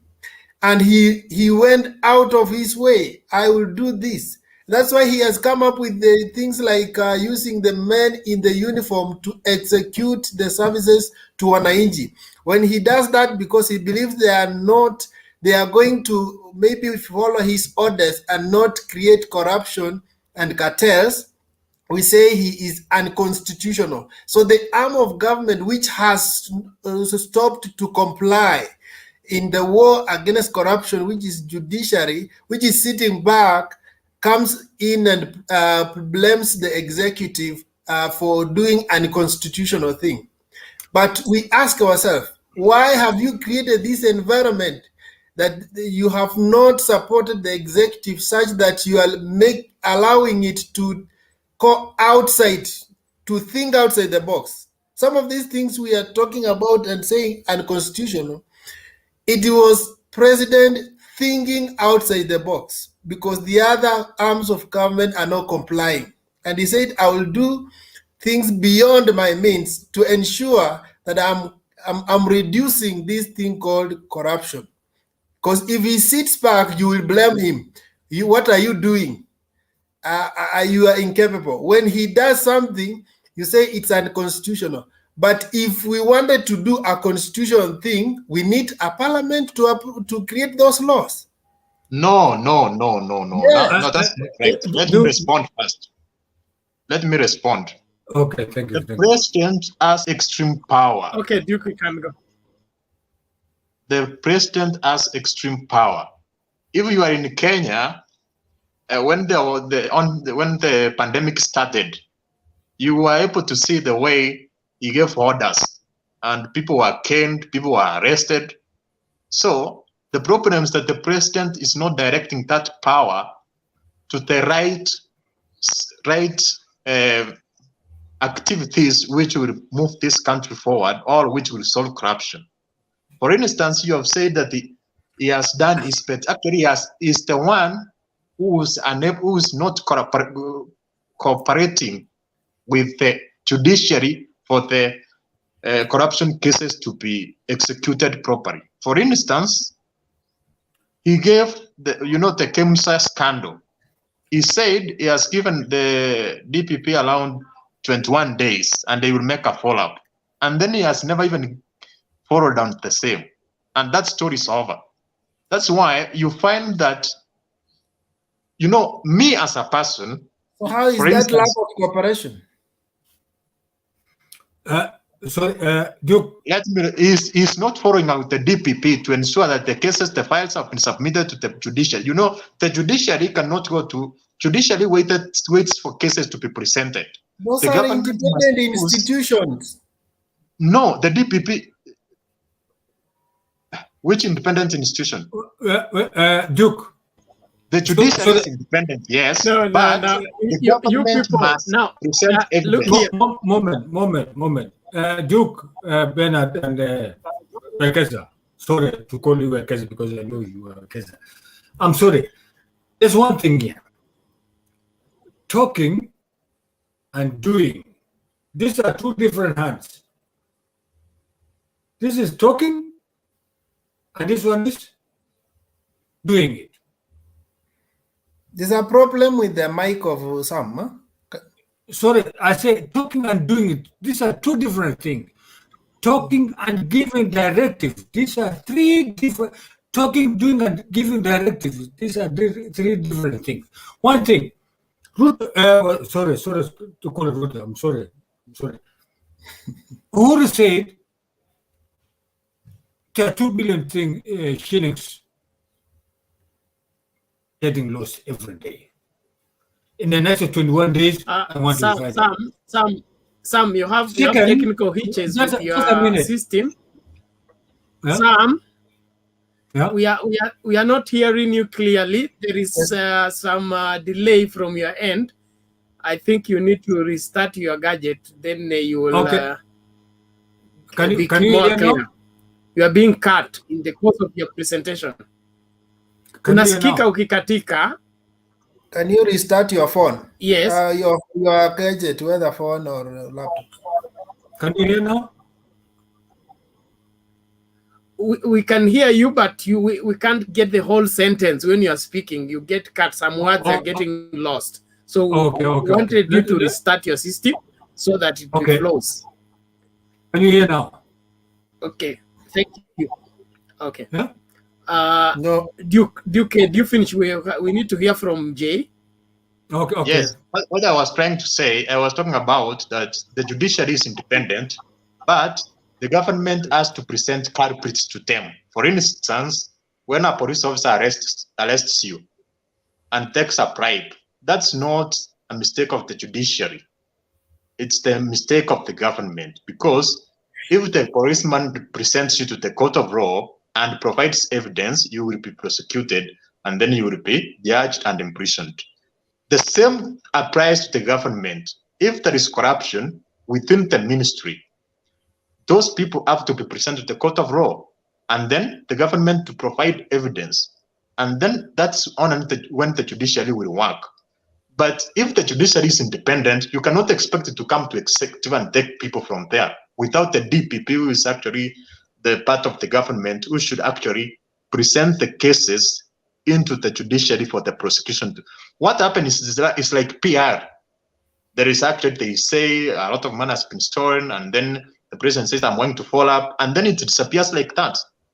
That's why all the cases we have been hearing about, the Uhuru scandal, the SGR, the Eurobond, they just speak and then it ends like that, because they do not provide evidence to the court, because they are part of the cartels who take those money. So you find that the president takes the money through individuals who are directed to do so. So he cannot facilitate those files and evidence to find its way into the judiciary. Duke, that is an allegation. That's an allegation. Why? Where do you have evidence the president sent who to pick which money where? For instance, if you talk about the SGR, that's a very big project. And actually the signatories and the controllers are the president and the very close individuals to him. You can't tell me that an MP will go and get some money from the SGR, which is a direct loan from China. It's very powerful individuals at the top who will be able to take money from the Eurobond and take money from the SGR. It's not an ordinary person. Can you go and access the proceeds of SGR or a Eurobond? What's the procedure of doing so? So it comes from the top, those who are powerful and who knows the way the system works. Since Sam has a specialty in procurement, I think he should let us know more on the same. But from what I know with the Kenya government is that the money is shared even before it is given as loan. The people who bid for the projects, the additions and the exaggeration of the prices of the commodities is all meant to feed the corruption cows even before anything starts. So it is not something that just happens accidentally, or somebody walks in and says, you're here, we are sharing a cow, you take the leg, I am taking the ear. These are things that are far-fetched, like what Raila was saying in Nyeri, that the procurement and the bidding for the SGR had already been finished by the Grand Coalition, and it only remained execution. But when Jubilee came in, they saw this is a good opportunity. If we proceed with the Kibaki agreement, we will not eat. So they cancelled and paid penalty for what Kibaki and the team had signed, so that they can open the bidding afresh and do the exaggerations like they did. And what was to cost... Actually, the budget was less than 100 billion. The initial budget was less than 100 billion. Yes, so it was just added so that it can be eaten. So we are dealing with a very shrewd system and with greedy people who cannot who cannot let anything pass. And that doesn't smell good and doesn't spell good for the future if such people are the ones are pushing so hard to be on the helm of affairs of this country. I think, Sam, you're back. You can proceed. Jay, are you there? Can you hear me? Can you guys Sam, we can hardly hear you. Really? You need... Okay, let me go out and then come inside. Yeah, okay. You go out and then come back and hope Clinton will have woken up to bring you back. Okay, no problem. Let me go out and then thank come you. in. Okay, but I was... Jay, Jay, are you there? I wanted to finish what I was saying. Okay. And I just want to be sure Jay is there. Jay yuko? Huyo ni kama ako chini ya curtain. Angel? Gizito vipi? Watu wanatuenjoy. Okay, Duke, continue. Watu walilala. Mr. Lala, I'm just listening, but there's nothing I can say because I don't want to talk about corruption. No, Kizito, hold on. I just wanted to confirm you are there. Let Duke finish his submission, then we take one round. Na kama hakuna hoja nyingine tutazima hii maneno. Duke, I'm not like these people who always they always sign in and they go to sleep. I listen to what people are saying, but if I don't have anything to say, because what Duke is saying is totally contrary to what I think. But I don't want to argue too much with Duke, because Tagataga people, when you argue with them too much, it's like they talk what they don't know, what they are seeing, but they don't want to understand. Somebody like Duke is supporting Ruto to his last breath, but he's seeing Ruto, the fifth, where Kesa told them here in this platform that please, even when we are electing these leaders, no matter which leader you want, no matter which person you choose, just synthesize the person, not the person. When he doesn't have any corruption, he doesn't have, is clean like Pamba, elect him. But when somebody like Duke is telling us to elect Ruto, somebody that he has been dirtified, he has some dust on him, I cannot argue about that. When people are talking about corruption, corruption is what is touching Sonko, and Sonko went home, and they are supporting Ruto, which corruption has touched. And with Sonko, they say, now Sonko, you are bad. When Ruto will go home, they will say, Sonko, Ruto, you are bad. I don't have anything to talk about corruption. Corruption lies upon Duke, who paid corruption to be where he is. Sawa Kizito. Duke, please finish your submission. We move on, please. Duke. Sorry kidogo. Wache nijibu ndugu yangu Kizito. Mimi najua kesho atanipiga kiboko. Mimi ni jirani yangu. Anyway, we agree to disagree. There's one thing here. In procurement, vile Uhuru alikuwa amesema, sio Uhuru, vile Kagwe alisema mwezi wa pili this year, aliposema this house up here, it has so many things. Akumaanisha bure, he knew exactly what was going up in health house, Afya house. And in the procurement, there are so many things happening. Kuna mtu ambaye anaweza order vitu kutoka kwake, mnalipa pesa in advance. Ukishalipa, anaongoja wakati unaorder the second things, ana deliver ya kwanza. Umelipa pesa mara mbili. So kitambo ifike ya tatu, there is an apps. There's a program in a system whereby it manipulate the whole issues. I'm sorry to say, because I know it, some are using it, some companies which are outside Germany, I say outside European, because they know. Ukipatikana hiyo program, you are deep in the shit. Hata kama ni billionaire, you go in 10 years inside. They don't care whether you are a billionaire, whether you own a very big company, you employ 10,000 people, they don't care. That's one thing. So, there's one thing here. When Uhuru said 21 days, we are going to make sure that those people are near. On one hand. On the other hand, he told them, don't do it. He has assured the citizen, we are going to do it. And underground, he told them, don't do it.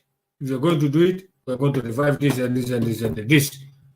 Maybe to him, I don't know.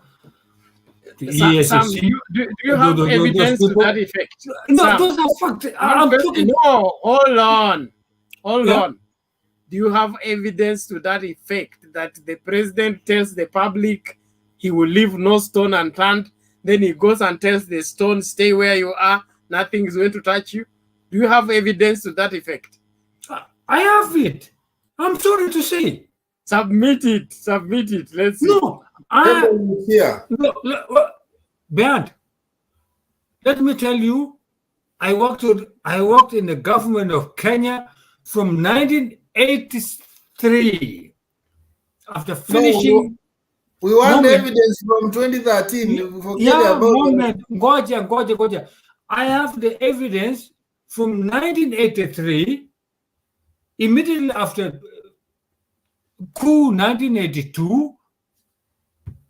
I've been working in the government of Kenya as a military officer, commissioned learned. I worked in military. I went to the intelligence. I've been in the comfort. I'm sorry to say so. I don't care whether they come for me, whether they reveal the things which is going on. Until 1992. Yeah, what you are saying is not evidence. What you are saying... Ngoja kwanza. Unajua nyinyi, let me tell you guys. Mimi najua mnaogopa.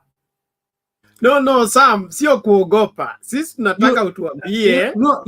Ulitumiwa, sikiliza ngoja nikueleze.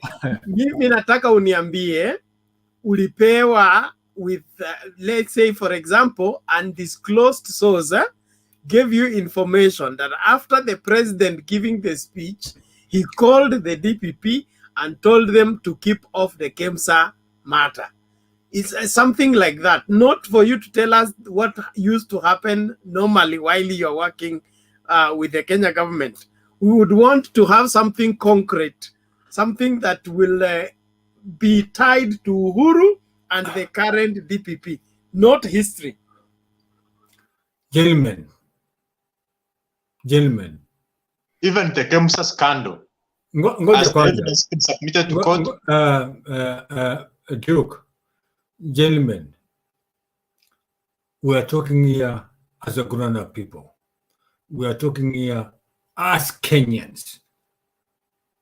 We are not talking here as foreigners. We are talking not on behalf of us. We are talking on behalf of the next generation until the 100th generation to come. There are things which is happening there. Most of us, I say most of us, 99% of us don't know what is going on. This is something which is happening between all those top echelons. When I say top echelons, I mean top echelons. The president, until they are the MPs. You know, MPs wanaongezewa mshahara kila siku. Every budget wanaongezewa mshahara. Okay. Thank you, Sam. We come in a class of logic. In a class of logic, we call that a bad argument. You have been asked to table evidence and you're just beating around the bush. Yeah. Can you tell us that in this, okay, even Duke was trying to point out about KEMSA. Can you tell us in KEMSA, this is what happened? While they were pursuing the case of KEMSA, behind the scene, the president came and said, or told the following people, Kanyakia e case. This is what we want to hear, but we don't just, those are stories. It's just like telling us,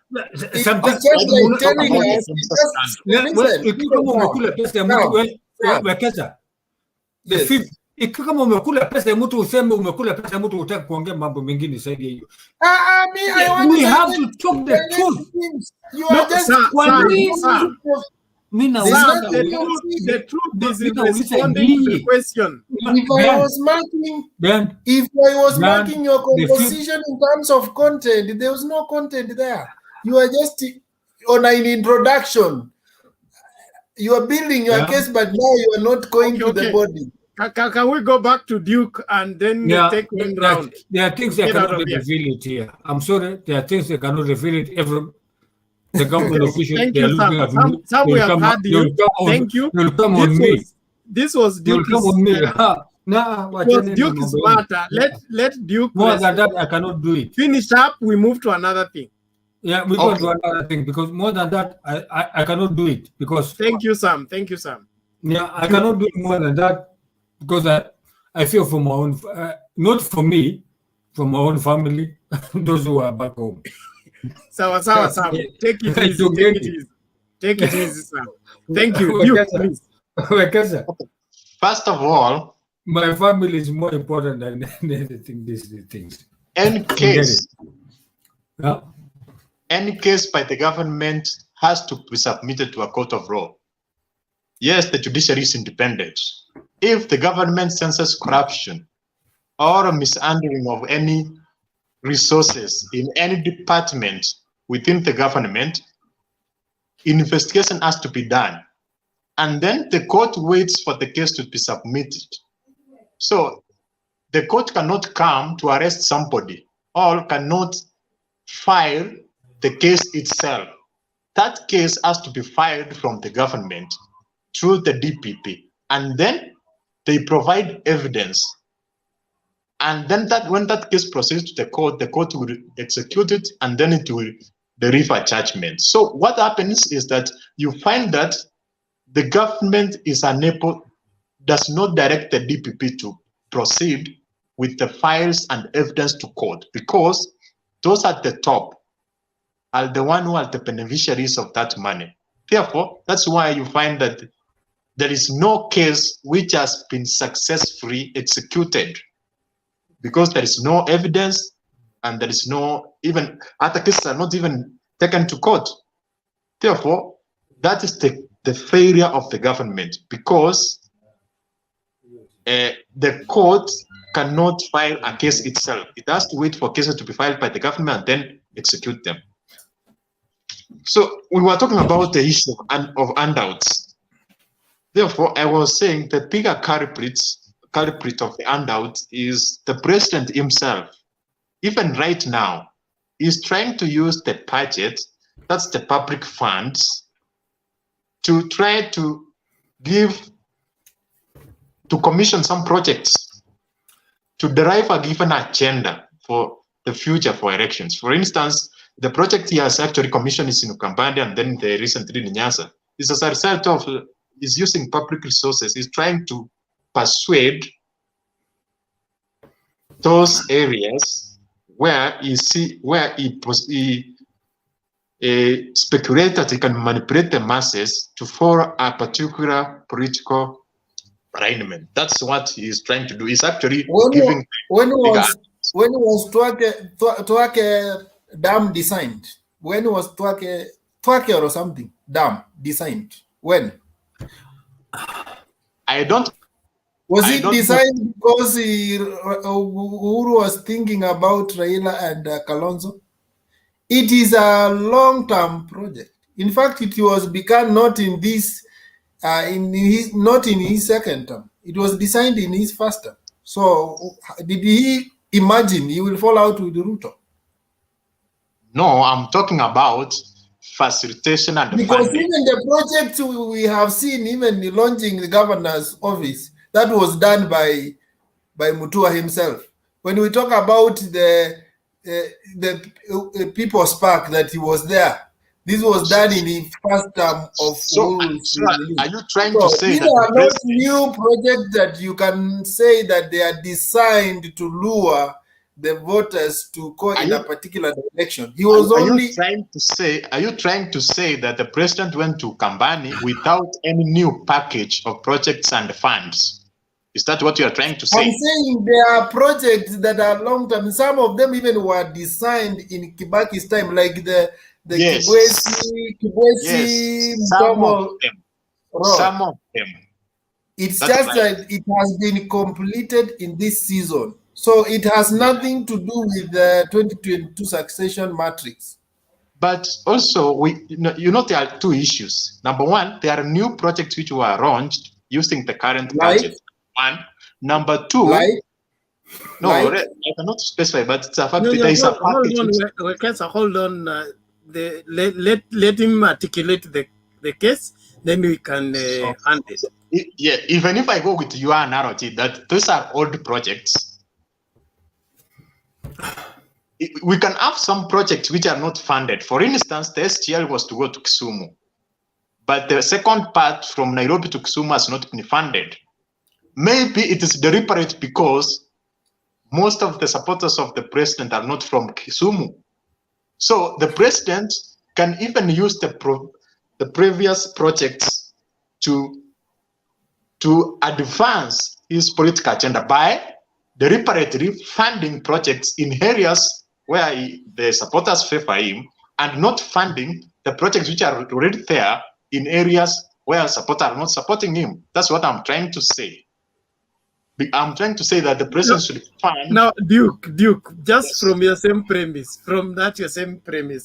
is that not an assumption? Because an assumption that is geared to paint the president in bad light, when you have been ably informed by an assumption because that hold on, that the president and the projects that are being launched, like the Concert City. The Concert City was started by Kibaki in the Grand Coalition government. In fact, by now it should, if Jubilee gave it the required attention, you'd by now it should be more advanced than it is right now.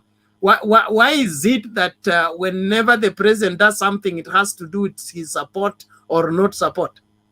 Because from 2013 to 2017, you never saw the president going to Kisumu to launch any project. And that's the fundamental and the basic right of every person from every part of Kenya, whether he voted for the president or not.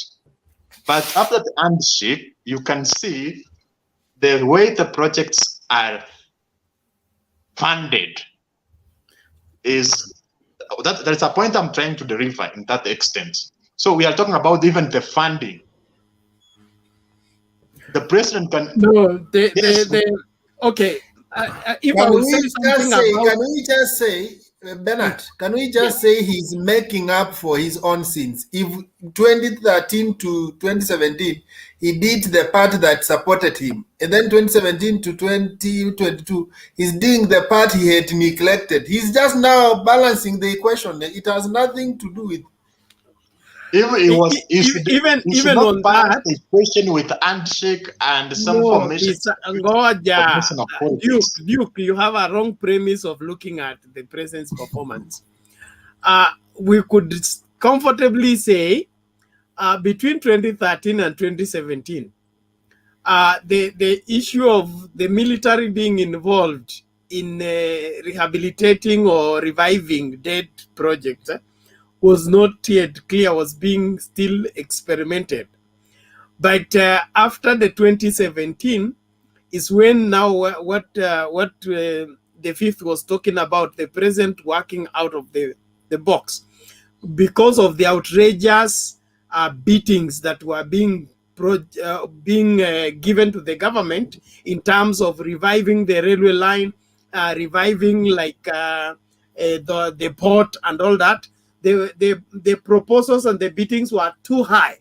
But now through the military and through the facilitation by the government, they are getting more accomplished with lean budget. That is why the president is now able to have this work done within the shortest time. So outside of the bureaucracy, the president is performing, or rather is getting more done than when it was following your usual so-called constitutional means, where there is a beating and then the people go and hijack the process. They go and remove this person, go add man on it, come and stifle the government in the name of wanting to make a kill of every project. So I believe the president is more wise on this one in ensuring that we use less money to do more work than to spend more money in doing lean work. We are not talking about the. We are not talking about the procedure. No, have you been to Uhuru? We are talking about where those projects are being initiated. I'm asking you a question. Have you been to Uhuru lately? Yes. Have you seen the wall of the railway? The land that belonged to the railway? It is fully built. The railway line has been rehabilitated. The structures that had done brown have all been made new. Is that being done because of votes, or somebody has gotten it right on how to get things done within a short time? Why did the president launch 5 dispensaries at night if he wanted votes? You know, I was talking about the issue of handouts, and I was trying to connect that with the recent feast of the president to Kisumu and No, Ukambani. So you are trying to Mr. link it to Duke, I everything. think You are, I'm like you are beginning to trying to agree with destroy. Kizito. It's like you are trying Duke, to I'm destroy agreeing the with Kizito. discussion. You are beginning to push the UDA agenda in the No, wrong no, I'm not premise. actually. Listen Kizito made here. no. The president launching projects at night. One was to the COVID protocol. He doesn't want masses to gather in terms of going to launch a project and then there will be more spreading of COVID-19. And then on the other hand, we need to just see the president doing his job without dragging the political reasons behind it. Of course, he's a political being. He will have to do things for political reasons, but it's not everything that the president does that has to have a political connotation about it. The journey to Machakos, it was postponed. Now it happened today. Do you know? Just Yes. a moment. Do you know why the feast to Ukambani has been postponed severally? It is because he was trying to force those people to unite. And Not like, force people to unite. It is why has important it been postponed for a long period of time? Do you know the reason because behind of the it? From my embarrassment, the opinion, same embarrassment we are discussing right now. Let me When we still don't ask set him the our same house in question. order. Let me flip the question to Duke. So why did he come when they are still disunited? Because they played out that they were not completely disunited. So why did he come when they are completely disunited? The fifth. they are not completely disunited because all of them were there. Bernard, the fifth, and Duke. Can I answer? Can I have a little bit of 1 minute or two? I'm sorry to interrupt you because I've been listening. Carry on, Sam. Carry on, Sam. Okay, thank you. Before the president come to inaugurate or you call it to whatever he did in the night, the previous day or the previous 2 days, he was outside. The previous 3 days, 4 days, he has been outside the country. The functioning in Zambia, going to France. So the day he was supposed to do those things, he made sure that he could do it in the night because he came in too late from whatever national function, international function, whatever he was doing. I'm sorry, give me just a minute because I know you guys you have more information. You have more information than me. I'm sorry. When he was doing that one in the night, it was not about COVID, having COVID or no. Because when the president has a function and the next day he has a different function, he has to do it regardless whether it's night or day, because the next day or the next few hours he will be doing other things. That's in the function of the president. So with the function of the president, nobody will ever try to question it. Because the head of the state or the CEO of the company has a different schedule at a given time. And he cannot skip that function here to go out and do other things because of time. No, he has to do it because maybe he or she has different function, different time at the different places. That's one thing. The other thing is, we have been talking here about corruption, this and this and this. These are functions. My dear gentlemen,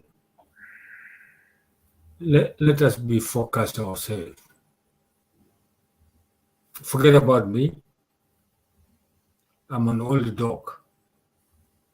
I'm sorry to say, to tell you young guys, I'm an old dog. In the next 2 years, I'll be 60 years. I don't care. 60 is too young. Yeah? 60, you are still a young dog. You need to join. No, in the next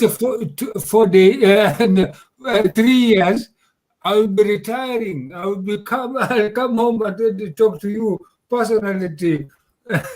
Because and Bernard and Kuja ukue chief. Kuja utampatia chief. Yeah? Kuja utampatia ukue chief. Come back home and we talk like me. The chairman of the council of elders. No, I don't want that one. I'll give you to you guys. I'll be on the background. I don't want to. I just go in the background the way Kalonzo was today. I'm sorry to say that, unless you want it, you have to be on the background because leave the young generation to go forward. Maybe they want something, whatever they want. You go backward. Sam, there's something you didn't bring out very clearly. Yeah. Because I wondered, I presumed that you watched the president's clip when after he had launched the 5 dispensaries. Yeah. And he clearly said why he did that. I have seen you completely hold a different view of the same. No. Yeah. The 5th. Because I don't want to call you the 5th because I know you personally. I don't want to call you the 5th. Sorry, so. But there's one thing here, because when he launched this, whatever he was launching in the night, on one hand, he was doing the best thing he can do it. Because many people could have scrambled there, everybody could have wanted to see him, everybody would have wanted to do whatever they wanted, and the service could have been hindered. That's why they didn't want to do it. That's one of the things. The other things, according to his... Was there wisdom in that? I can say he had a wisdom. Because one thing, he didn't want to hinder the problem. Yeah, but again, there is a key point he mentioned, which you are forgetting. Yeah. He said that Nairobi has been having a challenge. Yeah. Most of the dispensaries and hospitals actually close at 6. And that means that the patients who fall sick at night have challenges in getting access to amenities. So he said these 5 have been identified to be the dispensaries that will be working 24 hours. Yeah. And for him to test their viability, he wanted to come at night and see how do they operate at night. So it's like when you are launching a 24-hour economy and you travel at night, you see how the city behaves. So that is the whole thing why he decided to go at night. It has not, okay, COVID is just an added thing, but it is about the function of the 5 dispensaries that came as the top priority. If there will be 24 hours, then let me see if I go at an earthly hour. It's called an earthly hour, to see whether I will meet people there and will they be in their regalia working, or will all of them will be dozing. It's just like if you have employed somebody, a watchman at your gate, you want, and tomorrow morning you ask him and he said, I dreamt you are dead. Then you know that person was sleeping. He was not watching your gate. Okay, thank you, the 5th. Let me answer this way, in a different way. Maybe when the president went there, he had already alerted them, I will come at this time. Supposing, I say supposing he went there without alerting them, or nor even the boss, General Badi. What do you think the situation could have found it there? How? What is the situation could have found it there? It could be a terrible situation. But anyway, since he alerted the boss, General Badi, and the director of those medical centers, to make the scenario that the president is coming at this time here, from this time to this time, they had to prepare themselves. They had to prepare themselves.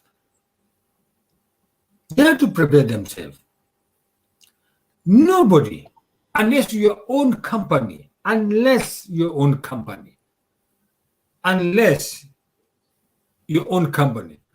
whereby you can go either at 6 in the morning, 12 in the afternoon, or 10 in the morning, or the 10 in the night, whereby you don't have to tell the workers, the manager, at what time you'll be there, because you just want to see how they're doing. These guys were prepared. You could see it according to the video script, the way they were presenting it. They were prepared. I'm sorry to say the fifth and beyond. And look, these people are prepared. They knew exactly what time will be there.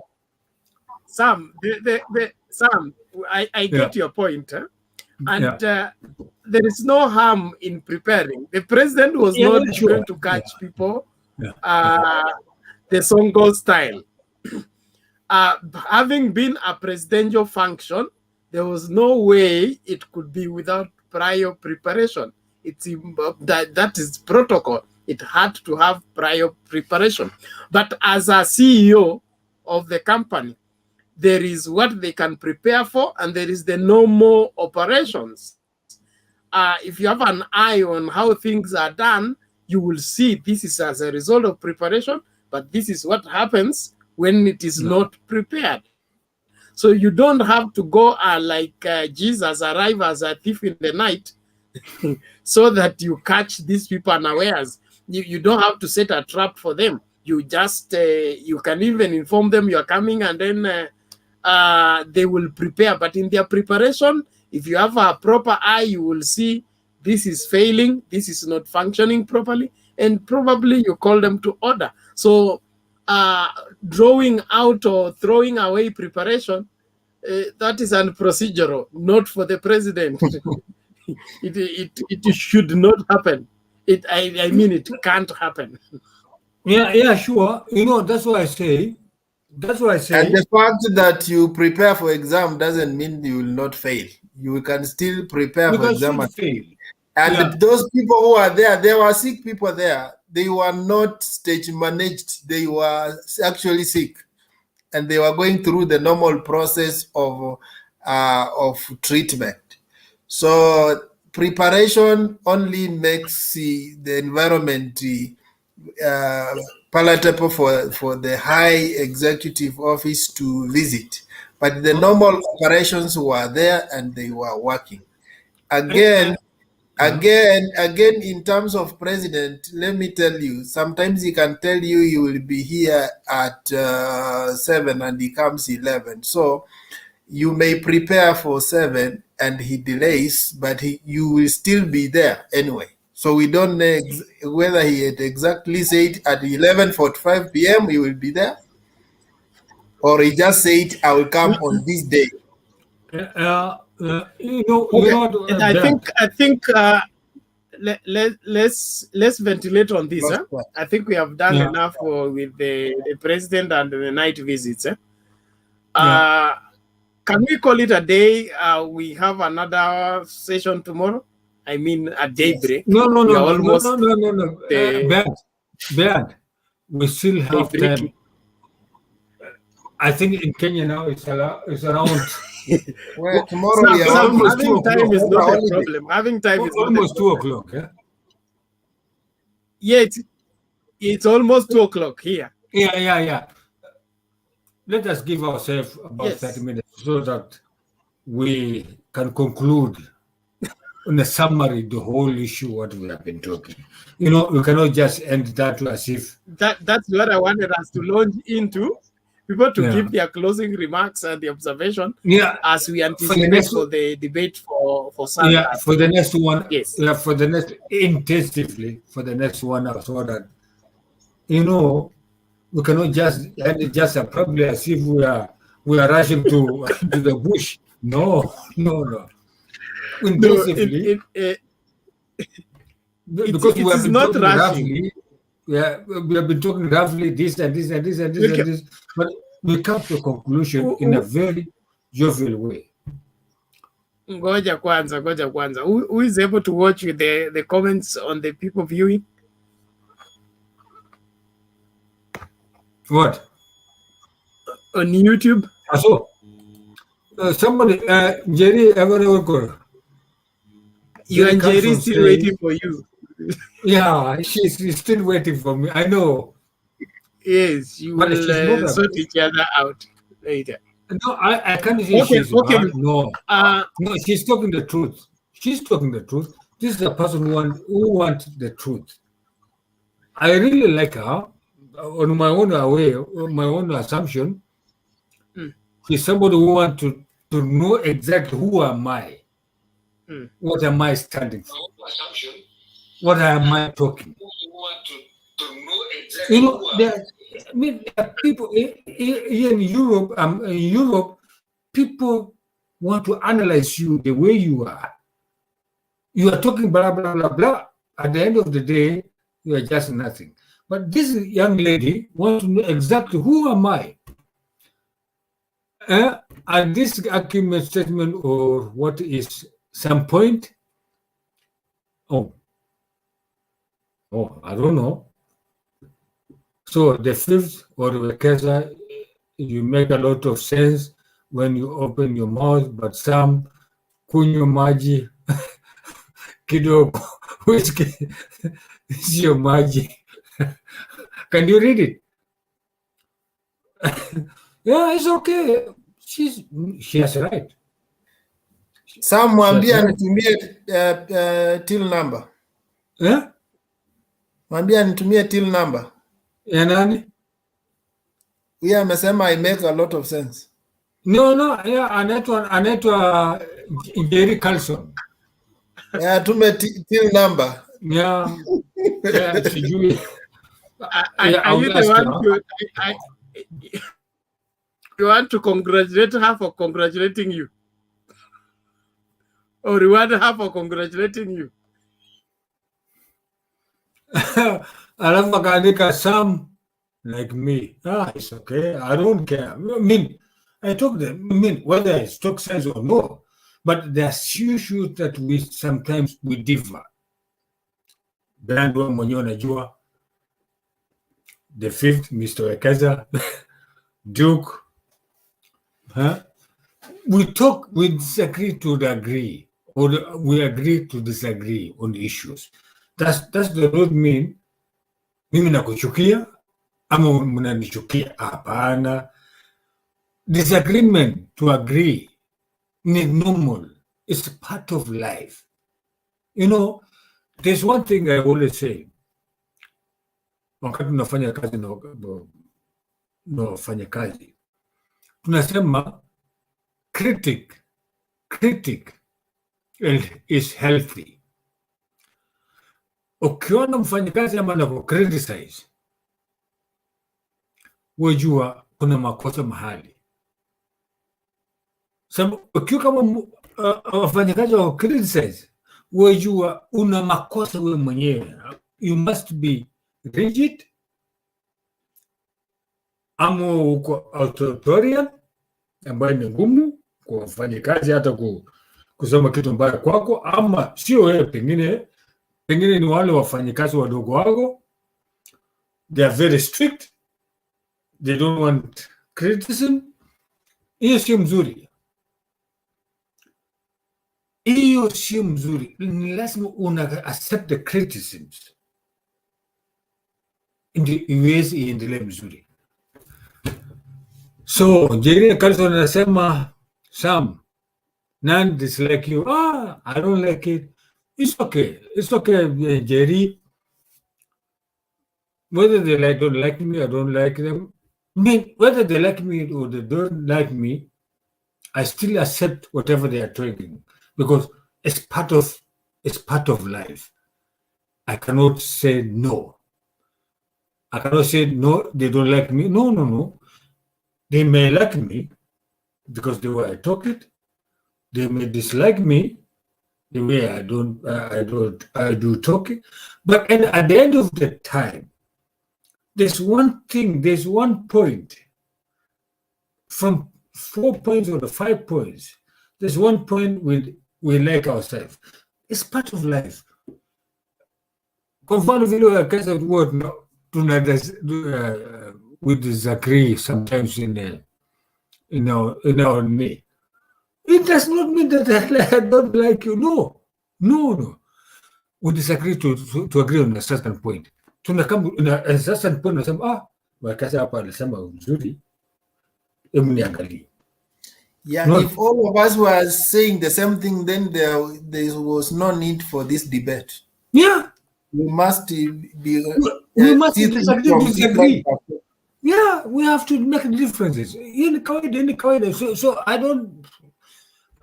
Unajua, from Carlson hata akisema ile atasema I like her the way she is. Me say I cannot judge her bad. No. No, it's okay. She's part of. She is part of ourselves. She's part of us. Ni Mkenya mwenzetu. Hata kama ameolewa mahali ameolewa, bado ni wetu. Tupende tusipende, bado ni wetu.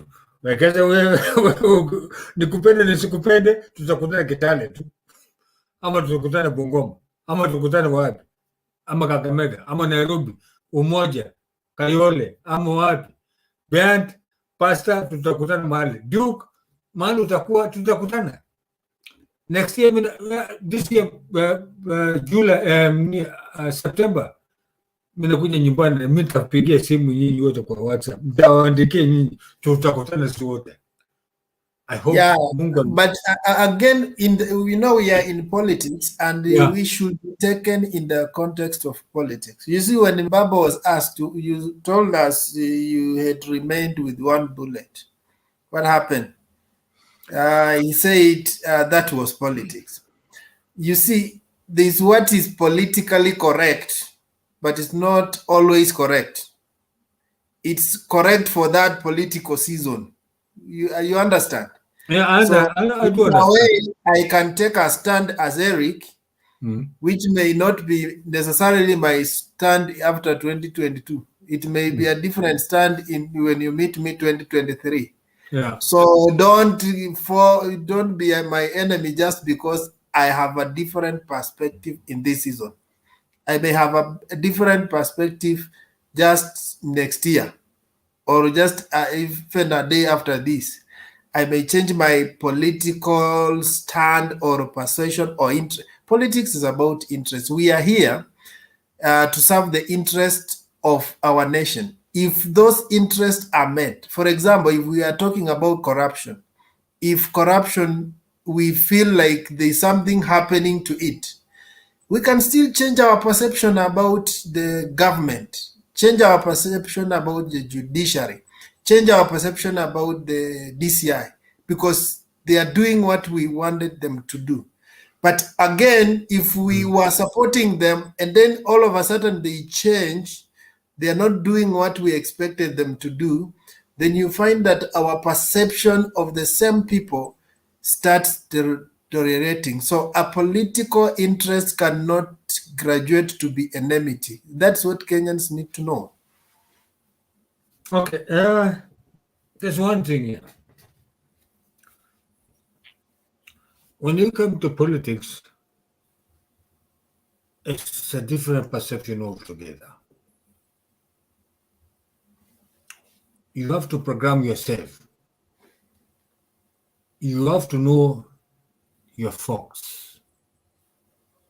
That means you have to know the background of your people. How do you go?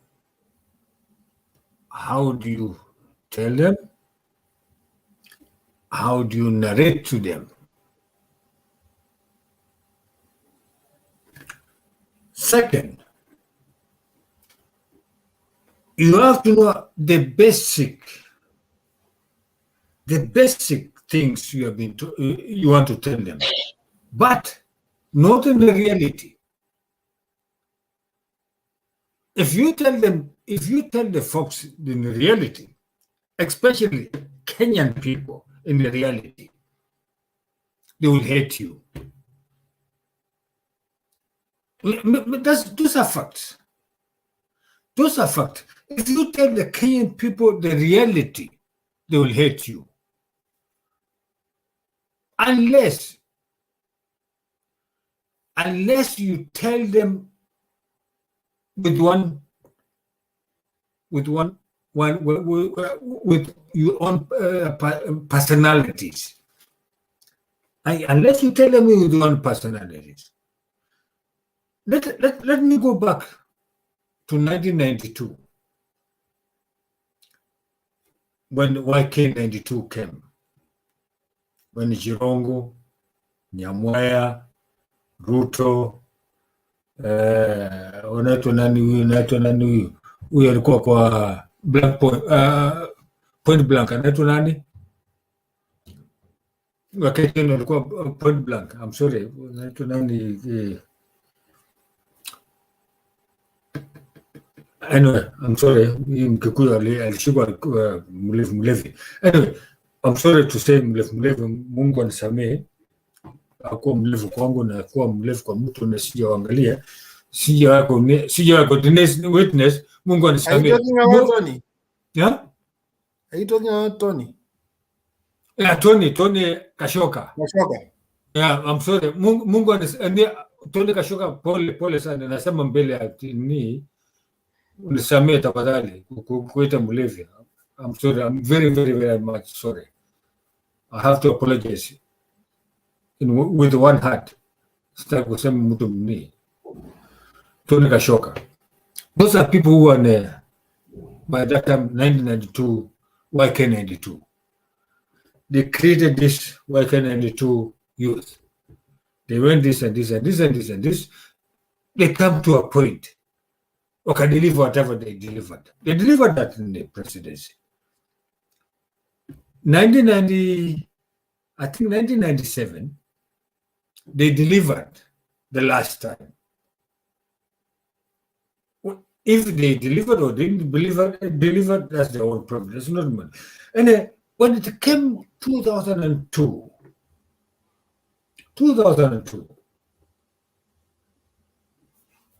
when the Moi endorsed Kenyatta,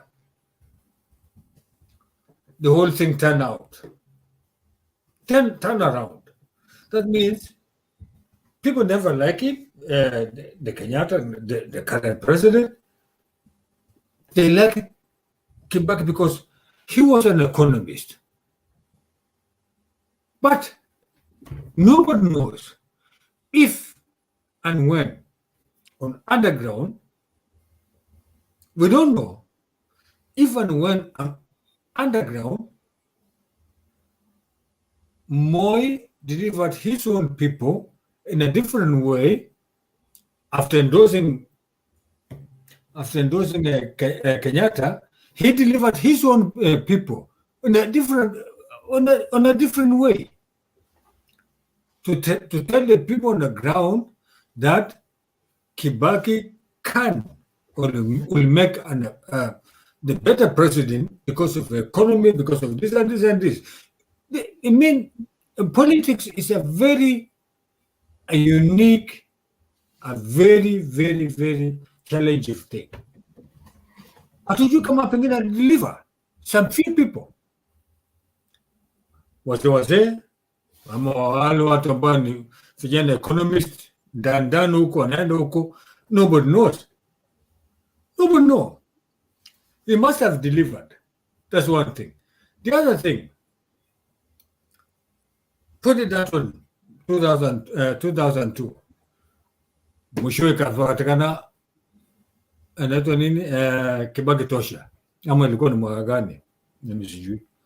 So ikakuja 2007 wakati ya Kibaki tosha nikaleta furugu yote hivi, sababu ule ameenda nyumbani. Sasa ikabaki sasa nyumbani at that time, unasema at that time the current president of that time, na ule mwingine anasema Kibaki tosha, ikaenda duru nini, mwisho ikaanza kuleta furugu. And that's where to make a stupid idiot shit. Mpaka saizi watu bado wanafikiria kitu. People dying. Sam, tuko wapi? Anyway, Mungu atusamee. Sam, tuko wapi? We are lost. Tuko wapi? No, nasema kwani mnisikii? I think okay, I had stepped out shortly, but Sam, you're mixing up facts. 2002 is when there was Kibaki tosha. Yeah, 2007 nilikuwa nasema mimi sijui, najua sisi wengine tunaishi nchi ya miaka mingi, hatujui sijui 2002 2007 kitu kama hiyo. Asante sana Ben kuniambia kuwa 2002 Kibaki tosha ndio kaini.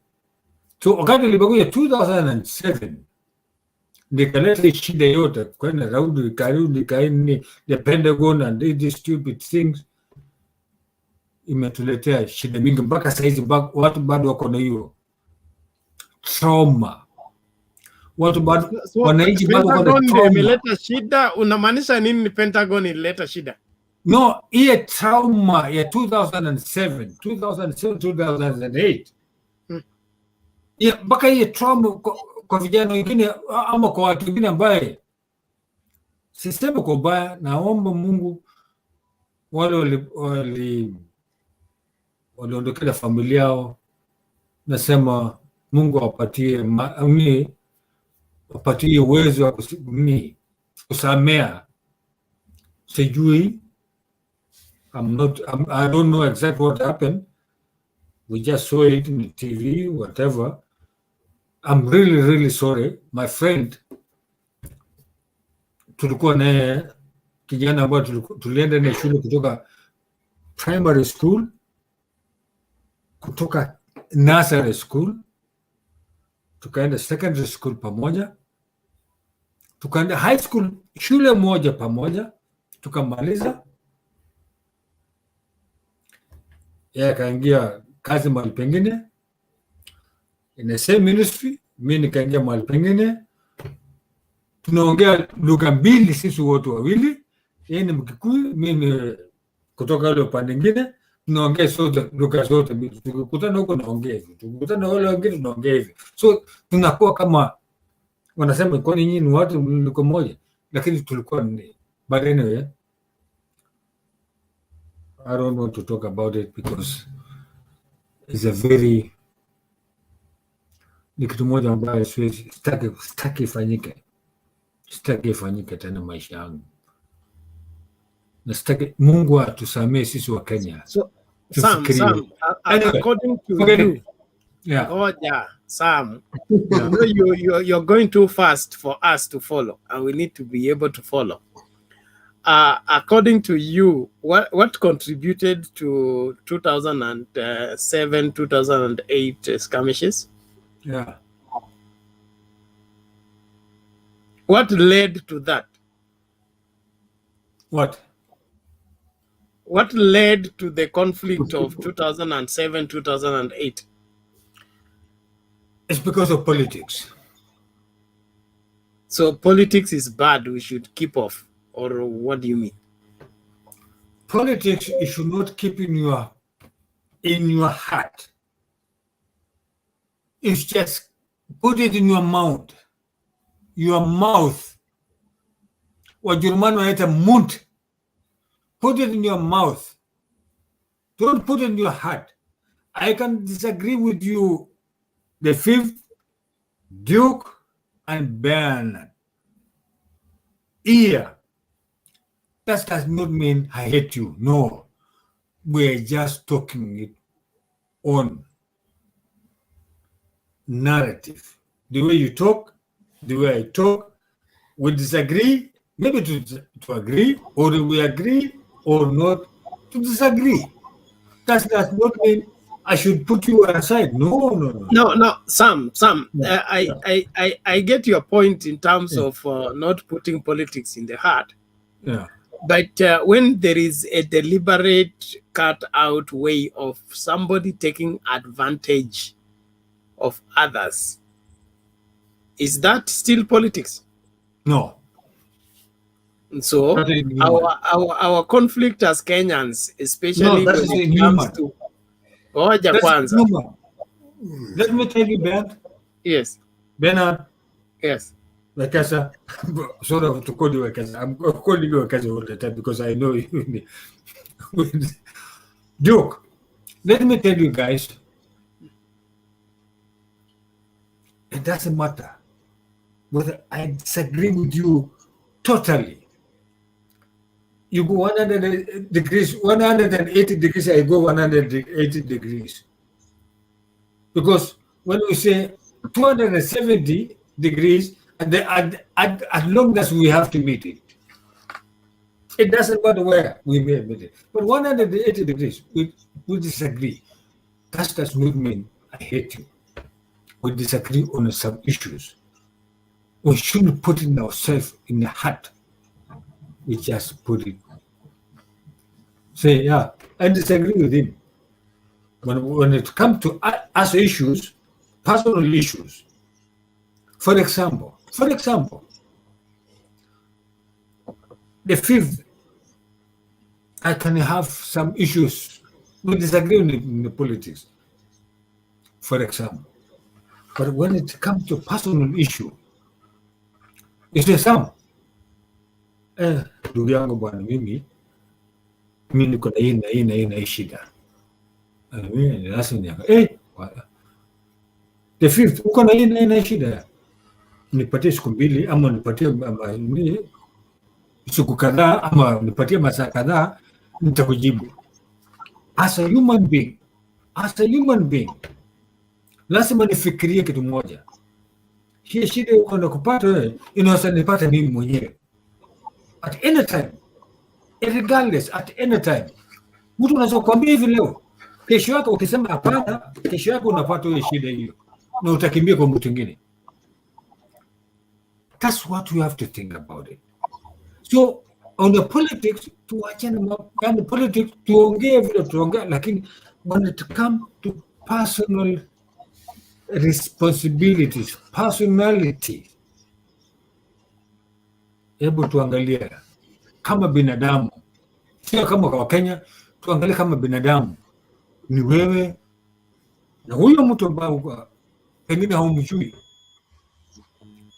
lakini ikifika mahali lazima ule mtu unamsaidia, sio lazima akusaidie, hapana, ama sio lazima kurudishia, hapana.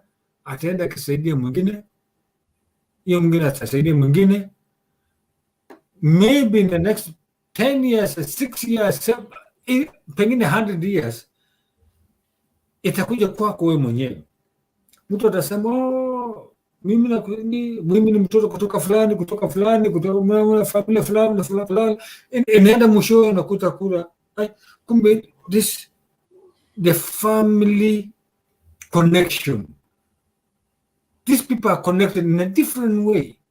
Hawajuani, lakini they are connected in a different way. So we have to think about it. So, kuna swali lingine? Okay. Thank you, Sam. I think that is almost it. I don't think Our 30 minutes are remaining 10. Kuna Frau Carlson anasema hivi, Toba, is our friendship still alive? If he was, who killed him? Who? Who? The story of your twin brother you went to school with. So no, that's, I can say it was my twin. I can tell you, he's still there, but the part of his family, extended family. Na huyo mpaka sasa tunaongea Kikuyu na yeye, mimi naongea naye Kikuyu. Anaitwa Daiti Kaiga. Yeah, is a military officer, senior officers. Mimi nilitoka mapema, yeye akabaki kwa Air Force, senior military officers, ako ni pale. But akinipigia saa yote, hata kama ni saa ngapi, unaongea naye kama ni Kikuyu, kama akiongea na mimi kwa lugha yangu, mimi naongea naye kama kawaida. But he is, hata ikifika saa ngapi akitoka akiwa holiday, saa zingine anatuma gari ya kazini huko nyumbani, anaenda anafanya. And I still believe in him, and I still believe in his family, ingawaje extended family. Something happened that I'm really disappointed with our own nation. Mimi nasema nation Kenya. Unaangalia mtu mwingine ni kama shetani, na ni mwenzako, mmeishi na yeye. Haki ya Mungu nakwambia, mkija uzunguni hii, that's when you realize we are doing stupid idiot things back nyumbani. I'm sorry to say so. Tunafanya stupid idiot things nyumbani. Hapa tunaangaliwa kama takataka. Whether you are from West Africa, whether from South America, maybe South America ni kama sisi tu. Wala from Jamaica, wala from America, bila ukiona ni weusi ni wote. Wanaita wote Africans. Well, from Africa. That's what I say. Tulichukua wazungu ni kama sisi, ni kama ni Mungu. Tunachukua sisi. Sawa. Thank you. Well, okay. Let's move on, please. We need to bring the curtains down. I have another show that I'll be doing very early. Yeah. So I would rather... Bena unitextia alafu ni assist. Kama ni ngoja kwanza. Kama ni kanisa, Mungu anisamee. Even if I leave, I would want you people to discuss progressively, not be stuck in one item. Yeah, sure. So wale wanataka kulala walale, wale wanaendelea waendelee. Yeah, tutaendelea. We leave the floor open. Yeah, so, we leave the floor open. Then that means some will take charge, and then you will alert Clinton to switch off when we are done. Yeah, I will alert him because I still have him there. Yeah, he's the only one who has the key. Yeah, I'll text him. Just continue you guys, until we have 8 hours if you want to go. 8 hours. So we have only spent 4 and 30 minutes. We still have got. Okay. It's okay. Otherwise, let's link up again in the other day. Okay. Thank you so much, Bernd. God bless you all. See you in the next show. Okay, lala salama. Mungu akubariki. Amen. Good night. We will see you the next time. Wacha niongee naye vijana hii yetu. Jay, Duke. I want to add on what you have said. Actually, Yeah. You have said that at all, the fundamental fact is as we are all humans. You have seen the way the politicians are changing the formations and the way they are siding with. Just the way you said in 2007, in 2002, Kibaki and Raila were on the same team. And you see in 2007, they departed. And we have there was a devastating conflict. Actually, the same thing is going to happen. Because in 2013, all the 2017, Ruto and Uhuru were together against Raila. And now you see, that's what actually, in the Rwanda genocide, in response to the Rwanda genocide, Nelson Mandela said, I am ashamed to be an African.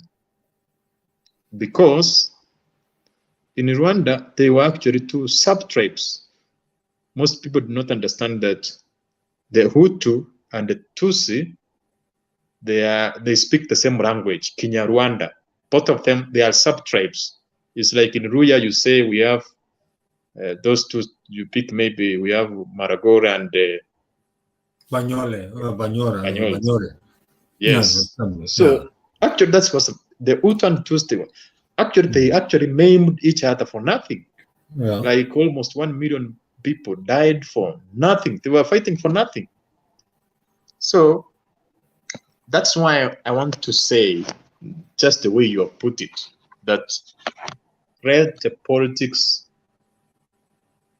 not redefine what humanity is. That is the human instinct, that which drives you to know what's right and what's wrong. For example, in the 2007 election violence, actually, it also affected even me. I come from Nyamira and Makisi, but there were several cases who have put their hand in the border between Kericho and Nyamira. Others were working the tea plantations. Actually, my uncle was chopped to death. Yeah. So what you said is right, that let us agree to disagree. And also, I'm happy with the recent happenings in Kenya, because in 2013, the 2013-2017 period, we were having very strong supporters of the president, like Murukomen, like Duare. They were even supporting impunity, the bad implementations which the president was executing. But now, when that has turned against them, it teaches them that actually do the right thing. So if you do the right thing all the time, it's good for you. Because if you have an opportunity and you do the wrong thing, you forget that you are not going to, that position may be taken. For instance, in seconds. That's how most dictators have been removed. There were several dictators who never even imagined that they will be overthrown from power because they were controlling everything. So it's good as a human to adhere to the basic fundamental principles of humanity. You as a person, you have to know what's right and what's wrong. Because actually, I was actually even very upset because in 2007, in Kisii, we actually voted for Raila. That's why even Nyachai was defeated. But you can see we were being chased from the land. So it is actually a very critical and a good point which you have said, that it's good for us to agree to disagree, and the political stands and the formations are always evolving. So today we will be in a different formation. Maybe tomorrow there is a handshake between Ruto and Raila, you see, and maybe another faction emerges. So we are not permanently in that political formation. Ndio maana Mandaga alisema siasa ziweke kwa roho, weka kwa ranks. Unapumua.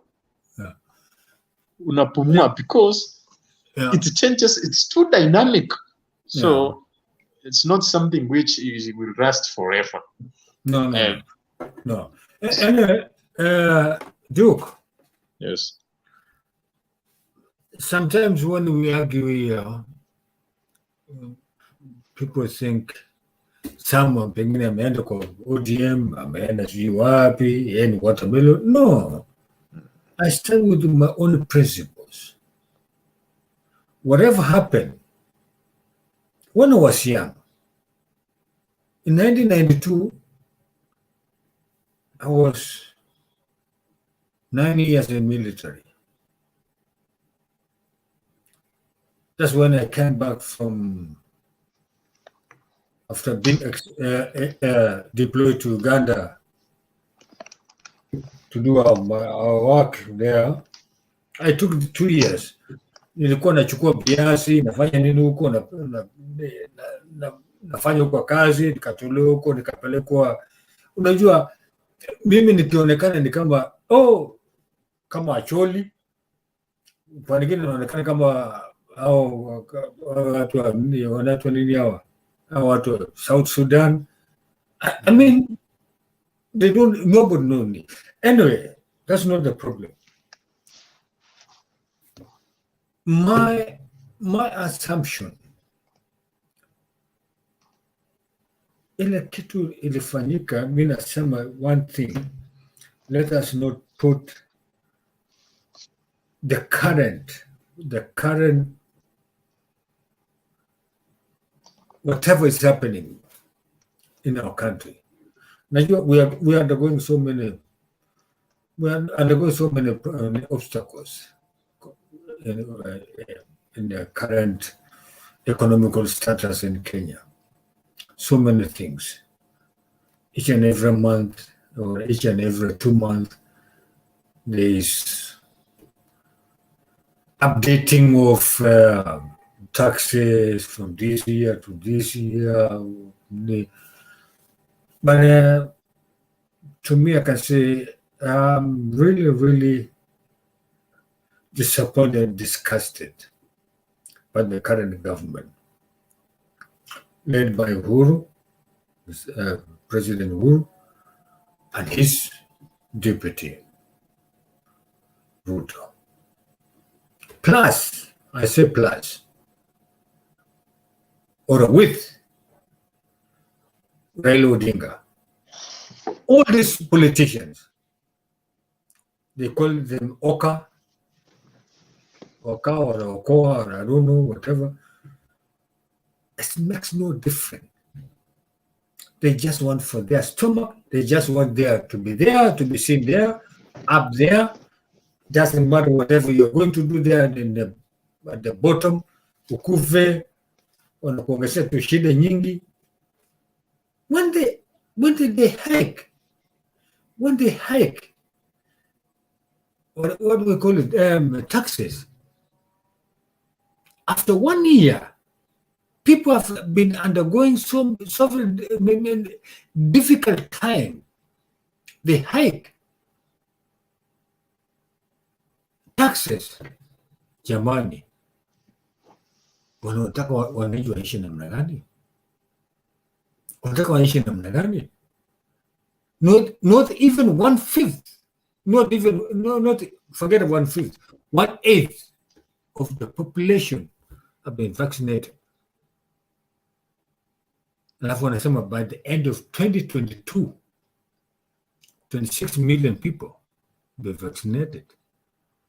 So are they waiting for the next 1 year?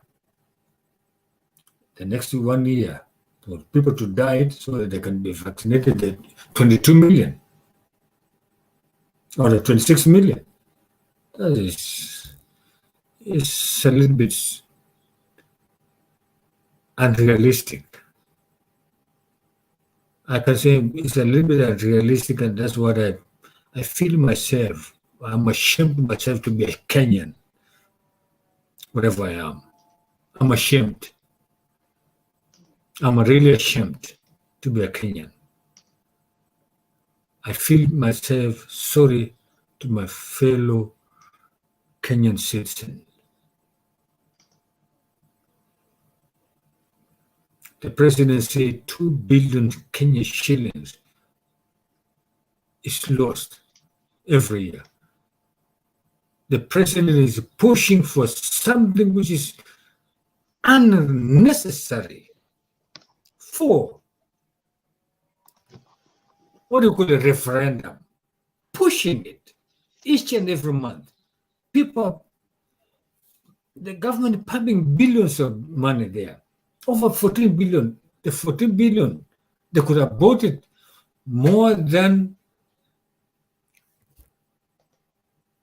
3 billion, 350 million injection, vaccination issues for the citizen.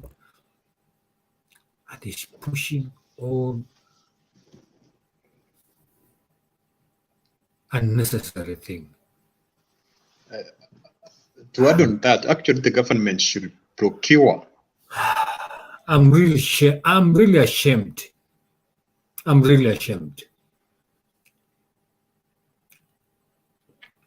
It's okay. Carry on there. So, talking about the vaccines, actually the government should procure like even 50 million vaccines, because they should not actually wait for donations. I saw one of the politicians talking in the media that there is no need for us to rush to buy more vaccines, and there are more donations on the way. We have actually to wait, and which is a very embarrassing, which is a mistake actually. So Duke, that means they wait for people to die so that they can they're being given. Yes. They themselves, the politicians themselves, they have already vaccinated. They have 2 vaccines. I'm sure they have 2 vaccines. By May, I had already 2. I had already finished because I'm working I'm working in a hospital. But does not mean that I'm new. I'm more superior than. No. When I think my own family, my own brothers, my own family, I mean brothers, sisters, and the cousins, and I mean extended family, I really feel pity for them. What is the government? The government of Kenya, they want people to die so that they can vaccinate more 26 million people. Well, how about the rest? 30 million people. That means they want the 30 million people to die so that they can vaccinate the 26 million people. At the end of next year, at the end of 1 year. This is a very funny thing. It's a very funny thing. It's a very funny thing. It's a very funny thing that nobody will understand it. What are we doing? And we are talking to the president. We're talking about the deputy president, talking about the former prime minister, talking about Kalonzo, talking about Musalia, talking about, what do you call it, this? I mean, what sort of people are these?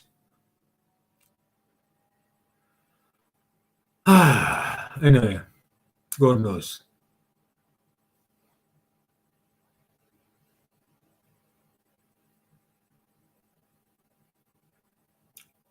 Jay?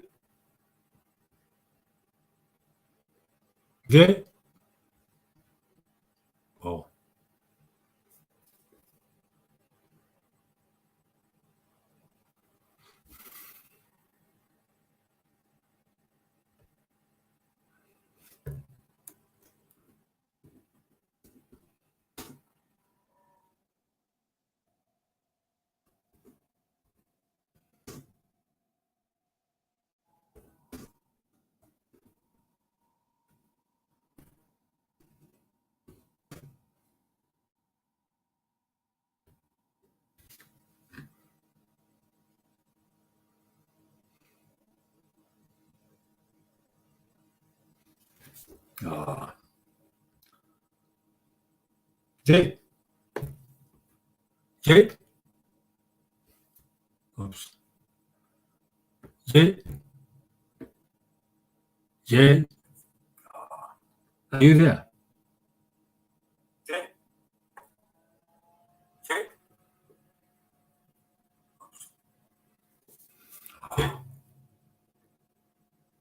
Jay. Are you there? Yeah, talk.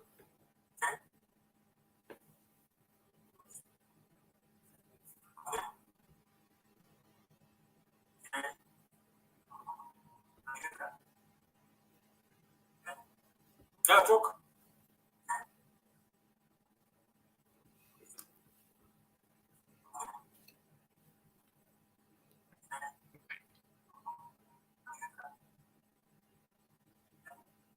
Yeah, talk.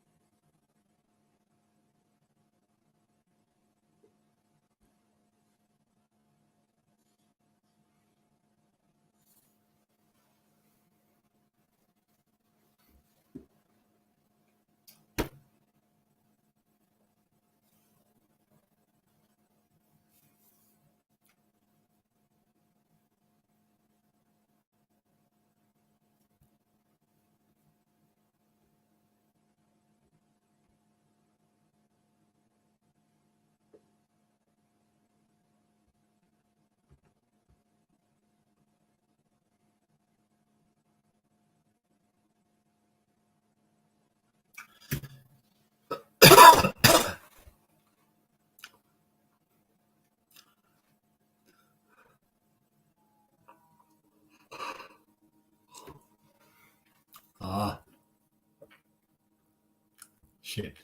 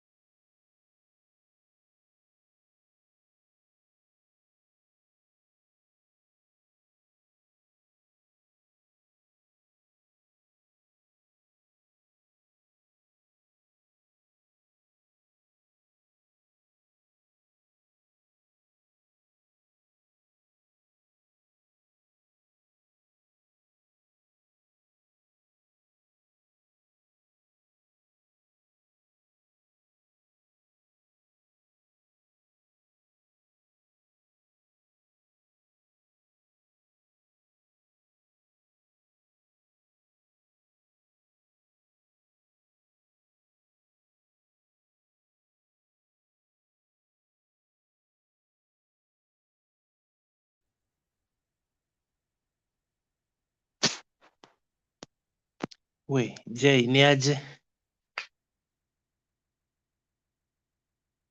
Hello?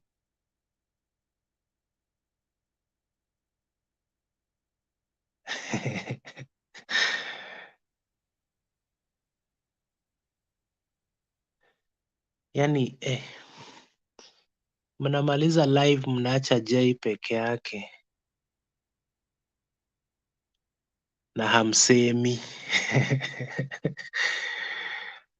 Hey, let me end it. Asanteni kwa wale ambao mmewatch mpaka hii late night. Good nightini. Sorry for the inconveniences. Bye bye bana. Bye bye. Bye bye.